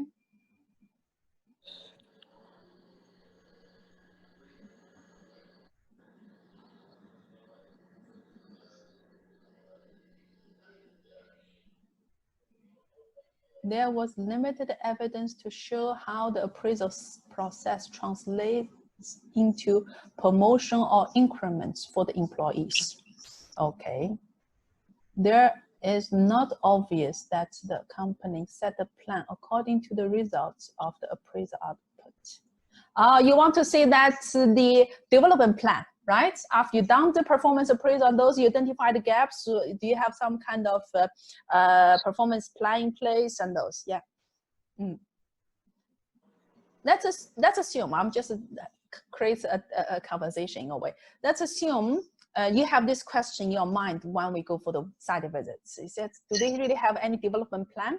Then when we went on the site visits, then the company telling you, yes, after we do the appraisal, then based on the appraisal thing, if this person are not competent to the level required for the skills, what do you do?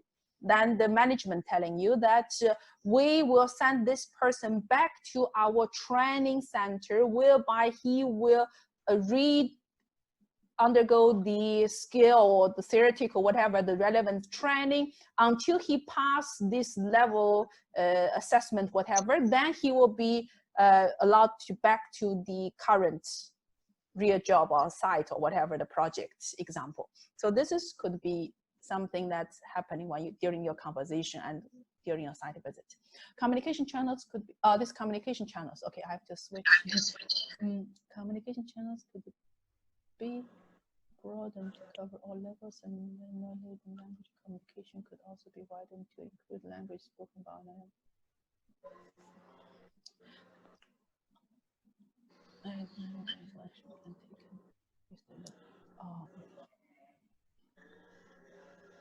Okay. Later I will ask about this one because people still writing. Yeah, let me see the other one. It is not clear evidence that this the career progression employees after. Okay. These are the things we may also ask. What happens if the person completed this level 3 competency and they're doing a good job based on the assessment? What happen next, right? Then let me tell you that we will promote them to supervisory level example. Then you will be able to satisfy. Okay, this is not clear how the appraisal results are dealt with transparently, in a transparent manner. You mean in a transparent manner, and how it is linked to the recognition. And this one, I would like to rewarding it again. Remember?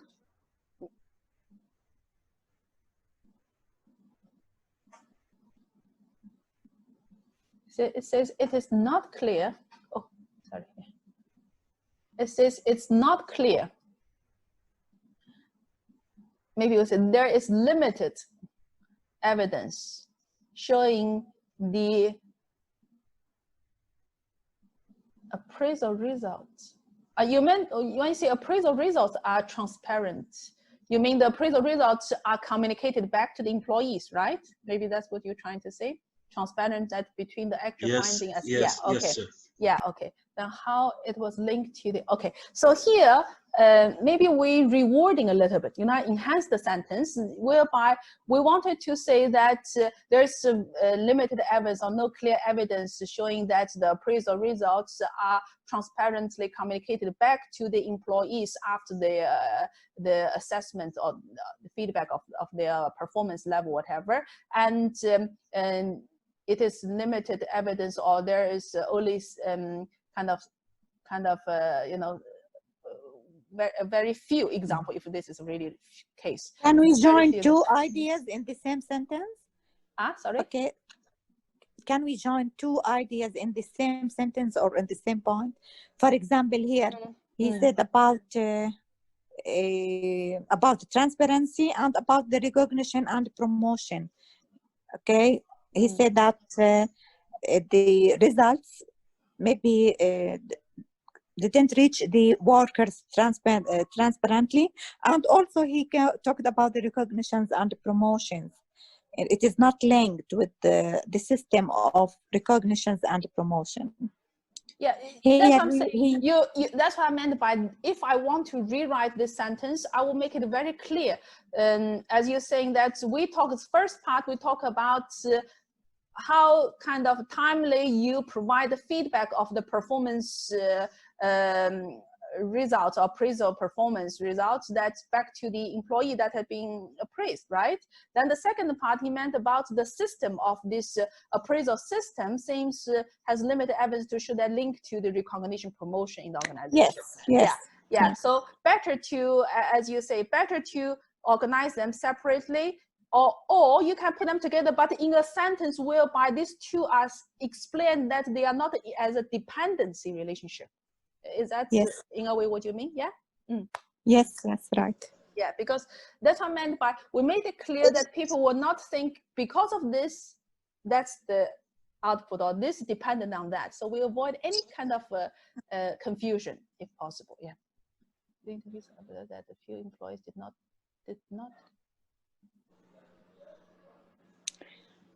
Mistake. You mean they did not being appraised? They did not appraise. Yes. Oh, okay. Yes. Okay. What about the second? So please, if you can discuss this point, there is no evidence that there was second line manager. It is a must that should be a second line manager review or audit. I see that it is a kind of recommendations, isn't it? This one. No, if I want to add, if they already mentioned in their procedure that there is second line manager review required, then they have to provide the evidence. Otherwise, no need. Yeah, this is this assumption here. But here they said clearly, it's a direct line manager, which means my manager or supervisor directly that I'm working under. So this is the case, then this may not be necessary as a second line manager, because this is again as an assumption. But as you mentioned, if in their policy, their performance appraisal policy and the system stating that appraisal has to go to this regular basis, and the formal appraisal has to be done semi-annual, annually by whatever, then you can, if there's a gap, then you can highlight that. Yes, clear, yes. Yeah, thank you. You see, our assessor spotting things now. That's the implementation of the system, but it's not clear what criteria system is. Didn't they mention the criteria already?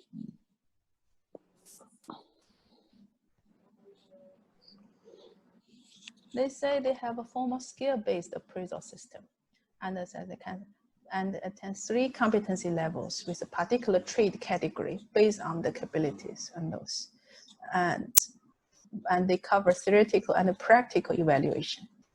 What do you think of this statement? Anyone have any suggestions and comments? They mentioned in the text that they have 3 categories, okay? And it is based on capabilities, I think. Exactly. So if we say this statement, that means this organization don't really have a clear criteria for their appraisal. But in the actual information provided, they do have criteria based on competency levels, based on the 3 levels, based on theoretical and practical evaluation and all this. So then these statements may contradict to the actual information provided. That's will be easily this can sound presumptuous. Exactly, the company can object immediately, right? This is we have this. What do you say? So this could cause this will lead to a argument or something like that. Exactly. So this is something they will say we have 5 categories against. Unless you see the appraisal form, we cannot make a statement. Exactly. Like so whenever we have something like this, they do not have. There's no whatever. We have to make sure whatever we say is factual based or based on something that quite obviously can be backed up. Otherwise, you are asked for argument in a way, right? Okay. Oh, perhaps in these kind of cases, we should just red flag it, and when we go for discussion, these things should be re-verify, and you could discussed be something, and then ask for evidence. Exactly. Before we make a statement like this. Exactly. Okay, so everybody got a real feeling of now, right? How to write AFI. And what are the better words to use when we write AFIs here? Because we have a collective kind of examples from all of our colleagues. Sometimes you have a good things here, good things there, and when you really practice those, you will become better and better and stronger, right? Everybody okay? Okay. There is, sorry, before we go, this one. Any comments on this one?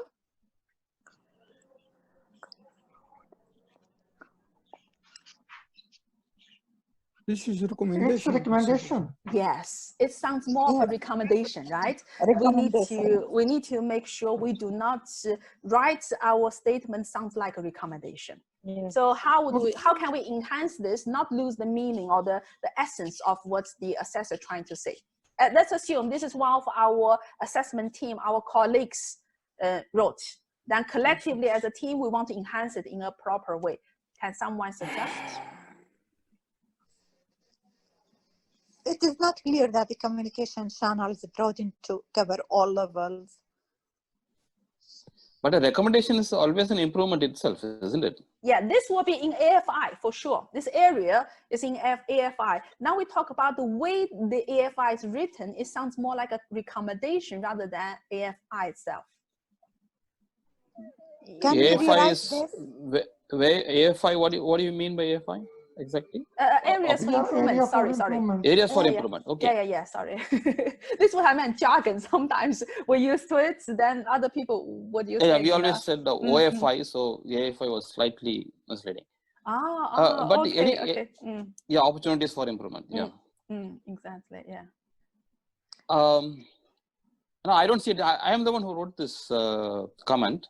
Okay. And I don't see how it's a very thin line between it is an opportunity for improvement. That's what is communication channels. Instead of could be broadened, we can say need to be broadened. And then it becomes a AFI. No. Okay, let's have our ask for a friend's help. Now, who is the friend? Okay. Can we rewrite this comment in another way? So maybe we said that it is not obvious that the communication channels broaden to all cover all levels, and samely the language of communications. And also it is not obvious that the language of communications widened to all. The language for spoken mostly by the workforce, whatever. Yeah. Yes. So that's what is implied, isn't it? That thing is implied already. I mean, when we say communication channels could be broader, it implies that it doesn't cover all of it. And when we say it needs to be widened, means because some languages have been left out. You see, when we say we agree with you of the key findings here, what we're trying to suggest is the way you write it. By reading as it, you're saying could be broadened. So you are saying, in a way, sounds more of a suggestion, advice to them. You know, I know the intention any opportunity is good for improvement is actually a suggestion only. They can take it or they can leave it. Every opportunity for improvement. AFI is a, I mean, you're not necessarily suggestion. Yeah. We state there's a gap. Then how do they actually close that gap? They may use multiple ways other than what you suggested here. But if we make suggestions, that means they will more or less should follow our suggestion. That's why in a way, as assessors, we're trying to avoid this kind of suggestion tone. I agree with you. The purpose of this is for them to improve. However, the way we write it to make it less obvious as advisory internal consultants or advisor kind of tone. That's what, I don't know, was Ola or whoever was doing the suggestion earlier. That's what she's trying to say. Okay, all right. Yeah. So this way, instead we say could be there. So you really want to highlight that the communication channels, seems the communication channels, you're trying to say not covering all the levels, right? That's the essence. I'm not talking about, I'm writing as a statement now. And also the language, not covering all the languages relevant to their workforce or majority of employees speaking those kind of language. That's the essence of it.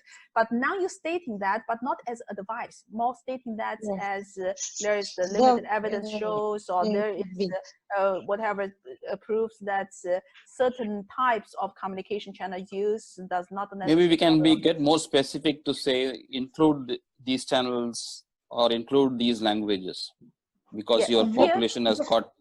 Just want to add. Okay. Mohammed, okay, go ahead. Yes, I mean, if you interviewed a few of employees, okay, and you found that they don't understand the current communication channel. Okay. Yes. Then you commented, okay, opportunity for improvement.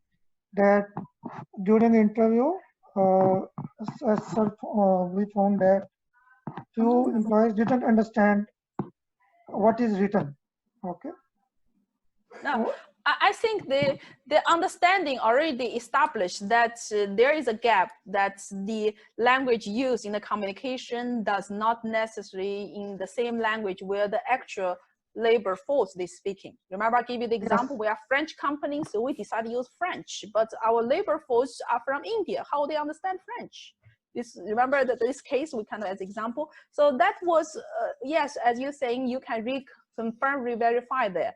So we don't have an issue with what's the real findings here. The only communication discussion we have here is about the way we write the AFI, trying to avoid as advisory or consultation service. We more write it as where this kind of communication cover this not necessarily the whatever this sort of thing. Yeah, I think this is clear. Okay, let's move on. It could be, yeah. Okay. Now again, so just to remind you that it is 4 o'clock. We need to speed up. Yeah. Yes, maybe we take an example for the results. I think you manage for that. We do the result very quick, because the result is very difficult to actually do the assessments in practice until you really get all the tables. We don't have, so don't worry. Okay. Yeah, this quickly. We only do this now. Everybody, let's assume everything they return 2.22 is accurate as is, and everything what will you rate, right? Let's just do it quickly, then we move on straight away. By the way, also for the frequent asked questions, I'll not go on every question. I will highlight the ones that's mostly common concerning assessors. That's what I will do, you know. Okay, I give you 20 seconds more, we will be moving, okay? So again, remember, these are the things the team, let's assume this is our team. Between A and B, we'll discuss over, we may end up with say 75% example, we may end up even 80%. Those only 5%, 2 levels, but doesn't matter. Those are the ones who are taking the extra points later on out of this performance appraisal combination. They're allocated the maximum attainable points, yeah? So just as an exercise, let's move on. Labor perception. Okay, labor perception, just for your info, in the report writing, they may write a little bit about like this, not necessarily the complete. Then they will attach the real charts and all this, because they cannot write charts inside. It's not practical, you know. So this is just a general thing. Example, they say our labor satisfaction survey started in 2016. It's an annual survey focusing on the key elements.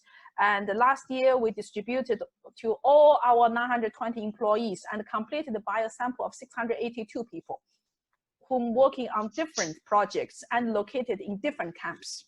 So far, what does this information telling us? There is an annual survey, started in which year, and so they can tell us the sample size because they're telling us how many people out of how many people, right? We can figure out. It's also telling us this covered employees and workers from all projects, or different projects, and throughout different labor camps. So they're trying to show the scope covered and the sample size in a way. Then each participant completed the same form, and it took place in a controlled environment where there was no pressure factors. So they say everybody filling the same questionnaire. And then the employees are not pressured to put fake or different answers. An example of the questionnaire report is included in the attachment. Okay, they give us sample. To ensure the questionnaire was user-friendly and could be understood by all participants, images of faces were used as indicators. It was also translated into Hindi and Urdu. Okay, so that means instead of saying totally agree or whatever the thing, they made the kind of a visual or a symbol, whatever they use, and they use the language relevant to the employees. So this is the information we have so far. Then we should see the actual, what you call this? Sorry, yeah, the actual maybe charts. Of course, will probably be more than this. Let's assume whatever we discussed and sample chart, this is what we have got here, right? Anas now, okay. So this is the situation. Now, in this case, in results, let me see. Okay, we'll not ask for strengths and areas for improvement so far, because really it's not fair. You have hardly any information to judge on that, right? So here, what we can do, one second. So what we can do, maybe we just do a practice here. Based on the information I just read for you, based on the chart which we're showing here, this is not for you to rate, but the question here is to say, whatever the information we got so far, which measured factor or measurement factor is less able to show based on the charts provided to us. From what we have seen here, will we be able to identify the scope and the relevance? Will we be able to identify the integrated or integration parts? Will we be able to identify segmentation? Will we be able to identify trends? Will we be able to identify targets? So this is a kind of a little quiz kind of, which factor of those 5 that from whatever the chart information we have here is missing. Simple, right? Straightforward. Everybody understood, I hope, yeah? Everybody understands? This is clear?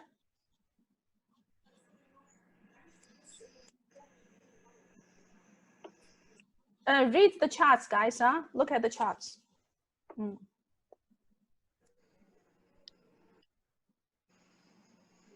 Sorry, Sue, the chart is not so visible. It's too small. You may have to enlarge it.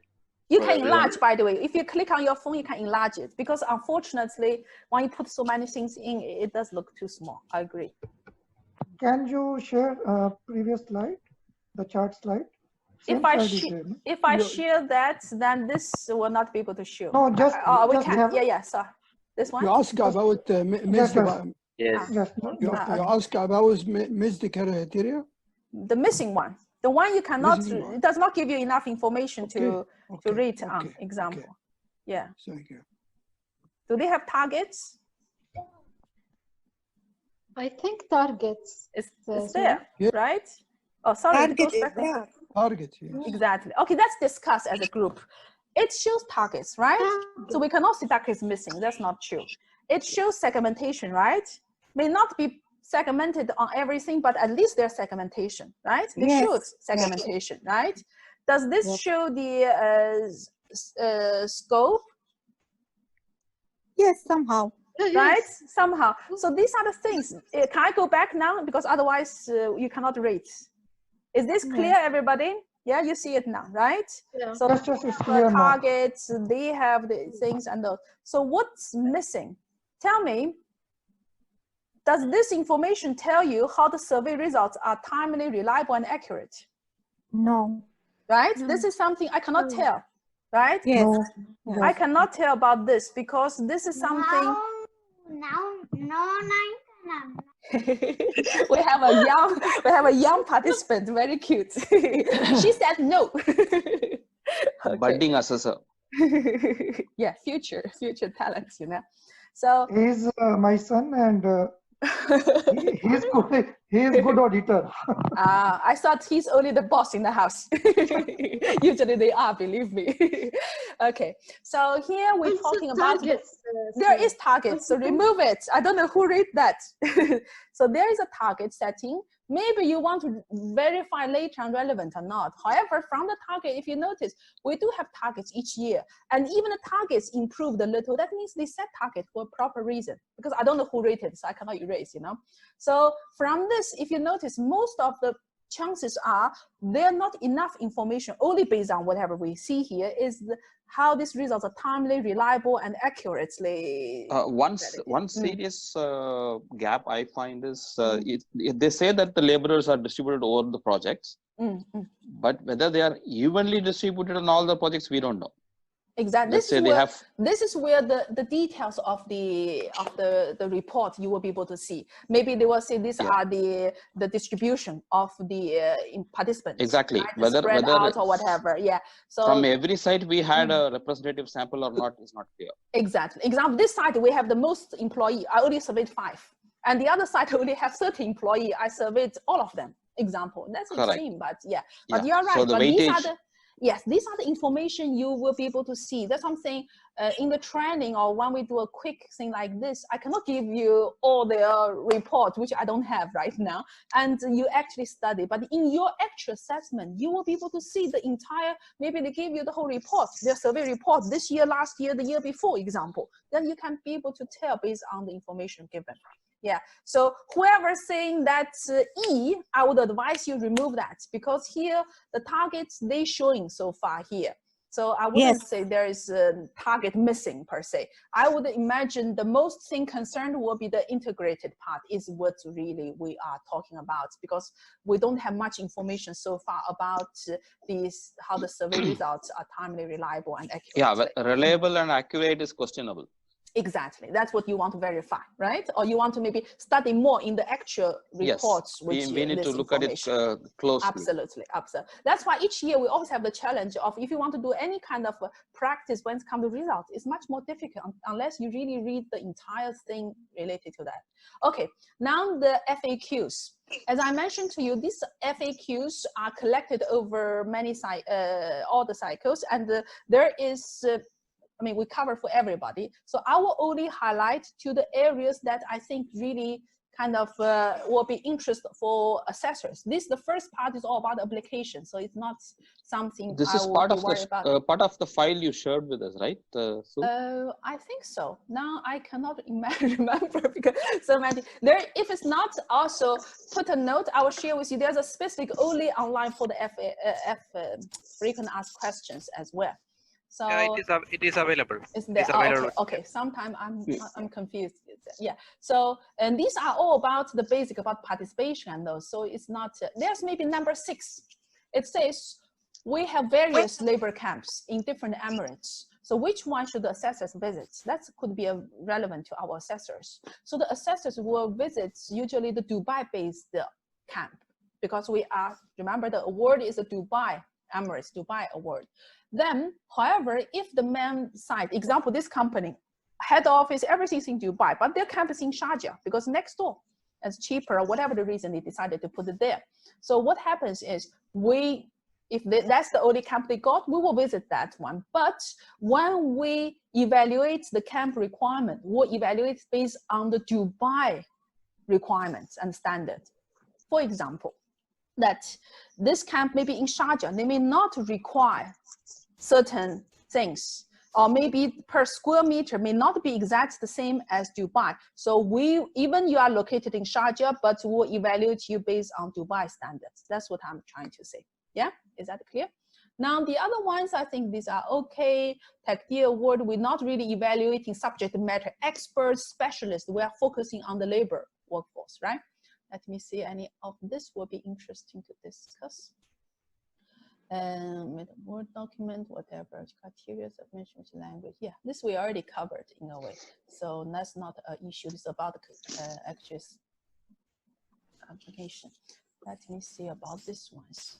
The first one, not important.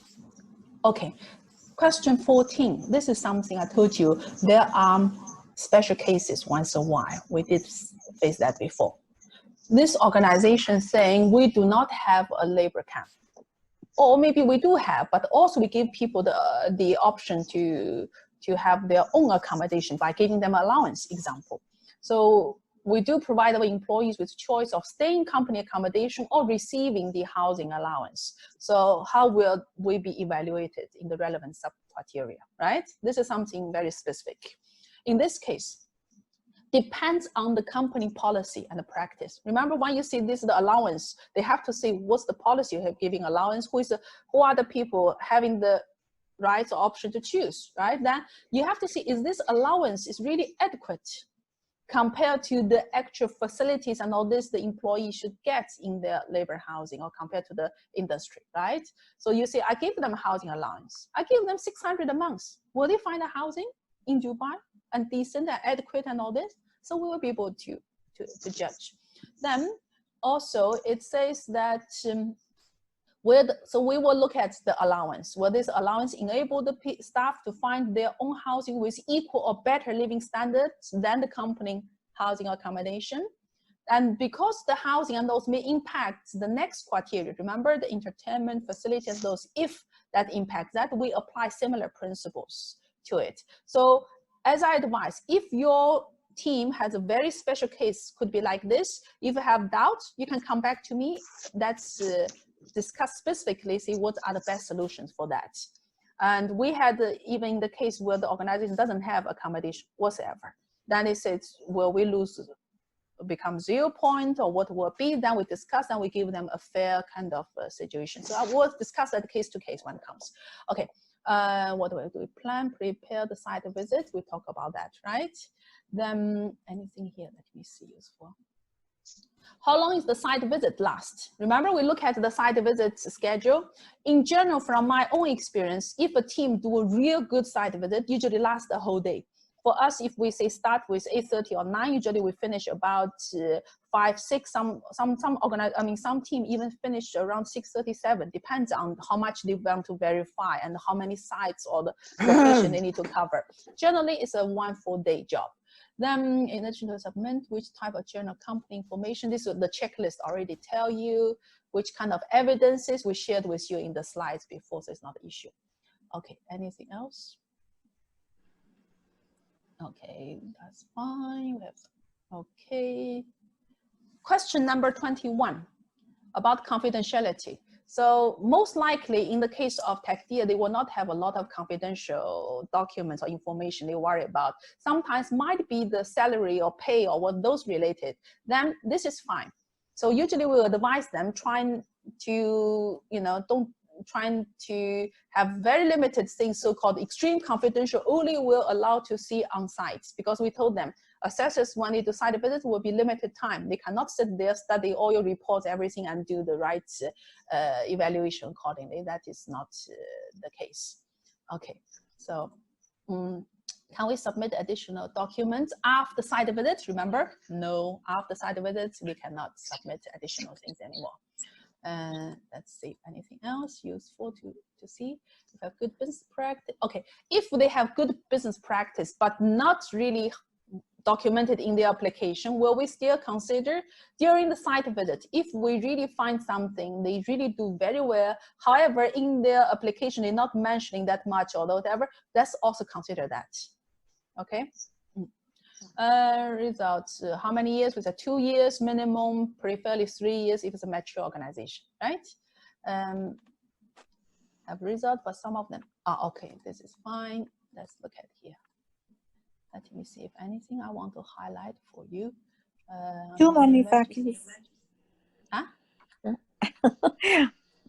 I mean, too many factors, okay. Yeah, so 26 maybe. How many measures do we have to include in criteria 3 results section? Remember we said it's not the number, it's the relevant to their business, and those measures should reflect their actual practice related to the Taqdeer awards criteria elements, right? So this is what we're trying to say. Question 27. We conduct annual employee satisfaction survey, but our survey results, including all employees, not segmented by the categories. Can we present overall employee satisfaction survey results? Oh, sorry, spelling. Sorry, guys. I don't know the result. So this is something. Okay. Okay. So in this case, what happened? Okay, so in this case, you may find they submit the employee satisfaction, but they may not show the satisfaction for particular categories, especially the labor categories employees. So what will happen? That in the segmentation part, maybe they will lose some points, right? Compared to the company who does show those. Am I right? So this is what we're trying to say. How are the criteria result in our award submission? We'll talk about that. Let's look at anything else here would be useful. Oh, okay, this is what we're warning them. Don't copy paste other awards application to Taqdeer because they may not be relevant. Imagine they said, oh, we have been participated in some kind of HR award, and that one may be only focusing on HR department practice. Then they start to copy paste into the application. Then the team will say, what are they trying to say? Doesn't make sense, not really supporting the sub-criteria. This is what we're trying to warn to the companies. Do not contact, that's fine. And these are general information. I don't think you will be not very much concerned by our team. Let me look at it. This also how to prepare for their submission, how to prepare for the site visits. That's their area. Let's see anything. Okay, 37. Remember, it says we encourage the company to highlight their efforts during COVID-19, which means in addition to what we see from past assessment, if they highlight really extra efforts related to the fighting the pandemic and those, they can get extra points for that. So the companies compare the ones who does extra efforts related to this, compare the company don't, the company put extra efforts should be rewarded a little bit relevant aspects with extra points. Yeah. As our current year, okay, this might be 38. As our current year performance and results may not be out yet, right? Because many of these are annual reporting towards the end of the year. So what kind of results should they submit? Usually they will submit the latest, whatever they can have. Example, see our employee satisfaction every year in November. This year, November not yet. So we expect to see the survey of last year, the year before, possibly the year before that, right? Then if they do, so we encourage companies to submit as latest as possible, whatever the measures they have. Some of them say I can submit, example, the audit and all this information related to up to the second quarter of 2020 and back 3 years, which is perfect fine. So the team will understand, depends on the organization, their performance reporting frequency and those. Not every single thing will be exactly, 2020. Most likely will be 2019, 2018, 2017, like that. Okay, this one, 39. The company participated in past awards. Is this possible to achieve different star rating in the current award cycle? Yes. From the experience of the awards in several cycles now, the assessment score and finding are based on the current submission documents, evidences, and the site visits, right? So therefore, you were doing great, or you were doing okay, or you were doing average in the past, doesn't matter. What we concern now is what you are doing currently. So even you were a 5-star company, your score this year could be lower, or you could be a simply 2-star company, and this year your score really, really good, could be reached to other stars. That's definitely happening. So generally we notice company come back, or this is their second or third cycle, in general terms, they are improving, but in real cases, they are going back as well. Some of them say, we're doing brilliant, we're doing very good, we don't improve anymore, suddenly things are going back. Okay, so this is more or less the frequent asked questions. This is the things that you may want to take a picture of or save with you. These are the contacts, remember? When you need support, these are the people for you in Taqdeer office. Then when you have very specific technical related to the assessment, you have challenges there, or the team has real issues, you want some professional advice, you know how to contact me. My email, my WhatsApp is all there. But do me a favor, please. Some people are very early birds. Some people are, a night bird, I call it. So taking the consideration, I try my best to be there for you, but I cannot be 5 in the morning because so-and-so is very early person. Then the other person, 1 at night and sending me a message, expect me to answer. So that's be a little bit, I will always try my best to support the team. However, when it comes to Taqdeer office, if there's something officially related to the assessment, document required, whatever, always use official email communication and highlight the things and action required from them. Then if there's some follow-ups, whatever, what's up could be follow-up action like that. Yeah, everybody comfortable? So thank you very much for all your attention and participation and involvement. I'm really happy we got a very active team throughout the last 2 days. I really enjoyed it. Now, would you be giving us some sort of a certificate, or is it not necessary? Or certificate will be given after the assessment. So usually after the assessment, for the training. The training will not give a certificate. We will do for the people who actually finish the assessment. Then after the award ceremony, usually they will issue or during the ceremony or after ceremony, depends on, they will issue official certificate as certified assessors as well. I have a question. Okay, sorry. How many How many days for each applicant was estimated to do assessments? You mean how much time assessors should allocate? Yes, yes. Yeah, I yes. think it was mentioned in the email and mentioned during Yes. the presentation in the last 2 days. Average, we suggest you have to locate about, depends on your speed of reading and the thing. So average from my own experience, about 7 days. But these days can be spread over weekends, weekdays, evenings, depends on the type of activities you do. Let me tell you what are the activities you can do during weekends, example. These are the ones desktop individual assessment, because time is your own time, right? But you need to agree with your team when to meet and all these things. But you need to dedicate time during working days and working hours where the site visit will be, because site visit, remember, has to be working days for the company. It's not fair. I said I want Friday and people say, sorry, none of the member is available. Then the team will be working on the consensus and those. Then you can agree when you want to do the consensus meeting and those. So generally from past experience, experienced assessors will take about 7 days. And again, depends on the application. Sometimes the application has a lot of complication. You really dig in, whatever, it becomes complex. Some applications so professionally smooth, it make life much easier. So that's what they say. You know, sometimes our luck, what we landed, you know, which company we got. And the problem is, unless we have been assigned the company, receive the document, nobody will know what is in it, you know. So that's the surprise part. Now Also, again, how many company for each team? We do not know. That depends on also, as I mentioned to you, not each team. Doesn't mean we are team will be repeated as a team. Not necessary. I could be team member in team A. At the same time, I could be team member in team X as well. Depends on my availability, my this. At the same time, also, please keep in mind, that's what I was saying.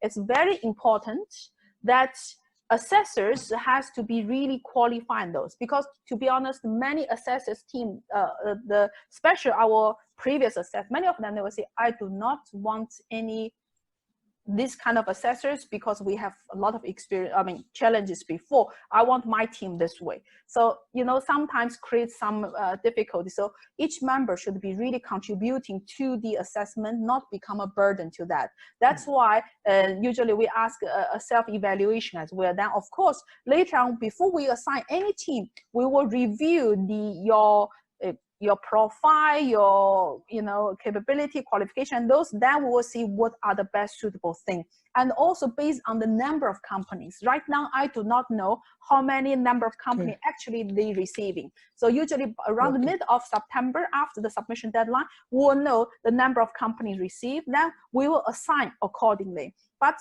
around that time, I will keep updating. Sometimes could be as a group, sometimes could be one-to-one, sometimes could be this kind of team will be assigned first, this other team may be assigned 2 weeks later, depends on the the speed and those things. So don't worry, we'll get engaged. Then if we feel there's 1 or 2 members due to say language reason or whatever really have major difficulties, we may talk to you as well to say maybe you need to prepare yourself, maybe we reserve that for next year assessment or whatever. So these are the things we will keep communicating back and forth in a way. Yeah, is that clear? Okay. I think so. Yeah. Nice. This one, if you don't mind, take a picture, or you are right. I always forget the group share. That's a, how do I? Okay. Sorry, it seems I cannot copy. It doesn't want to. Oh, okay. Now I got it back. Okay. So let me share this in the group chat, right? Yes. Yes. Chat, yeah. You see, technology, that's a thing. Okay. Oh, sorry, this is, I'm sending to Sheikh, I should send to everybody. Okay, so this is the link for a quick evaluation of our sessions yesterday and today. And I think in the poll, let me see if I need to do that as well. You see, very often we say the capability of the person, we can only evaluate based on what we know you, what we can see based on your profile and what you're telling us. But the real assessment skills and capability, these are the ones you need to build over time, or you need to really sometimes where people overestimate of their capabilities, sometimes they underestimate their capabilities. And the attitude is something we said everyone you should have, because attitude is something cannot be given from outside. Attitude, if we committed to this, that means, remember we talk about this is a cause, really, we want to contribute to the society. This is more of a kind of volunteering or contribution kind of feeling towards this award. So when I say I want to participate in this award, then I need to dedicate time. Otherwise, if imagine our team is assigned and then I let down of my team members, the time is running out, side visit is coming. We will not be able to assign a new member quickly in to catch up all the information. That is not fair for the other team members, right? So this is what we need to, if we cannot commit the time, then let me know as well. So we will not assign you. So this way will not cause you problem or the challenges for the other person or the other team members, you know. There are also teams, they're saying that we want to carry on more than one application if, you know, if we can, if there's a lot more applications. So this is where we take in consideration when we actually assign based on capabilities, based on availability, based on your commitment, etc. Yes. All right. Very And nice. I think everybody got this one, right? Usually I think there was, let me see if there's a poll or not. That's why you can fill later on, and also I can, oh, okay, someone raised hand. Ahmed, go ahead, yes. Yeah, dear Sue and the team, I would like to thank you for these wonderful 2 days. Oh, you're most welcome. And I want just to ask, what's the return for investment for the companies applied for Taqdeer Award? What do you mean by, Yeah, benefits? you know, yeah, what's the return for investment for them? Because why I say that, this Taqdeer Award is very similar to one accreditation, if you heard about it, called Pathway to Excellence, which is an accreditation to improve the healthy work environment for nurses in the hospital, which is well recognized from US ANCC. Okay. And the return for investment for them that to decrease the staff turnover and increase the staff retention. Absolutely. That's the main, that's how we convince the upper leadership about this accreditation. So what's the return for investment? I want to understand for these companies who applied for Taqdeer Award, what's they get? Okay, anyone want to answer that before I say it? After you heard in the last 2 days, anyone want to answer that? I think one of the benefits, as I know, is I think the 4-star and 5-star companies have a preferential treatment when they apply for high value or government projects. prestigious projects in Dubai. That's true. That's one thing, and they have a competitive edge over the other companies. When they go out in the market, they can always say they are a Taqdeer 4-star or 5-star companies. Absolutely, absolutely. So let me those maybe, kind of benefits. Yes, let me tell you what I called maybe the immediate benefits and the long-term benefits. Organizations that participate in this award, generally, they want to have better, healthy relationship with their employees. If their employees are happier, their employees are more productive, their employees are more engaged, ultimately their customer service, their all the efficiency and the operation, everything will be improved, because people is the largest or the core assets of your organization, whether they are laborers or subject matter experts or your leadership team, right? So this is number one thing, that by engaging your employees, by having happier employees, you will have happier customers, you have better business, you will be more competitive in the market. This is one thing I call the health of the organization. Then, of course, for the leadership team, if your organization doing very well, you will be on the stage, you will receive trophies, you will have your name, you know, covered in all major medias and all these things. In addition to that, Taqdeer Award, because it's the government strategic initiative in Dubai, that means different government, remember, different government representative, which in the labor committee, which is the one really introduced this award as an initiative, These are the ones they influence the government entities as well. So they say the organizations that achieve 4 or 5 stars, these are the organizations will give preferential kind of when they consider tenders or projects, stuff like that. Let's assume the governments want to have, of course, Expo finish. Let's assume the Expo projects. Then when those construction companies or suppliers to compete for that, and this company say, I have the same kind of offering and the pricing or whatever, but I am a Taqdeer 5-star companies. I look after people and those. The governments tend to give them the projects than their competitors. That's another advantage as well. Then overall also, you see for the organization, when they start to see gaps, they improve on that. Overall also for their organization to show their people, we are a caring organization. We are really in this market, we want to contribute back to the society. We want to be a good corporate social citizen. And at the same time, you will be surprised to hear this as well. After we've done this kind of award, there are companies, imagine a construction company coming in to say, you know what, we would like to be part to help the government to build the world-class labor accommodation, labor facilities if you want us to do so, and then these can be used by various labor organizations. So everybody start to chip in, everybody start to talk about it. Then the ambassadors of different organizations calling the award office want to find out more about this award. So this is not just a local award for something, but this is something which we said have major impact. And when you mentioning the word about the hospital and Medicare, that's for one specific industry. But here we're talking about any companies that have that labor intensive from across so many different industries, they all can participate into this award. These are the benefits of it. So the organizations who really understand the value of their people, they don't even need to ask what's the benefit. They already see that. Organizations, they need to convince their management about the benefits. Very often, these are the organizations, they want to stand on the stage, they're concerned about the award-winning bits. So, but the organization really coming back year after year or, continue competing and continue improve. These are the organizations really looking after the long-term health and success of the organization.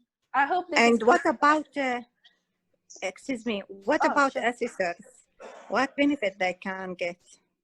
Did you receive the application? I mean, when you apply, there's a letter back to you, right? One of the benefits, you attended the training for free. Yes, one of the benefits, we're learning a lot of the experience. For me, to be honest, I have been to different things, but as I said to you, while doing the assessment, each time you're doing assessment, you're doing with a different team, by the way, and you learn from each other. You started to learn, sharing experience. Example, imagine in my team, one of the team, we have a member, she is a nurse.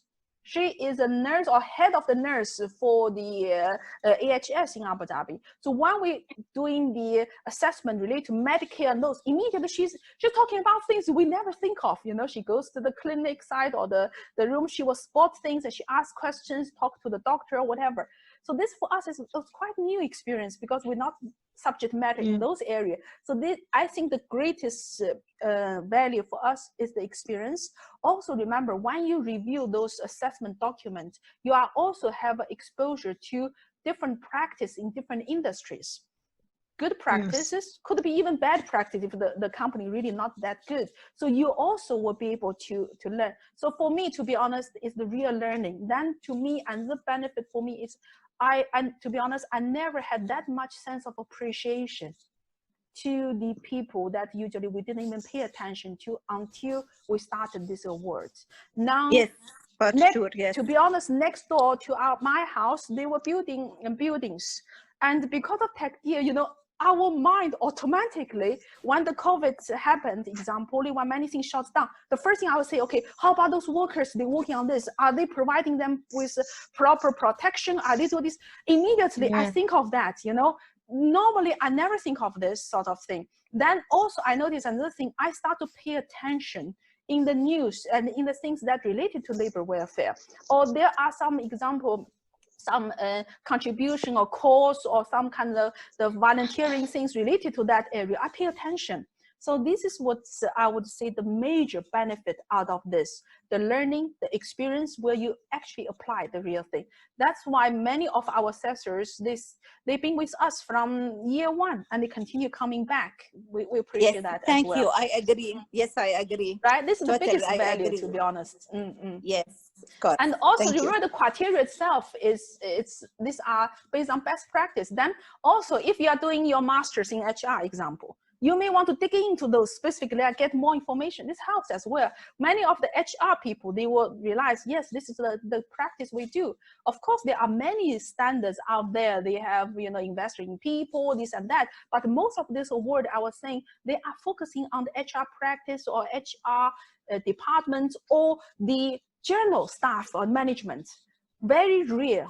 Like us as this award, we're focusing on this group of laborers, which is very often organization they taking for granted, or their voice never been really heard to certain level. That's what we see the differentiation in a way. Yeah.